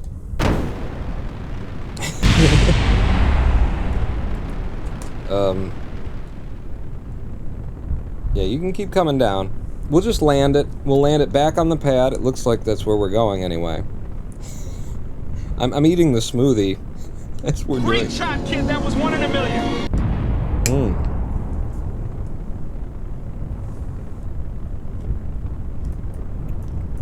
How are we doing in terms of... we're missing the pad. Son of a biscuit. Alright, 200. 100 meters. Now, no, I'll do it now. Oh, no, alright, we're going back up. That's just because I want to go over to the pad. I want to go over to the pad. We're going to land back where we started. SpaceX. We go bold, we something, we buy Twitter and fucking fuck it up. Something like that. That's how that song went, right? Yeah. I don't need to be going up right now. Just need to be going, yep, this direction. That's good. We're starting to come down. I like it. A little bit more. No, I don't like it. That's happening too fast.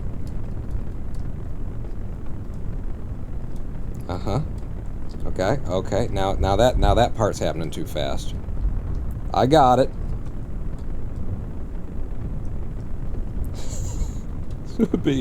This would be pretty cool, huh? All right, maybe this is close enough to the pad. Maybe. How much liquid fuel I got remaining? Not a lot, Pawn. Okay. Well then. How did you get going in this direction, ship? Nope. See, now you're going back up. That's not what we're looking for. Yep. I don't think this is going to end well. It's been very, very... Yep, nope, that's...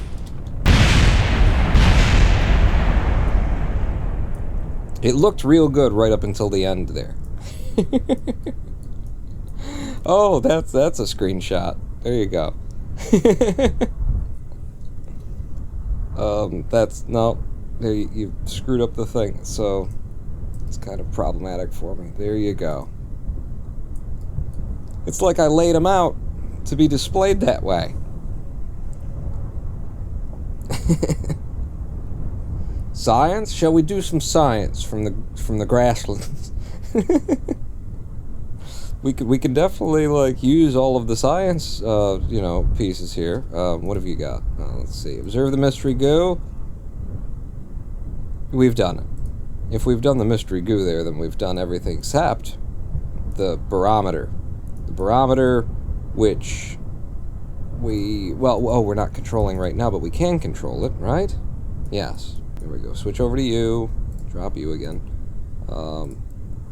Nope, we've gotten that too from Kerbin's Shores. Yeah, we've gotten all the science from here, which means that's just money we just threw away. But I will take a I'll take a hit for the money for having built a craft that just falls over.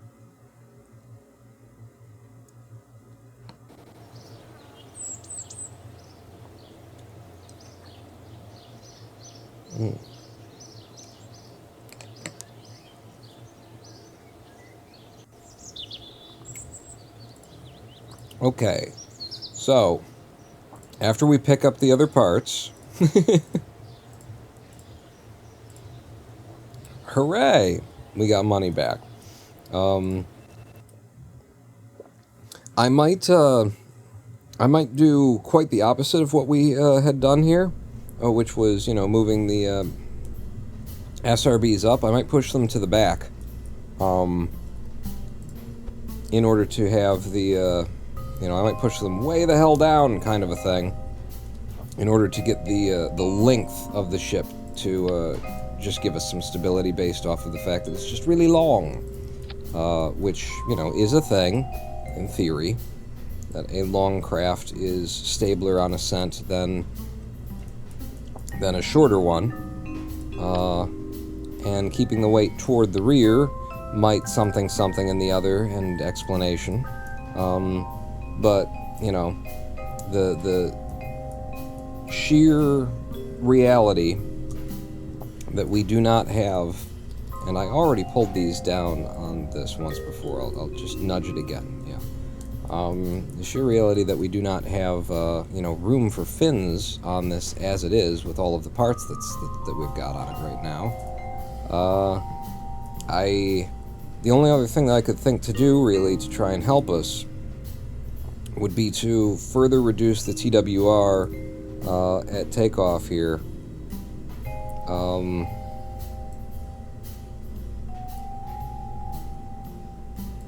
Which means, we're leaving more delta V behind, kind of thing, but we will be going slower through the lower atmosphere and not pushing so hard against it, kind of a deal, to keep us upright.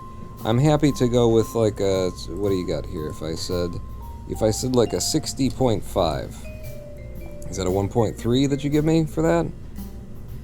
That's a 1.3. I would go with a 1.3. I'm okay with that. Other than that, I don't know what the hell else we could hope to do with this craft. I'll call it the Mark II, just for the sake of it.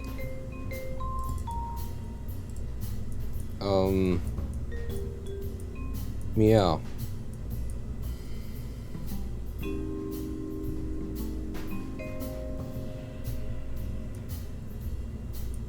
I mean, we just have to leave something behind.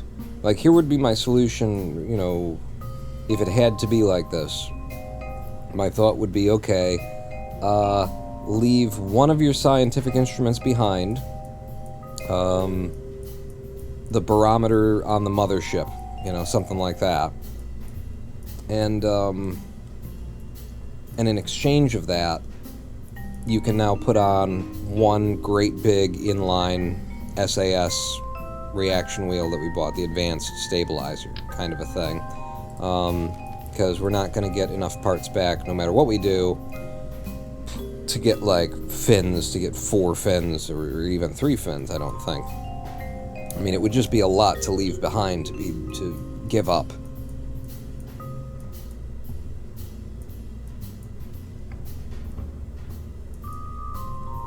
I think before we go there, I want to do this again. I just don't know how I'm going to fly it. I don't know how I want to even try to fly it.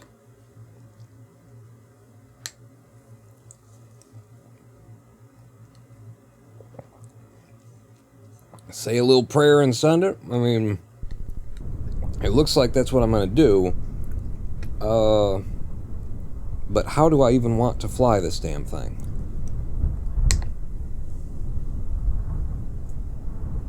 It looked like I was able to get the slightest little bit of turn down to the east off of the SRBs.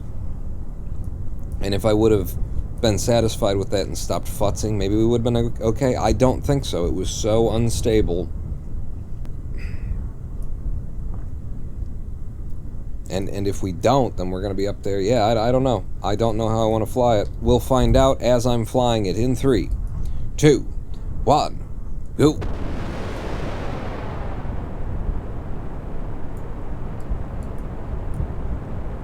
You know, if we don't turn it over at all, then we're going to be up at 20 kilometers with our APWAPs almost to space just off of the SRBs.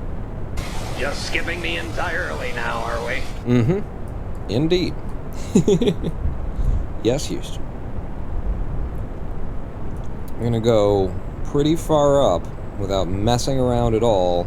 Like, I haven't touched anything yet. We're at 3K, APWAP's coming up to 6.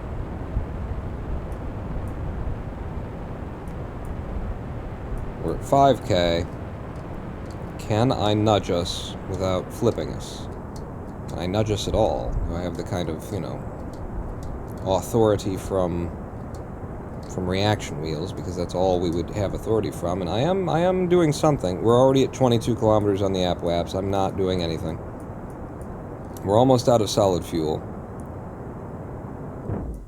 So yeah, I have no idea how would be a way to fly this. I'm going to throttle back significantly. Oh, okay.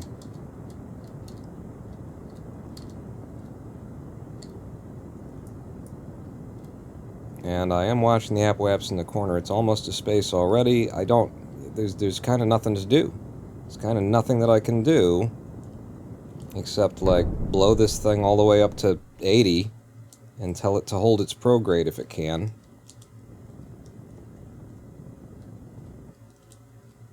Stabilize.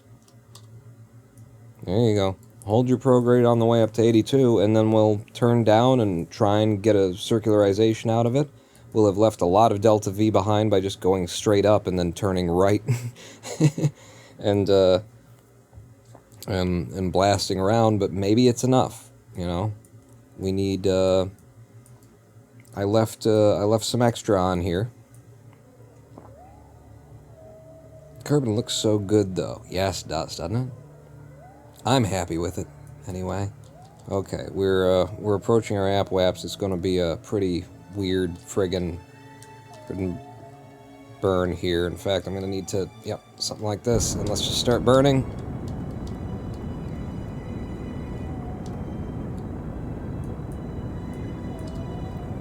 APWAPs is just a little bit slipping there. Up, and now it's slipping down, so I'm going to pull back up, as I anticipate a lot of down slipping.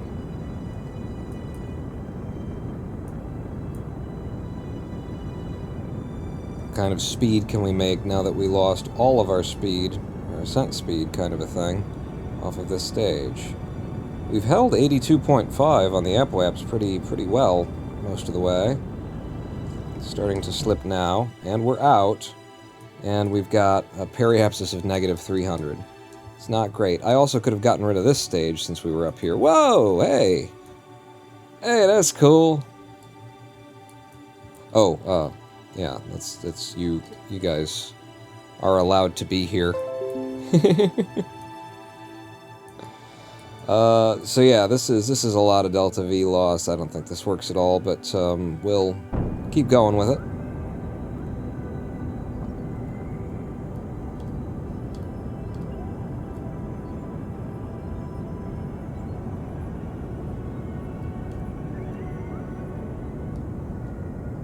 And periapsis is...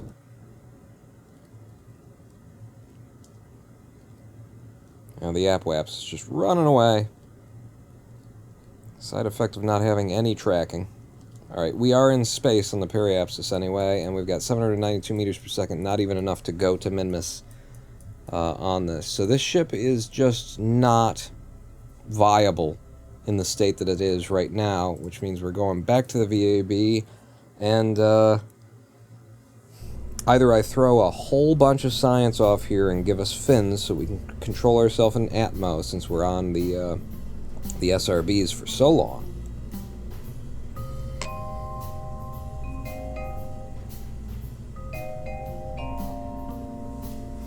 Or I take the half measure.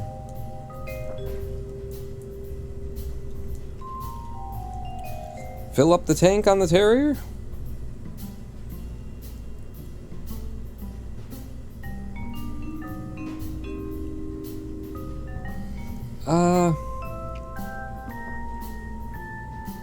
Would that hurt?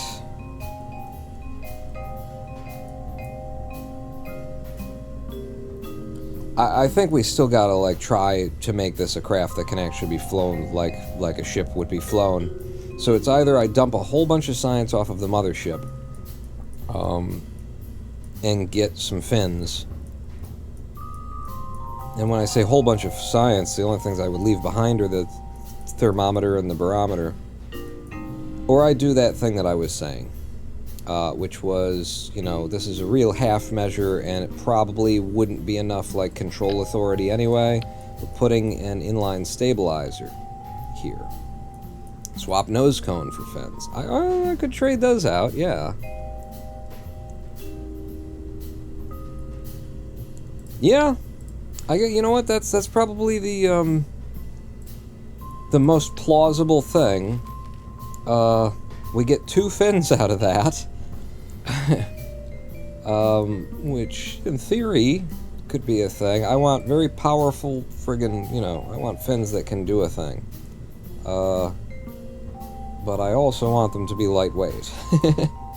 Says, I want all the power, and then it's like, no, I want it to be lightweight. 0.65, 0.5, 0.61.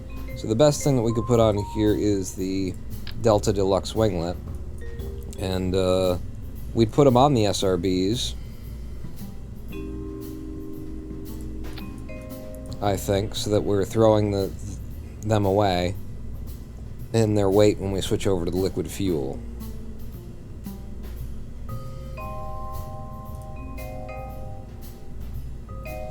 And where you say that, just put all the fuel back in here. My question is, you know, does that hurt me in any way? And I don't think that hurts me in any way. Why not just put all the fuel in here? You know? We put in all the fuel that we can possibly have on that stage, and then, like, it is whatever it is in terms of getting up there. Like, we'll make it to vacuum on that stage, and then we'll be burning on the other one. Yeah. So let me just adjust the TWR one more time here, since we've added a little bit of weight. From sea level, let's go with 1.35 off of these. It's toward 1.4, but it's still less than the 1.4 I would usually lift off with. And just out of curiosity, when we hit, when those burn out, those are burning out like really high. TWR will be 2.5 on that. That's fine. That's just fine. So this is yet another version Just call it the Mark III, and it's got a different possibility of getting up there. What about, and hear me out, we get 2 reaction wheels, like one at the tip and one at the bottom, instead of the fins. I'm happier to go with the fins for now. If the fins don't work, then we'll get into even crazier things. Yeah, launch it.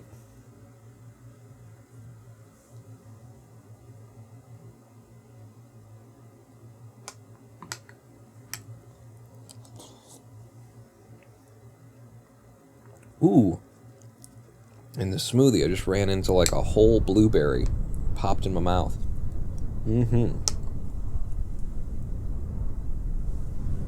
Okay. I see us on throttle to full.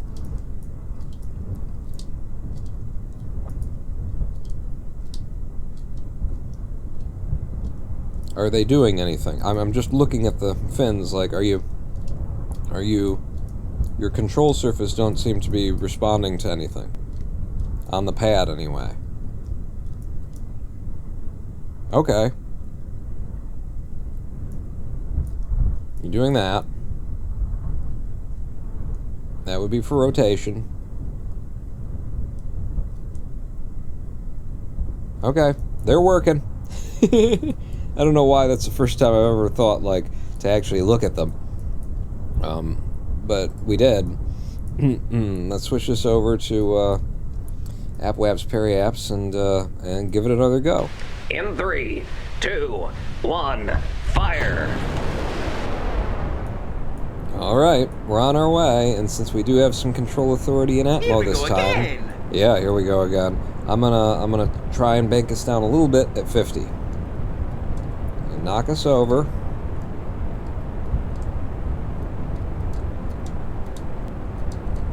Yeah, we do have the stability to make maneuvers with just these 2. This isn't bad. This could do it.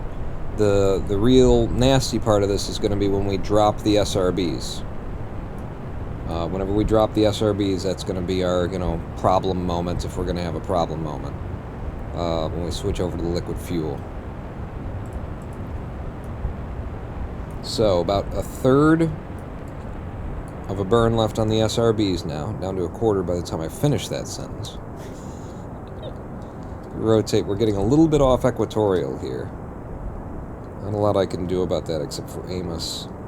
Like, rotate us for aim. There you go. And? Okay, I need you to follow prograde. Because if you get too crazy here, I might lose you. So you follow prograde. 30 kilometers on this, I do need to be pulling down. Okay, don't follow prograde. Let me steer. Okay, that's good.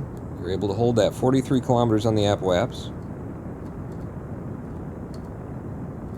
Okay, nope. There, hold that. 60 kilometers on the AppWaps. I'm throttling down. So we're running up still a bit too fast. 69, we're at 70, 71. 72, 73, 74, 75, follow prograde. Can you get there without engine? I don't think you can. A little bit of engine to just get you going in the direction of your prograde. Okay. Okay. This one has a chance, everybody. This one has a chance. And the fact that we've got so much more Delta V in this stage waiting for us, I think, is going to be the clincher. And that was just excellent timing, little magnets on the Houston countdown. That was beautiful. That was, this is the first time we're just lined up in such a way that it just felt exactly as though Houston was actually, another human being speaking to me. Okay, we're in space. Let's clamshell that away. Pretty. No need to deploy anything as of yet, but when we get to the orbit, make sure that I deploy the antennas and stuff. Okay, 74.9 is where we'll be for our apoapsis. Still a lot to push up, so I'm starting to burn now.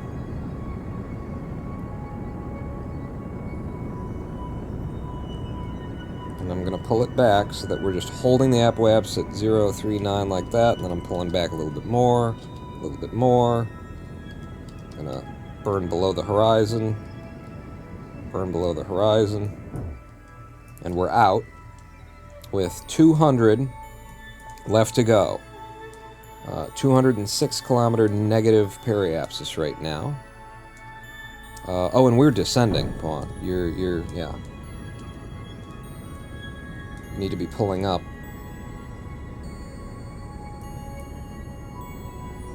Go ahead and burn full.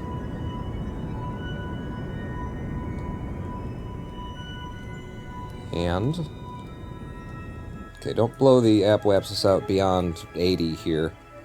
I don't have tracking, I don't have anything going on right here, so this, like, until we buy into tracking, there's no reason to come out here. It's not making anything easier on me. Where are we right now? We're at 72 and we're descending, so how can I get this to raise the periapsis without pushing the apoapsis up? If we're descending, I think what I want to do is burn, like, up here. Let's try and get the periapsis up without significantly raking on the apoapsis. Alright, we've got a orbit. It ain't anything anybody would call a circularization, but boy do we have an orbit. And we have 1,458 meters per second of delta V left in this craft. More than enough to take it to Minmus, which is where we're going. You say, let's go clap? There you go. Alright. Alright. I'm a happy boy with that. So we need to extend some antennas. Although with all of our comms, stuff now, we probably won't even need antennas because we get the comms all the way out to relay, all the way out to Minmus. We got such a beautiful network going. Okay, and we've just broken yeah. Let's keep that one in for a minute. We'll be fine for comms. Anything else that we need to do here, parked in orbit at Kerbin? I don't think so. I don't think so. So, where's Minmus these days? Where you at, girl? You out? You up? You up? You out? You up? The timing might be okay on that. If we leave from this side, she'll be coming up around the mountain when she comes. Minmus being out there. Whoa. Actually, this is when we'd leave, is just in a couple of minutes here. A couple of seconds, really. And yeah, it's not going to be that great. It might be perfect. You don't know, Pawn. I have a decent idea. I may not know, but I have a decent idea. Alright, onto your prograde. You're on your prograde. Burn. We're going to Minmus. Everybody. Boy, and that's actually happening quick. Good TWR from LKO on this SCPJFWQ 17. Alright. I'm looking for like a 46 million height on our apoaps. And we've gone to 47. Entirely fine by me. And where are we in terms of inclination? We're fine. I will make the adjustment to put us closer when we get halfway out, but that's damn good. Not much delta V needed to make that. So we've got 530 meters per second of delta V remaining in the tanks. How about a point your your solar panel, at least one of your solar panels at the sun. I guess they're either side kind of a thing, and it is ahead of us. So yeah, once we clear the shadow of Kerbin, we'll be catching it with that guy. No problem. Alright, so let's warp out to about halfway to Minmus to make the inclination adjustment.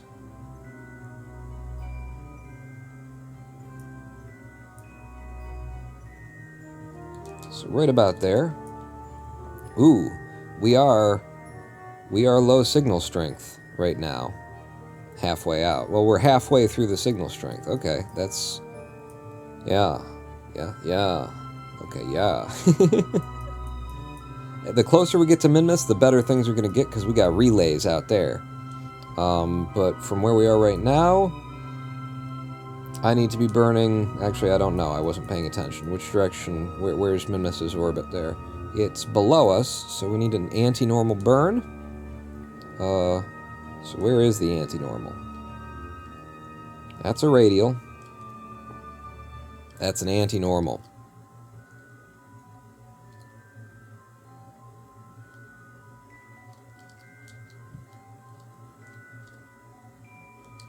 Okay, that looks pretty good. And as long as I can see, just pull that down.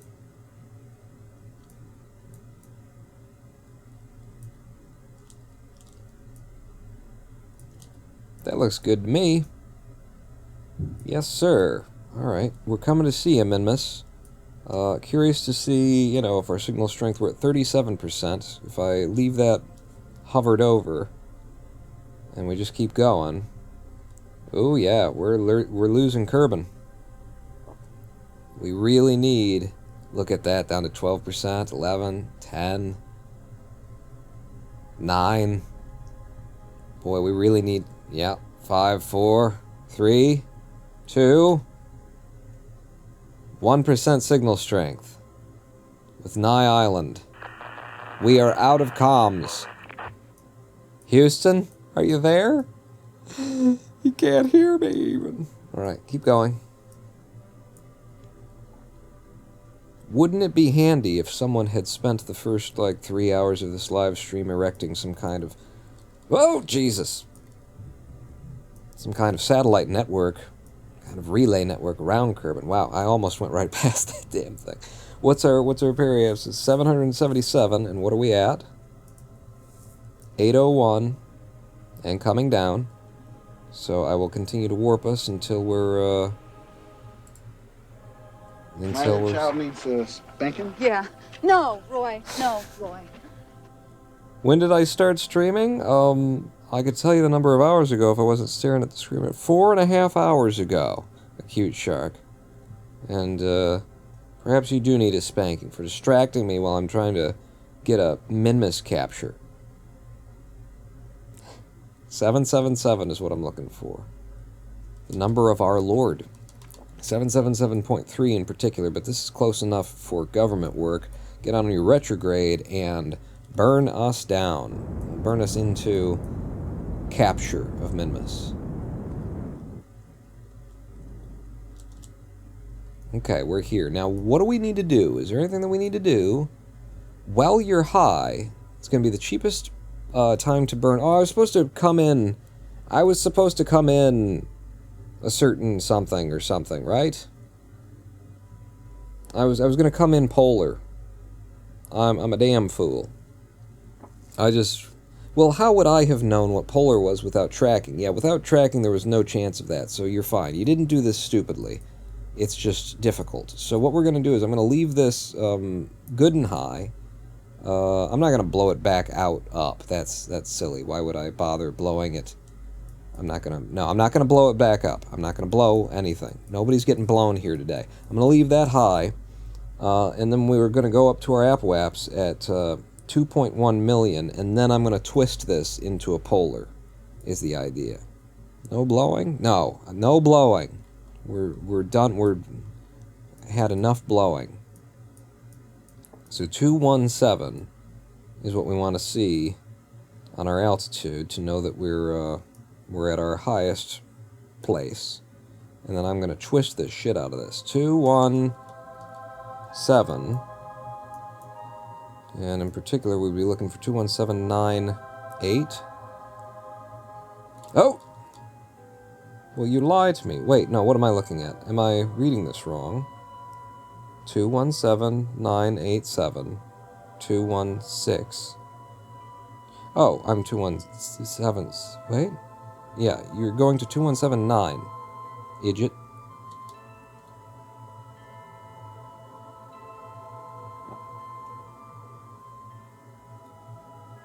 Okay, 4, 5, 6, 7, 8. We're pretty much there.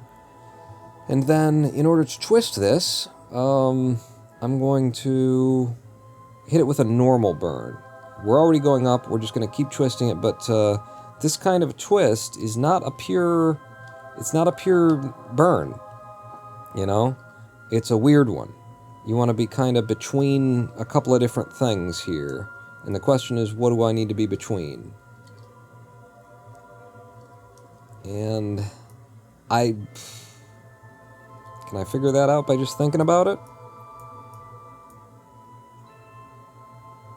I believe it's going to be, I want to be between this and my retrograde, is the idea.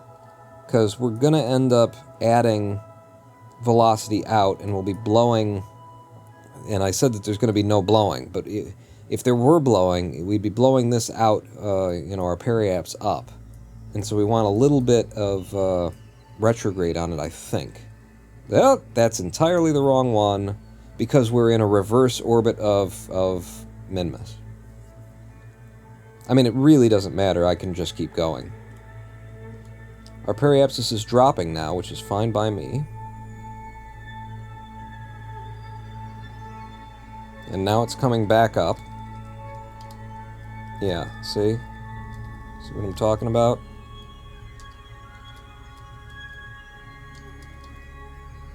Keep the periaps dropping. It's a weird one.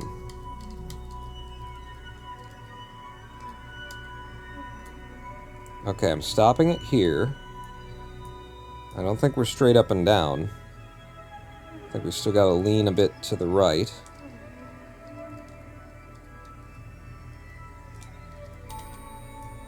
That looks straight up and down to me. Which makes us polar.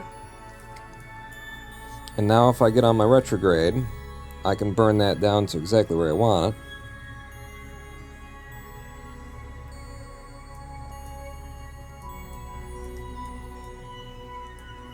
So, 175. What do we really want? What's our signal strength? 54. With the Noah Craw. We're talking through the Noah Craw right now. The lower I get... Yeah, we want like 20. I think I want 20,000. Okay, and I'm going to do that Shift X thing we were doing earlier.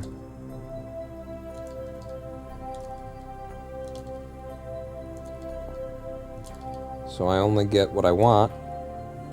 19.2. We have 19.2 on a very polar-looking kind of a thing, if you ask me. And because we're coming down at such incredible speeds, when we get down here, O-berth is going to kick in and make it actually cheaper for us to lower that apoaps because we're something, and I think that's how science works. I don't know. O-berth is weird. I try not to hang around with the guy, you know. He's kind of a freak. He's a brick house. Da-da-da-da-da-da. That's polar, all right, yeah.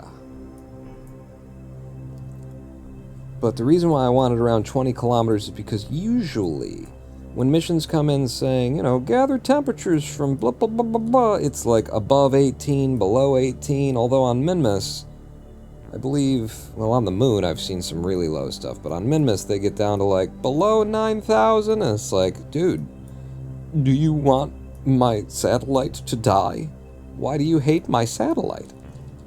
What's our periapsis? 19.2 right now is what we're looking for from our numbers. So we're at 21.4, looking for 19.2, and when we're there, yeah, it is a retrograde burn. 19.2, 20.65, 4, 3, 2, 1, 19.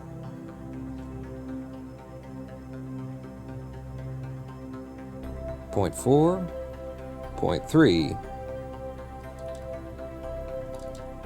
point 2. We're looking for 239 if I really wanted to be specific about it, but let's start burning her down. And you guys watch the circle over there. I have to watch these numbers over here.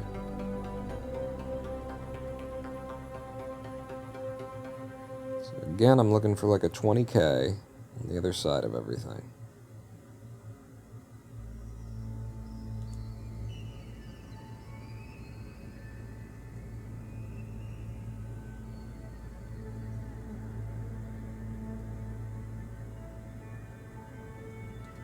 Okay, we're starting to lose our own periapsis, so I'm going to kill it there.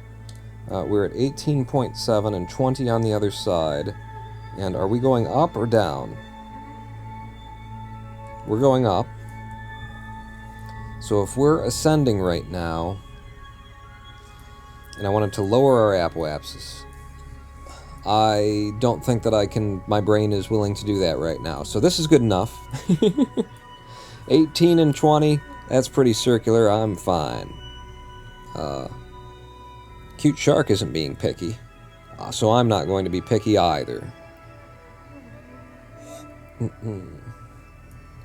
We're here, by the way, and this is the closest that we have ever been. Holy fuck with the bloom.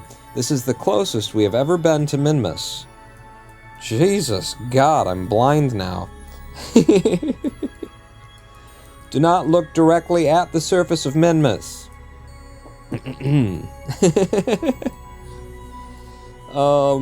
Yeah. My eyes. There's a little bit more for you, huh? Just that spot down there in particular is like, fuck! When we send a satellite to, like, burn up in the sun, I don't know. I'm gonna have to change some settings. This is as close as we've ever been. It's time to take some good science. After I get some more of this smoothie.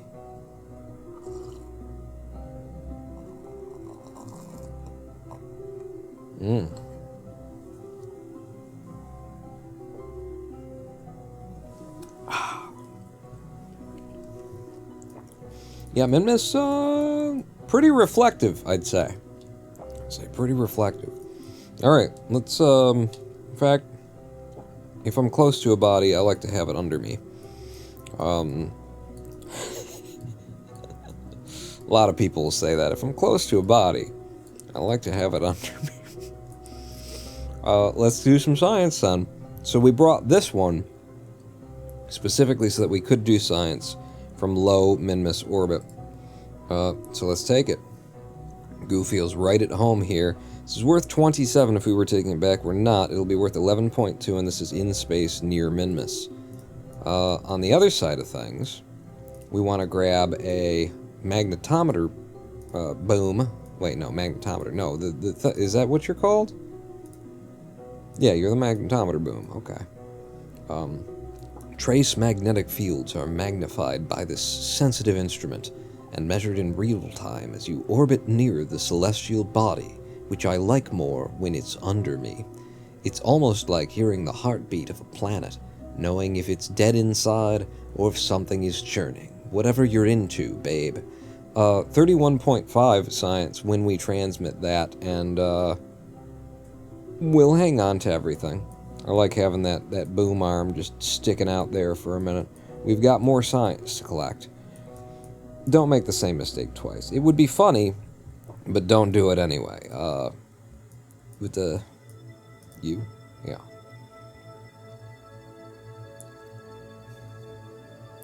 Review the data and transmit the data. And it's done. And we're regenerating... Yeah, regenerating our power for the next transmission now. Now, the reason that we brought the Science Junior up was in order to complete that mission that said we need to put a satellite into something that doesn't seem to be appearing. Did I just not take it? I think I just didn't take that mission that I was like, hey, we can do this, and we can do this, and we can do this. That's okay. That's very on brand for me.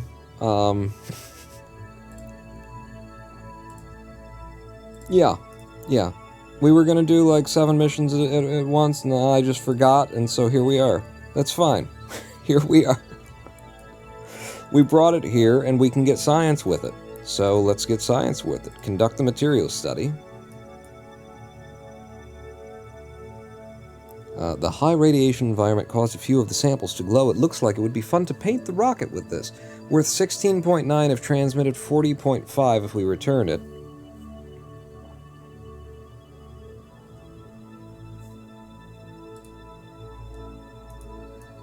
Okay. What else have we got? We've got the thermometer, which is worth 9 science from this height over Minmus, and we've got the barometer, which is worth 13.5. The instrument reads 0 as if it were in a vacuum. It must be broken.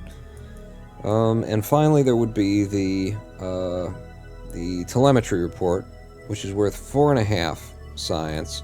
And incidentally, we will have made an extra 15 grand because we just transmitted something from a new biome that we'd never been in before here at Minmus, and we have that strategy active. So that was worth some cash to us to do that, and now I'm going to go ahead and try and transmit all of this data that we've just collected. And we're going to run out of electricity, but we'll get some of it in, is what I presume. So, transmit data, transmit all. 3 missions became 2 missions, and then became 1 mission. And that's the way that it should be, at least. I should just be doing 1 mission, you know? Why I gotta pack things together? It's more fun. We stretch it out. We get to do it all, you know, to have our cake and cake it too. And then we fart. We fart in the cake farts. Cake farts. Yeah, so we transmitted a fair whack of it there, but we're now, you know, need to wait for the electric charge to come back in. How are we doing on our panels? You're in direct sunlight. The other one is... Your energy flow is 0.113. Let me just put both of these up and see if there's a better place to have them in. You say energy flow 0.00. Why would that be, kid? Where's the sun? Is it just the incredible glow from Minmus that I'm confusing for sunlight? Yeah, considering they're like kind of opposed to one another, you either have one of them in the sun or you have the other one in the sun. Where the hell's the sun? Minmus has become the sun as far as I'm aware. I can't find the sun because of the reflectivity of the body that I'm currently hovering over, if you know what I mean. There it is. I found the sun, everyone. And I can only have one in at full strength, so we'll have 1 in at full strength, and then we'll warp a bit. And re-aim. Oh. Why are you losing? You prefer it that way. Alright, whatever you like. And we're almost completely full of electricity again. Good enough. Let's try to retransmit.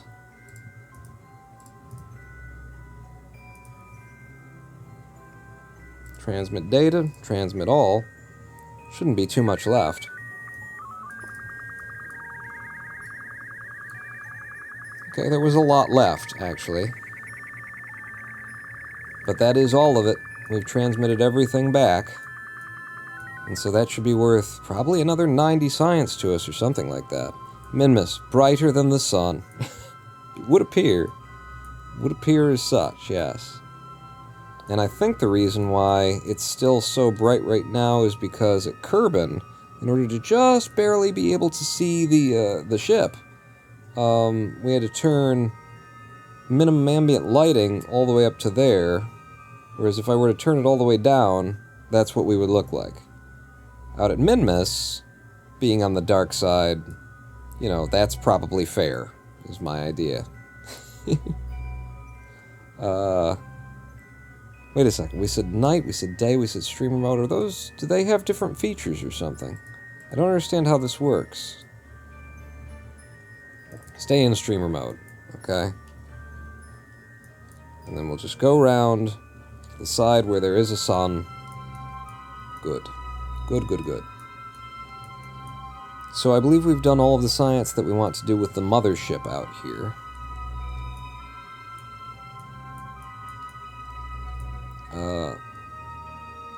Electric charge is completely refilled. That's good.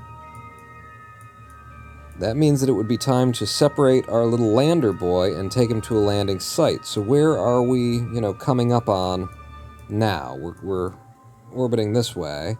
And it looks like we'll have one of the flats right here.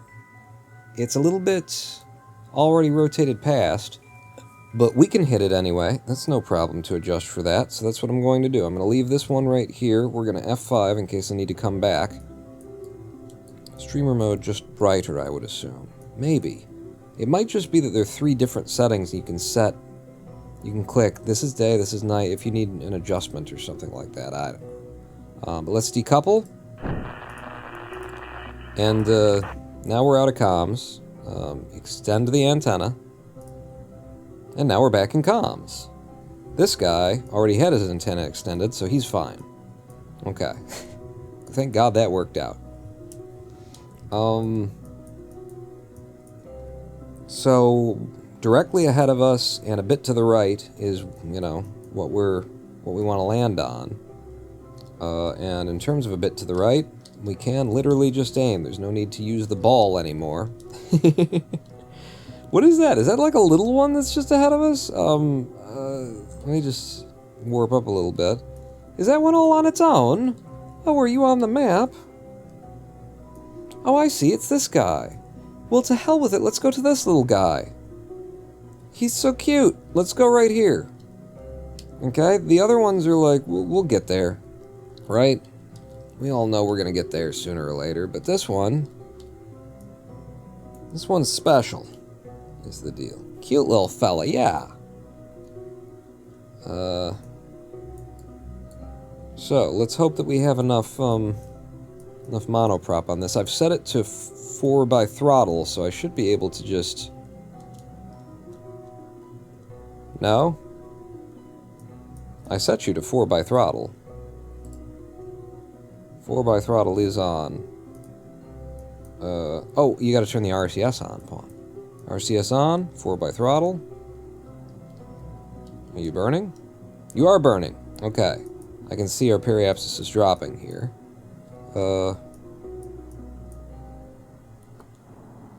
Let's burn it. And this is actually one of the few views in which not having tracking is not a problem. We can still use this. So I'm going to do like that. And look at how little monoprop we've gone through just doing that. We're going to need to do a little bit of a twist as well so that it doesn't get away from us.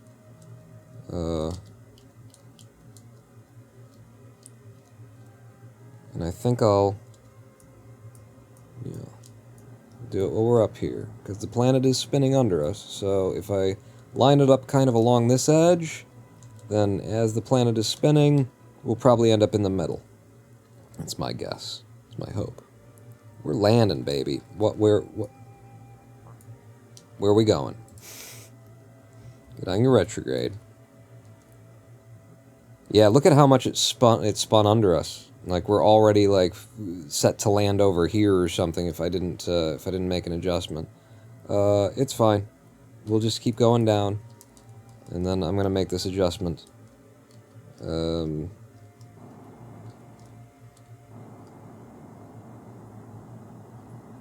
We've got DV for days. And then also, it would be a good idea upon to... Like, it would be nice to land right on the edge there, and then we could get at least 2 biomes we could transmit from. At least 2. It's a little bit of a wasteful landing, but you saw our situation, and I don't really care. You know, when you've got the Delta V, you kind of just spend it.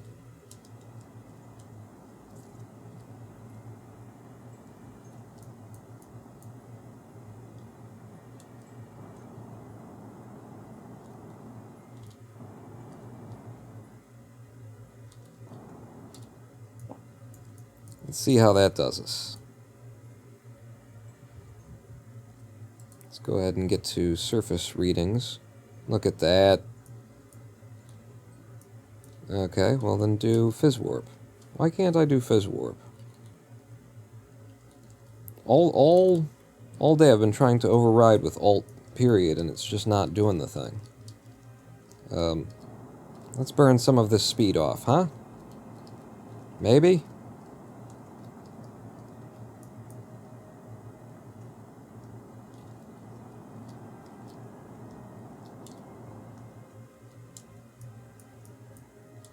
Okay. We're just going to try and land on this slope first.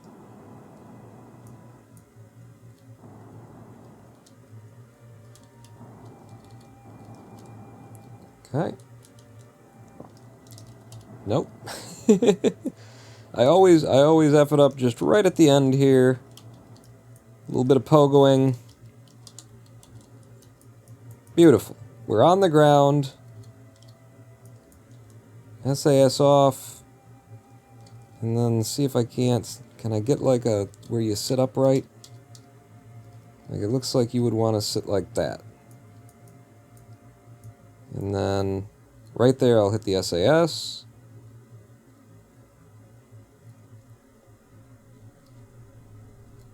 Just trying to get it to like lean. Yeah, lean with a little swagger. In 3, 2, 1... Fire! Fire what? Okay, we are on the surface of Minmus for the first time. Kerbal Space Program Probes Before Crew live here on twitch.tv/RonanPoint. Your only sword. Impressive. There's some dust hanging in the lack of air on Minmus. I'm going to have a celebratory sip of this smoothie.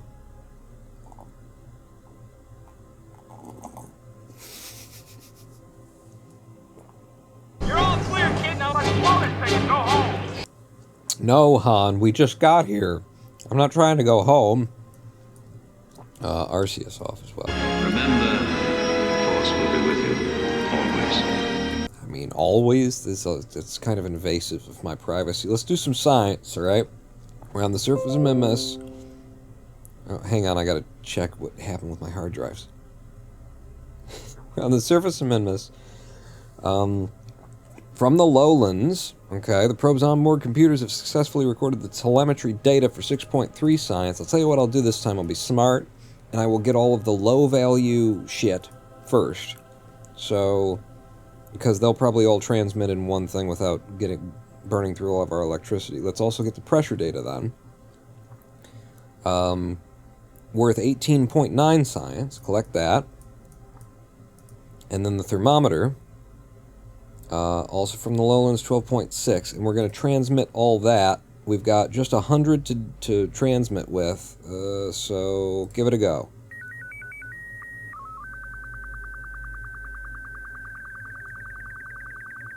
And I think we did it. Cost us about 70.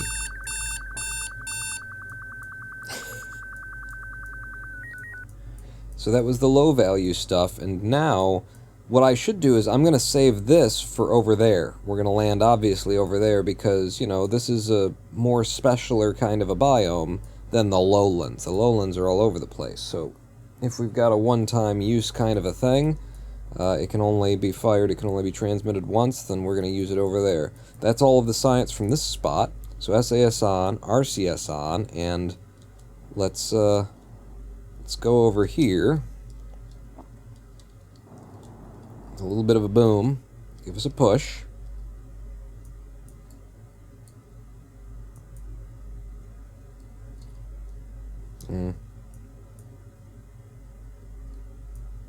Don't pick up the phone, Jeb. I'm on the internet. Okay. Actually, yeah, I want a little bit of that, and then all of a sudden I want a lot of this. So it's a fun way to do it. Nice. And then we can sit perfectly upright this time and SAS off. And RCS off. Alright, now are we really here though? Because the biome mapping is, you know, a little bit hazy. What are you doing? Alright, a little bit of lean. That's good. So again, let's telemetry report. We're still in the lowlands. Yeah. So we gotta move further out. That's what I was saying.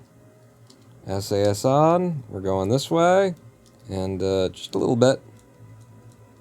Oh, RCS needs to be on as well. RCS on. And, yep, over here. We'll land on that rock right there. That'd be pretty cool if you could, Pawn. Feel free to impress the hell out of all of us by doing what you said.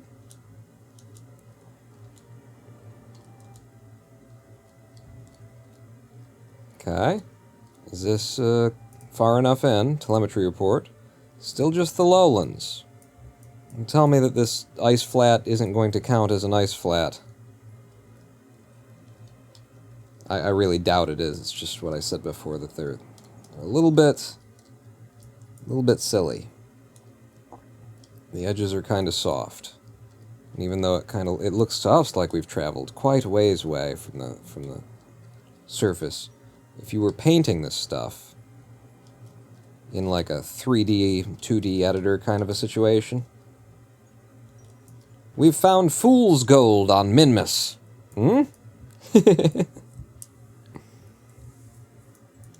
Are we there yet?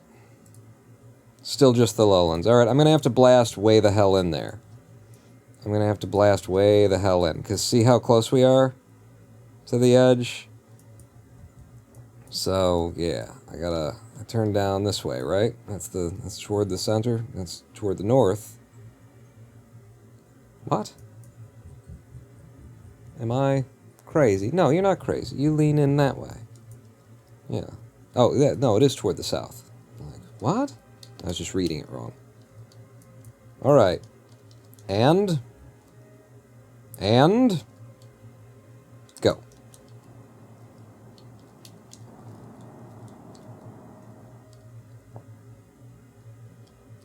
Now that's a pretty big hop toward the middle of this.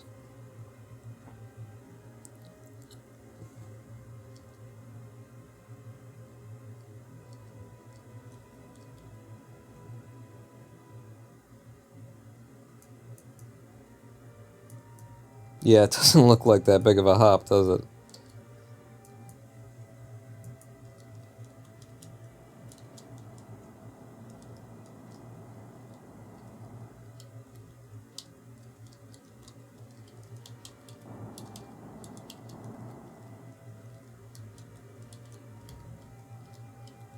And we're back down again. What do we got, buddy? Mimesis Flats. Generically, just the flats. It's nothing special. It's just a wee babby. But, you know, the other big ones are easier to hit. Like, they're not just Mimesis Flats. They're Mimesis Greater Flats and Lesser Flats and Great Flats and stuff like that. So this is possibly better than if we'd done it the other way. So get me this, and get me this, and get me this, and then transmit all that science. Can you hear us, Kerbin? Can we see you, Kerbin? Who are we communicating with right now, in fact? Noah Craw to Harvester Massif. So we're out to this relay, and the relay is bouncing back there. Friggin' love this. This is beautiful.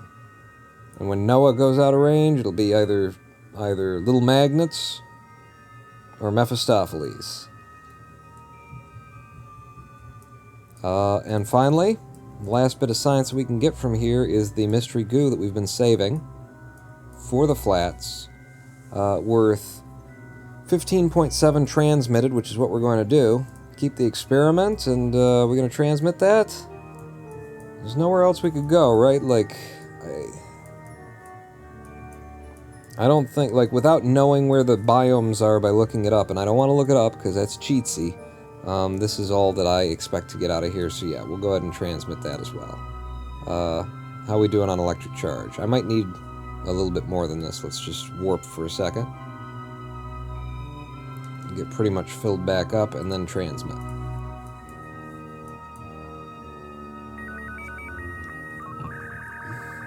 And that was really just enough to transmit this as well. I think this alone takes about 70 or something like that to transmit.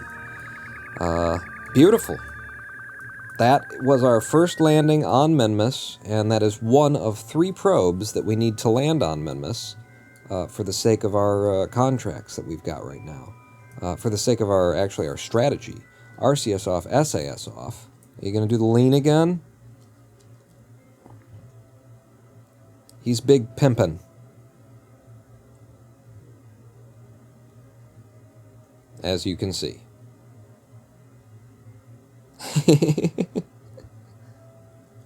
I love it. That is a mission complete. One of the 3 that we started out to take. But we are also, you know, bear in mind that the thing that we did here, we just put probe polar that is, in fact, let's go back to that one. What I could do is we could name the lander probe after someone in chat. We could raffle that. I'm open for that. Raffle. There you go. So if you guys want to try and grab a name, I'm willing to name the lander probe. And I suppose we could name the polar one as well. So there's opportunity to get your name in the game in 2 different ways here. Right now what I'd like to do is actually go to this guy. Can I not do that? From map mode, because I don't have the tracking station yet. There's so many things about this system that are, like, a little bit broken, huh? That they just didn't think about, like, oh, well, the tracking station, we don't want you until you've done that, but I can't transfer craft? Right? That's the situation that we be facing.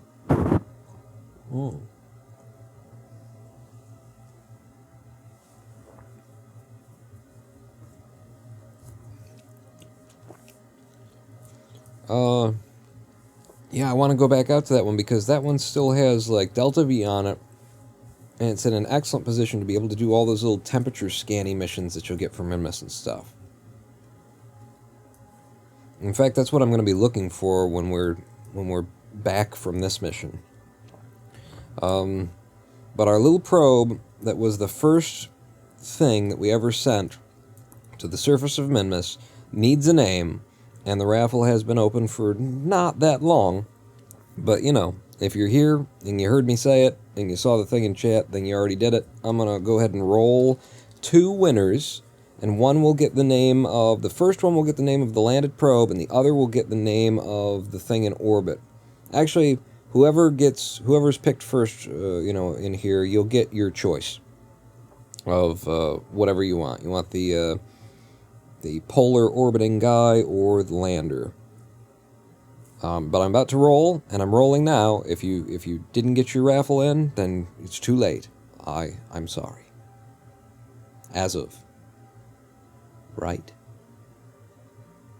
now. I've closed the raffle, and Clock District and Mephistopheles have won the raffle, and Mephistopheles, you're already in orbit as a comms relay, and that creates issues for me as to whether or not I want to, you know, do that.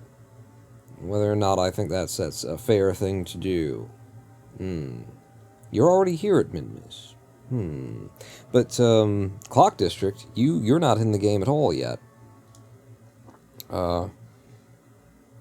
So which would you like, actually? Clock District? Because you can either have the landed probe, or you can have the polar.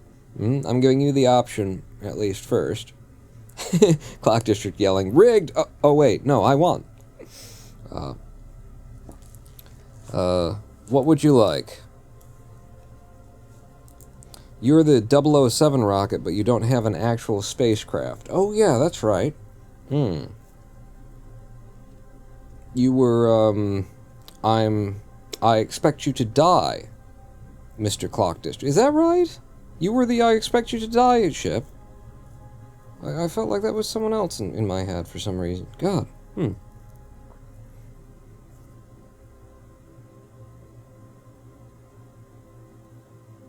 Which would you like, Clock District? The orbital, or the polar probe, or the lander? Polar, please. Alright. That one I don't know how to get to yet. So, now the question is, does Mephistopheles get to be 2 in here? And I think the answer is yes. We ran a fair raffle, unless my coding is wrong, and it constantly prefers Clock District and Mephistopheles. Or if I've just, rigged this in the background. Yeah. Mephistopheles, you are above and below. It's fine. Except for the worst part of this is that I have to spell your damn name again. Mephistopheles Jr. Alright, we'll go with that. Let's see. So, this is the first lander ever. So, should I say something about that? So, Minmus Lander. First lander. Actually, ML1. Minmus Lander 1. Mephistopheles. It's an O, isn't it? Oh, I already did the O. O-P-H-E-L-E-S. Mephistopheles Jr. I love it. Okay. And we'll leave it as a probe, because it's a probe. Yes. And then with the other one, I think I have to go back to the Space Center in order to do it. But wave goodbye to little Mephistopheles Jr. Goodbye, Mephistopheles Jr. Goodbye. We're leaving now. We'll see you later. Goodbye. I said goodbye.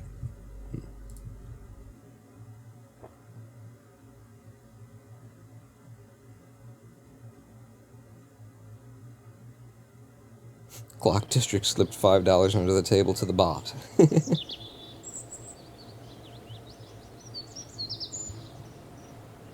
So now I'll just go over to the tracking station where I can definitely get a hold of the name of that craft. And it's the Bound for Minmus Mark III, I presume is what we're talking about here, right? Yeah, that's our guy. And from you, I can... And this would be... Minmus Polar Probe. I don't know if this was a good idea. MCR is a comms relay. ML1 is Lander 1. I mean, this is just a probe. It's just a probe that's got science on it. It's not a relay. It's not any of those things. So MPP. MPP, yeah, you know me. I'm down. I'm down with MPP. This is the Clock District. Yeah. I guess that's our naming convention. Now all the M things will be for Minmus. Oh fuck, there's a moon out here too. And it looks like they're offering me 308 and 295 a contract to put a polar satellite up that I'm probably not interested in. I mean, we need to send one out there. We do need to send one out there that's going to do the ScanSat stuff as well. But, yeah, balls with it. We'll get to that. We'll get to looking at that anyway. So we've now been here for 5 hours. Shockingly, we've only done the 2 missions, but it feels like it's just flown by. You know, it doesn't feel like we've been dragging feet. It doesn't feel like each mission is taking 2.5 hours, and yet here we are. And because we've taken it slow, I don't feel like, you know, worn out or anything like that. I feel like we can keep going.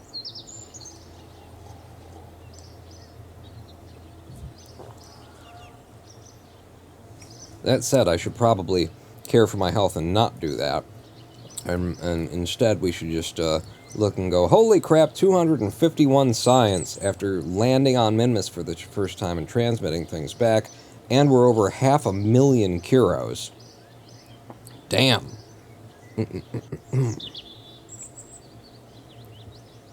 Building upgrades, says Portable Gem? Yeah, with all this money that we've got, I mean, you know, the thing is, tracking station, it would be nice to not be flying blind anymore. And if we did buy into the tracking station, we would also get the flight planning. We'd also get maneuver nodes because we've already bought in at mission control. So that would be kind of 2 upgrades for 1. But there's also the VAB, where we've been struggling against the 30 part count limit. But I'll tell you what, we're not going to struggle against that as hard anymore because we've got all this science to spend, which isn't going to last long. 290 tiers, you know, and then you're broke again. But those 290 tiers are going to get us bigger pieces, bigger fuel tanks, that kind of thing. And then we're not going to struggle against the 30 parts count quite as much. So I'm willing to leave the VAB for a little bit later and just go in for the tracking station. It's kind of what I'm thinking. Plus, I do like I like having a limitation in my build. When I get to this point and I'm trying to make like a whole bunch of probes and put stuff on and send it up, you know, then it's kind of cool to not have to worry about 30 parts count limitation. But I don't know, it's between the two of them, I don't need the tracking station, but it feels like it's the right thing to do. I'll leave the tracking station alone. Cute Shark says the VAB. We'll take votes from chat. You know, speak now or forever hold your peace on whether you think it should be the VAB or should be the tracking station. Or something else entirely that I'm not even thinking about. And thank you for the follow. Meanwhile, like with the science that we've got, we definitely need bigger fuel containers. This is engines. And we're not hard up for engines at this point.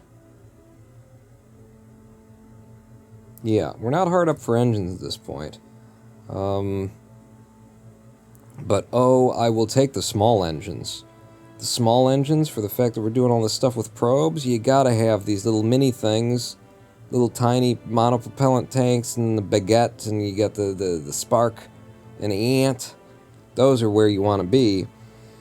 But what we really need is the FLT 800, you know, and that'll get us also fuel ducting, drain valve, some other size tanks, some adapter tanks as well, so we can go from the super tiny to the pretty big. And we'll get tanks that are in the size that the mid-size, whatever the hell that is. Like, does it say here what that crazy mid-size is? It's not 1.25, 1.6 something, right? Isn't that what that is? Like crazy mid-size.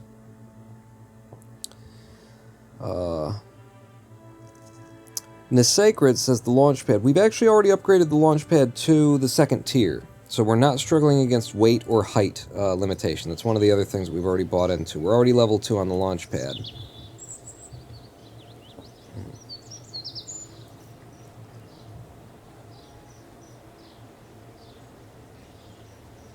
It looks like the chat-wise opinion is the VAB, get rid of the 30-part count limitation. I usually like the limitation, the restriction, you know, it's something to have to struggle against, but we're at a place where I would like to be able to make tiny little probes that have a whole bunch of science strapped to the side of them, which means like each probe is a 12-part thing. You put 2 of them on your craft, and now you've only got 6 parts to, you know, create a lifting to actually go where you're going. So if that's the popular opinion, then that's what we're going for. the VAB. Yes, sir.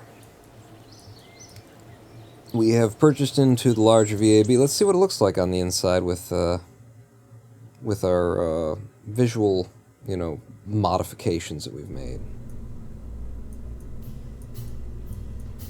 We no longer have like the spotlights that were on the interior of the other one with the windows over here that we're shining in, so it has, somewhat significantly changed the sort of tone of what's going on in here. It's pretty and everything. I'll show you the difference too if I over here, and then if we went to default empty, then this is what it looks like in the base game. And then we've just done, I've created just a little subtle thing right there. Give us a little bit of warmth in this room that wasn't there before.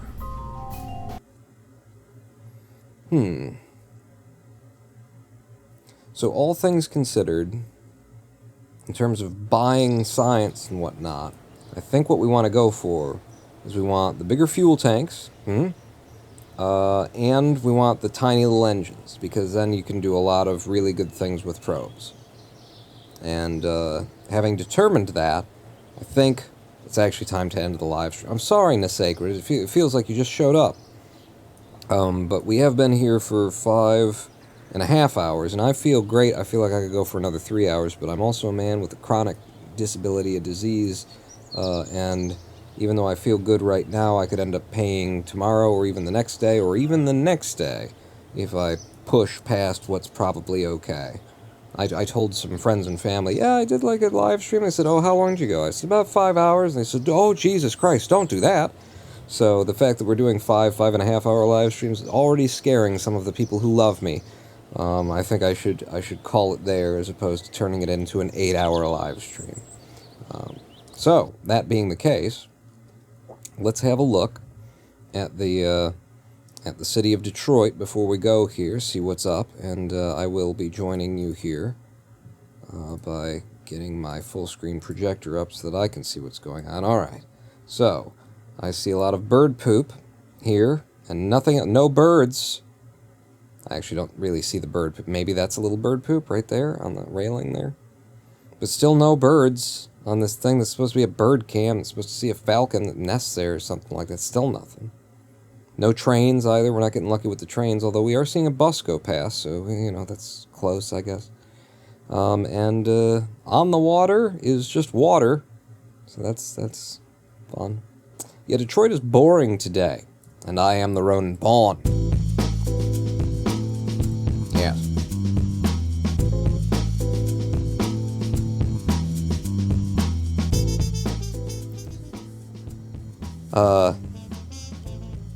Where did that go? There it is. Thank you all for coming out.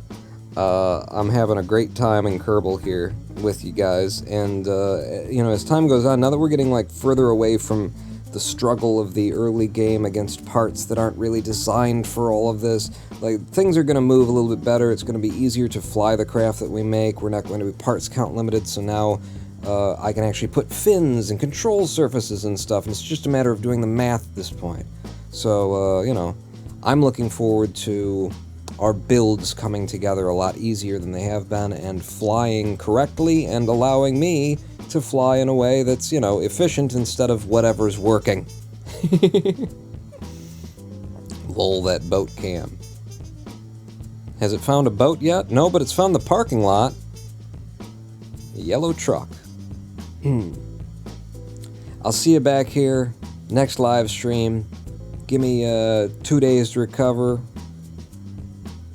So probably a Wednesday coming up. It'll probably be our next live stream. Thanks for coming out, everybody. I'll see you at the next one. Pawn out.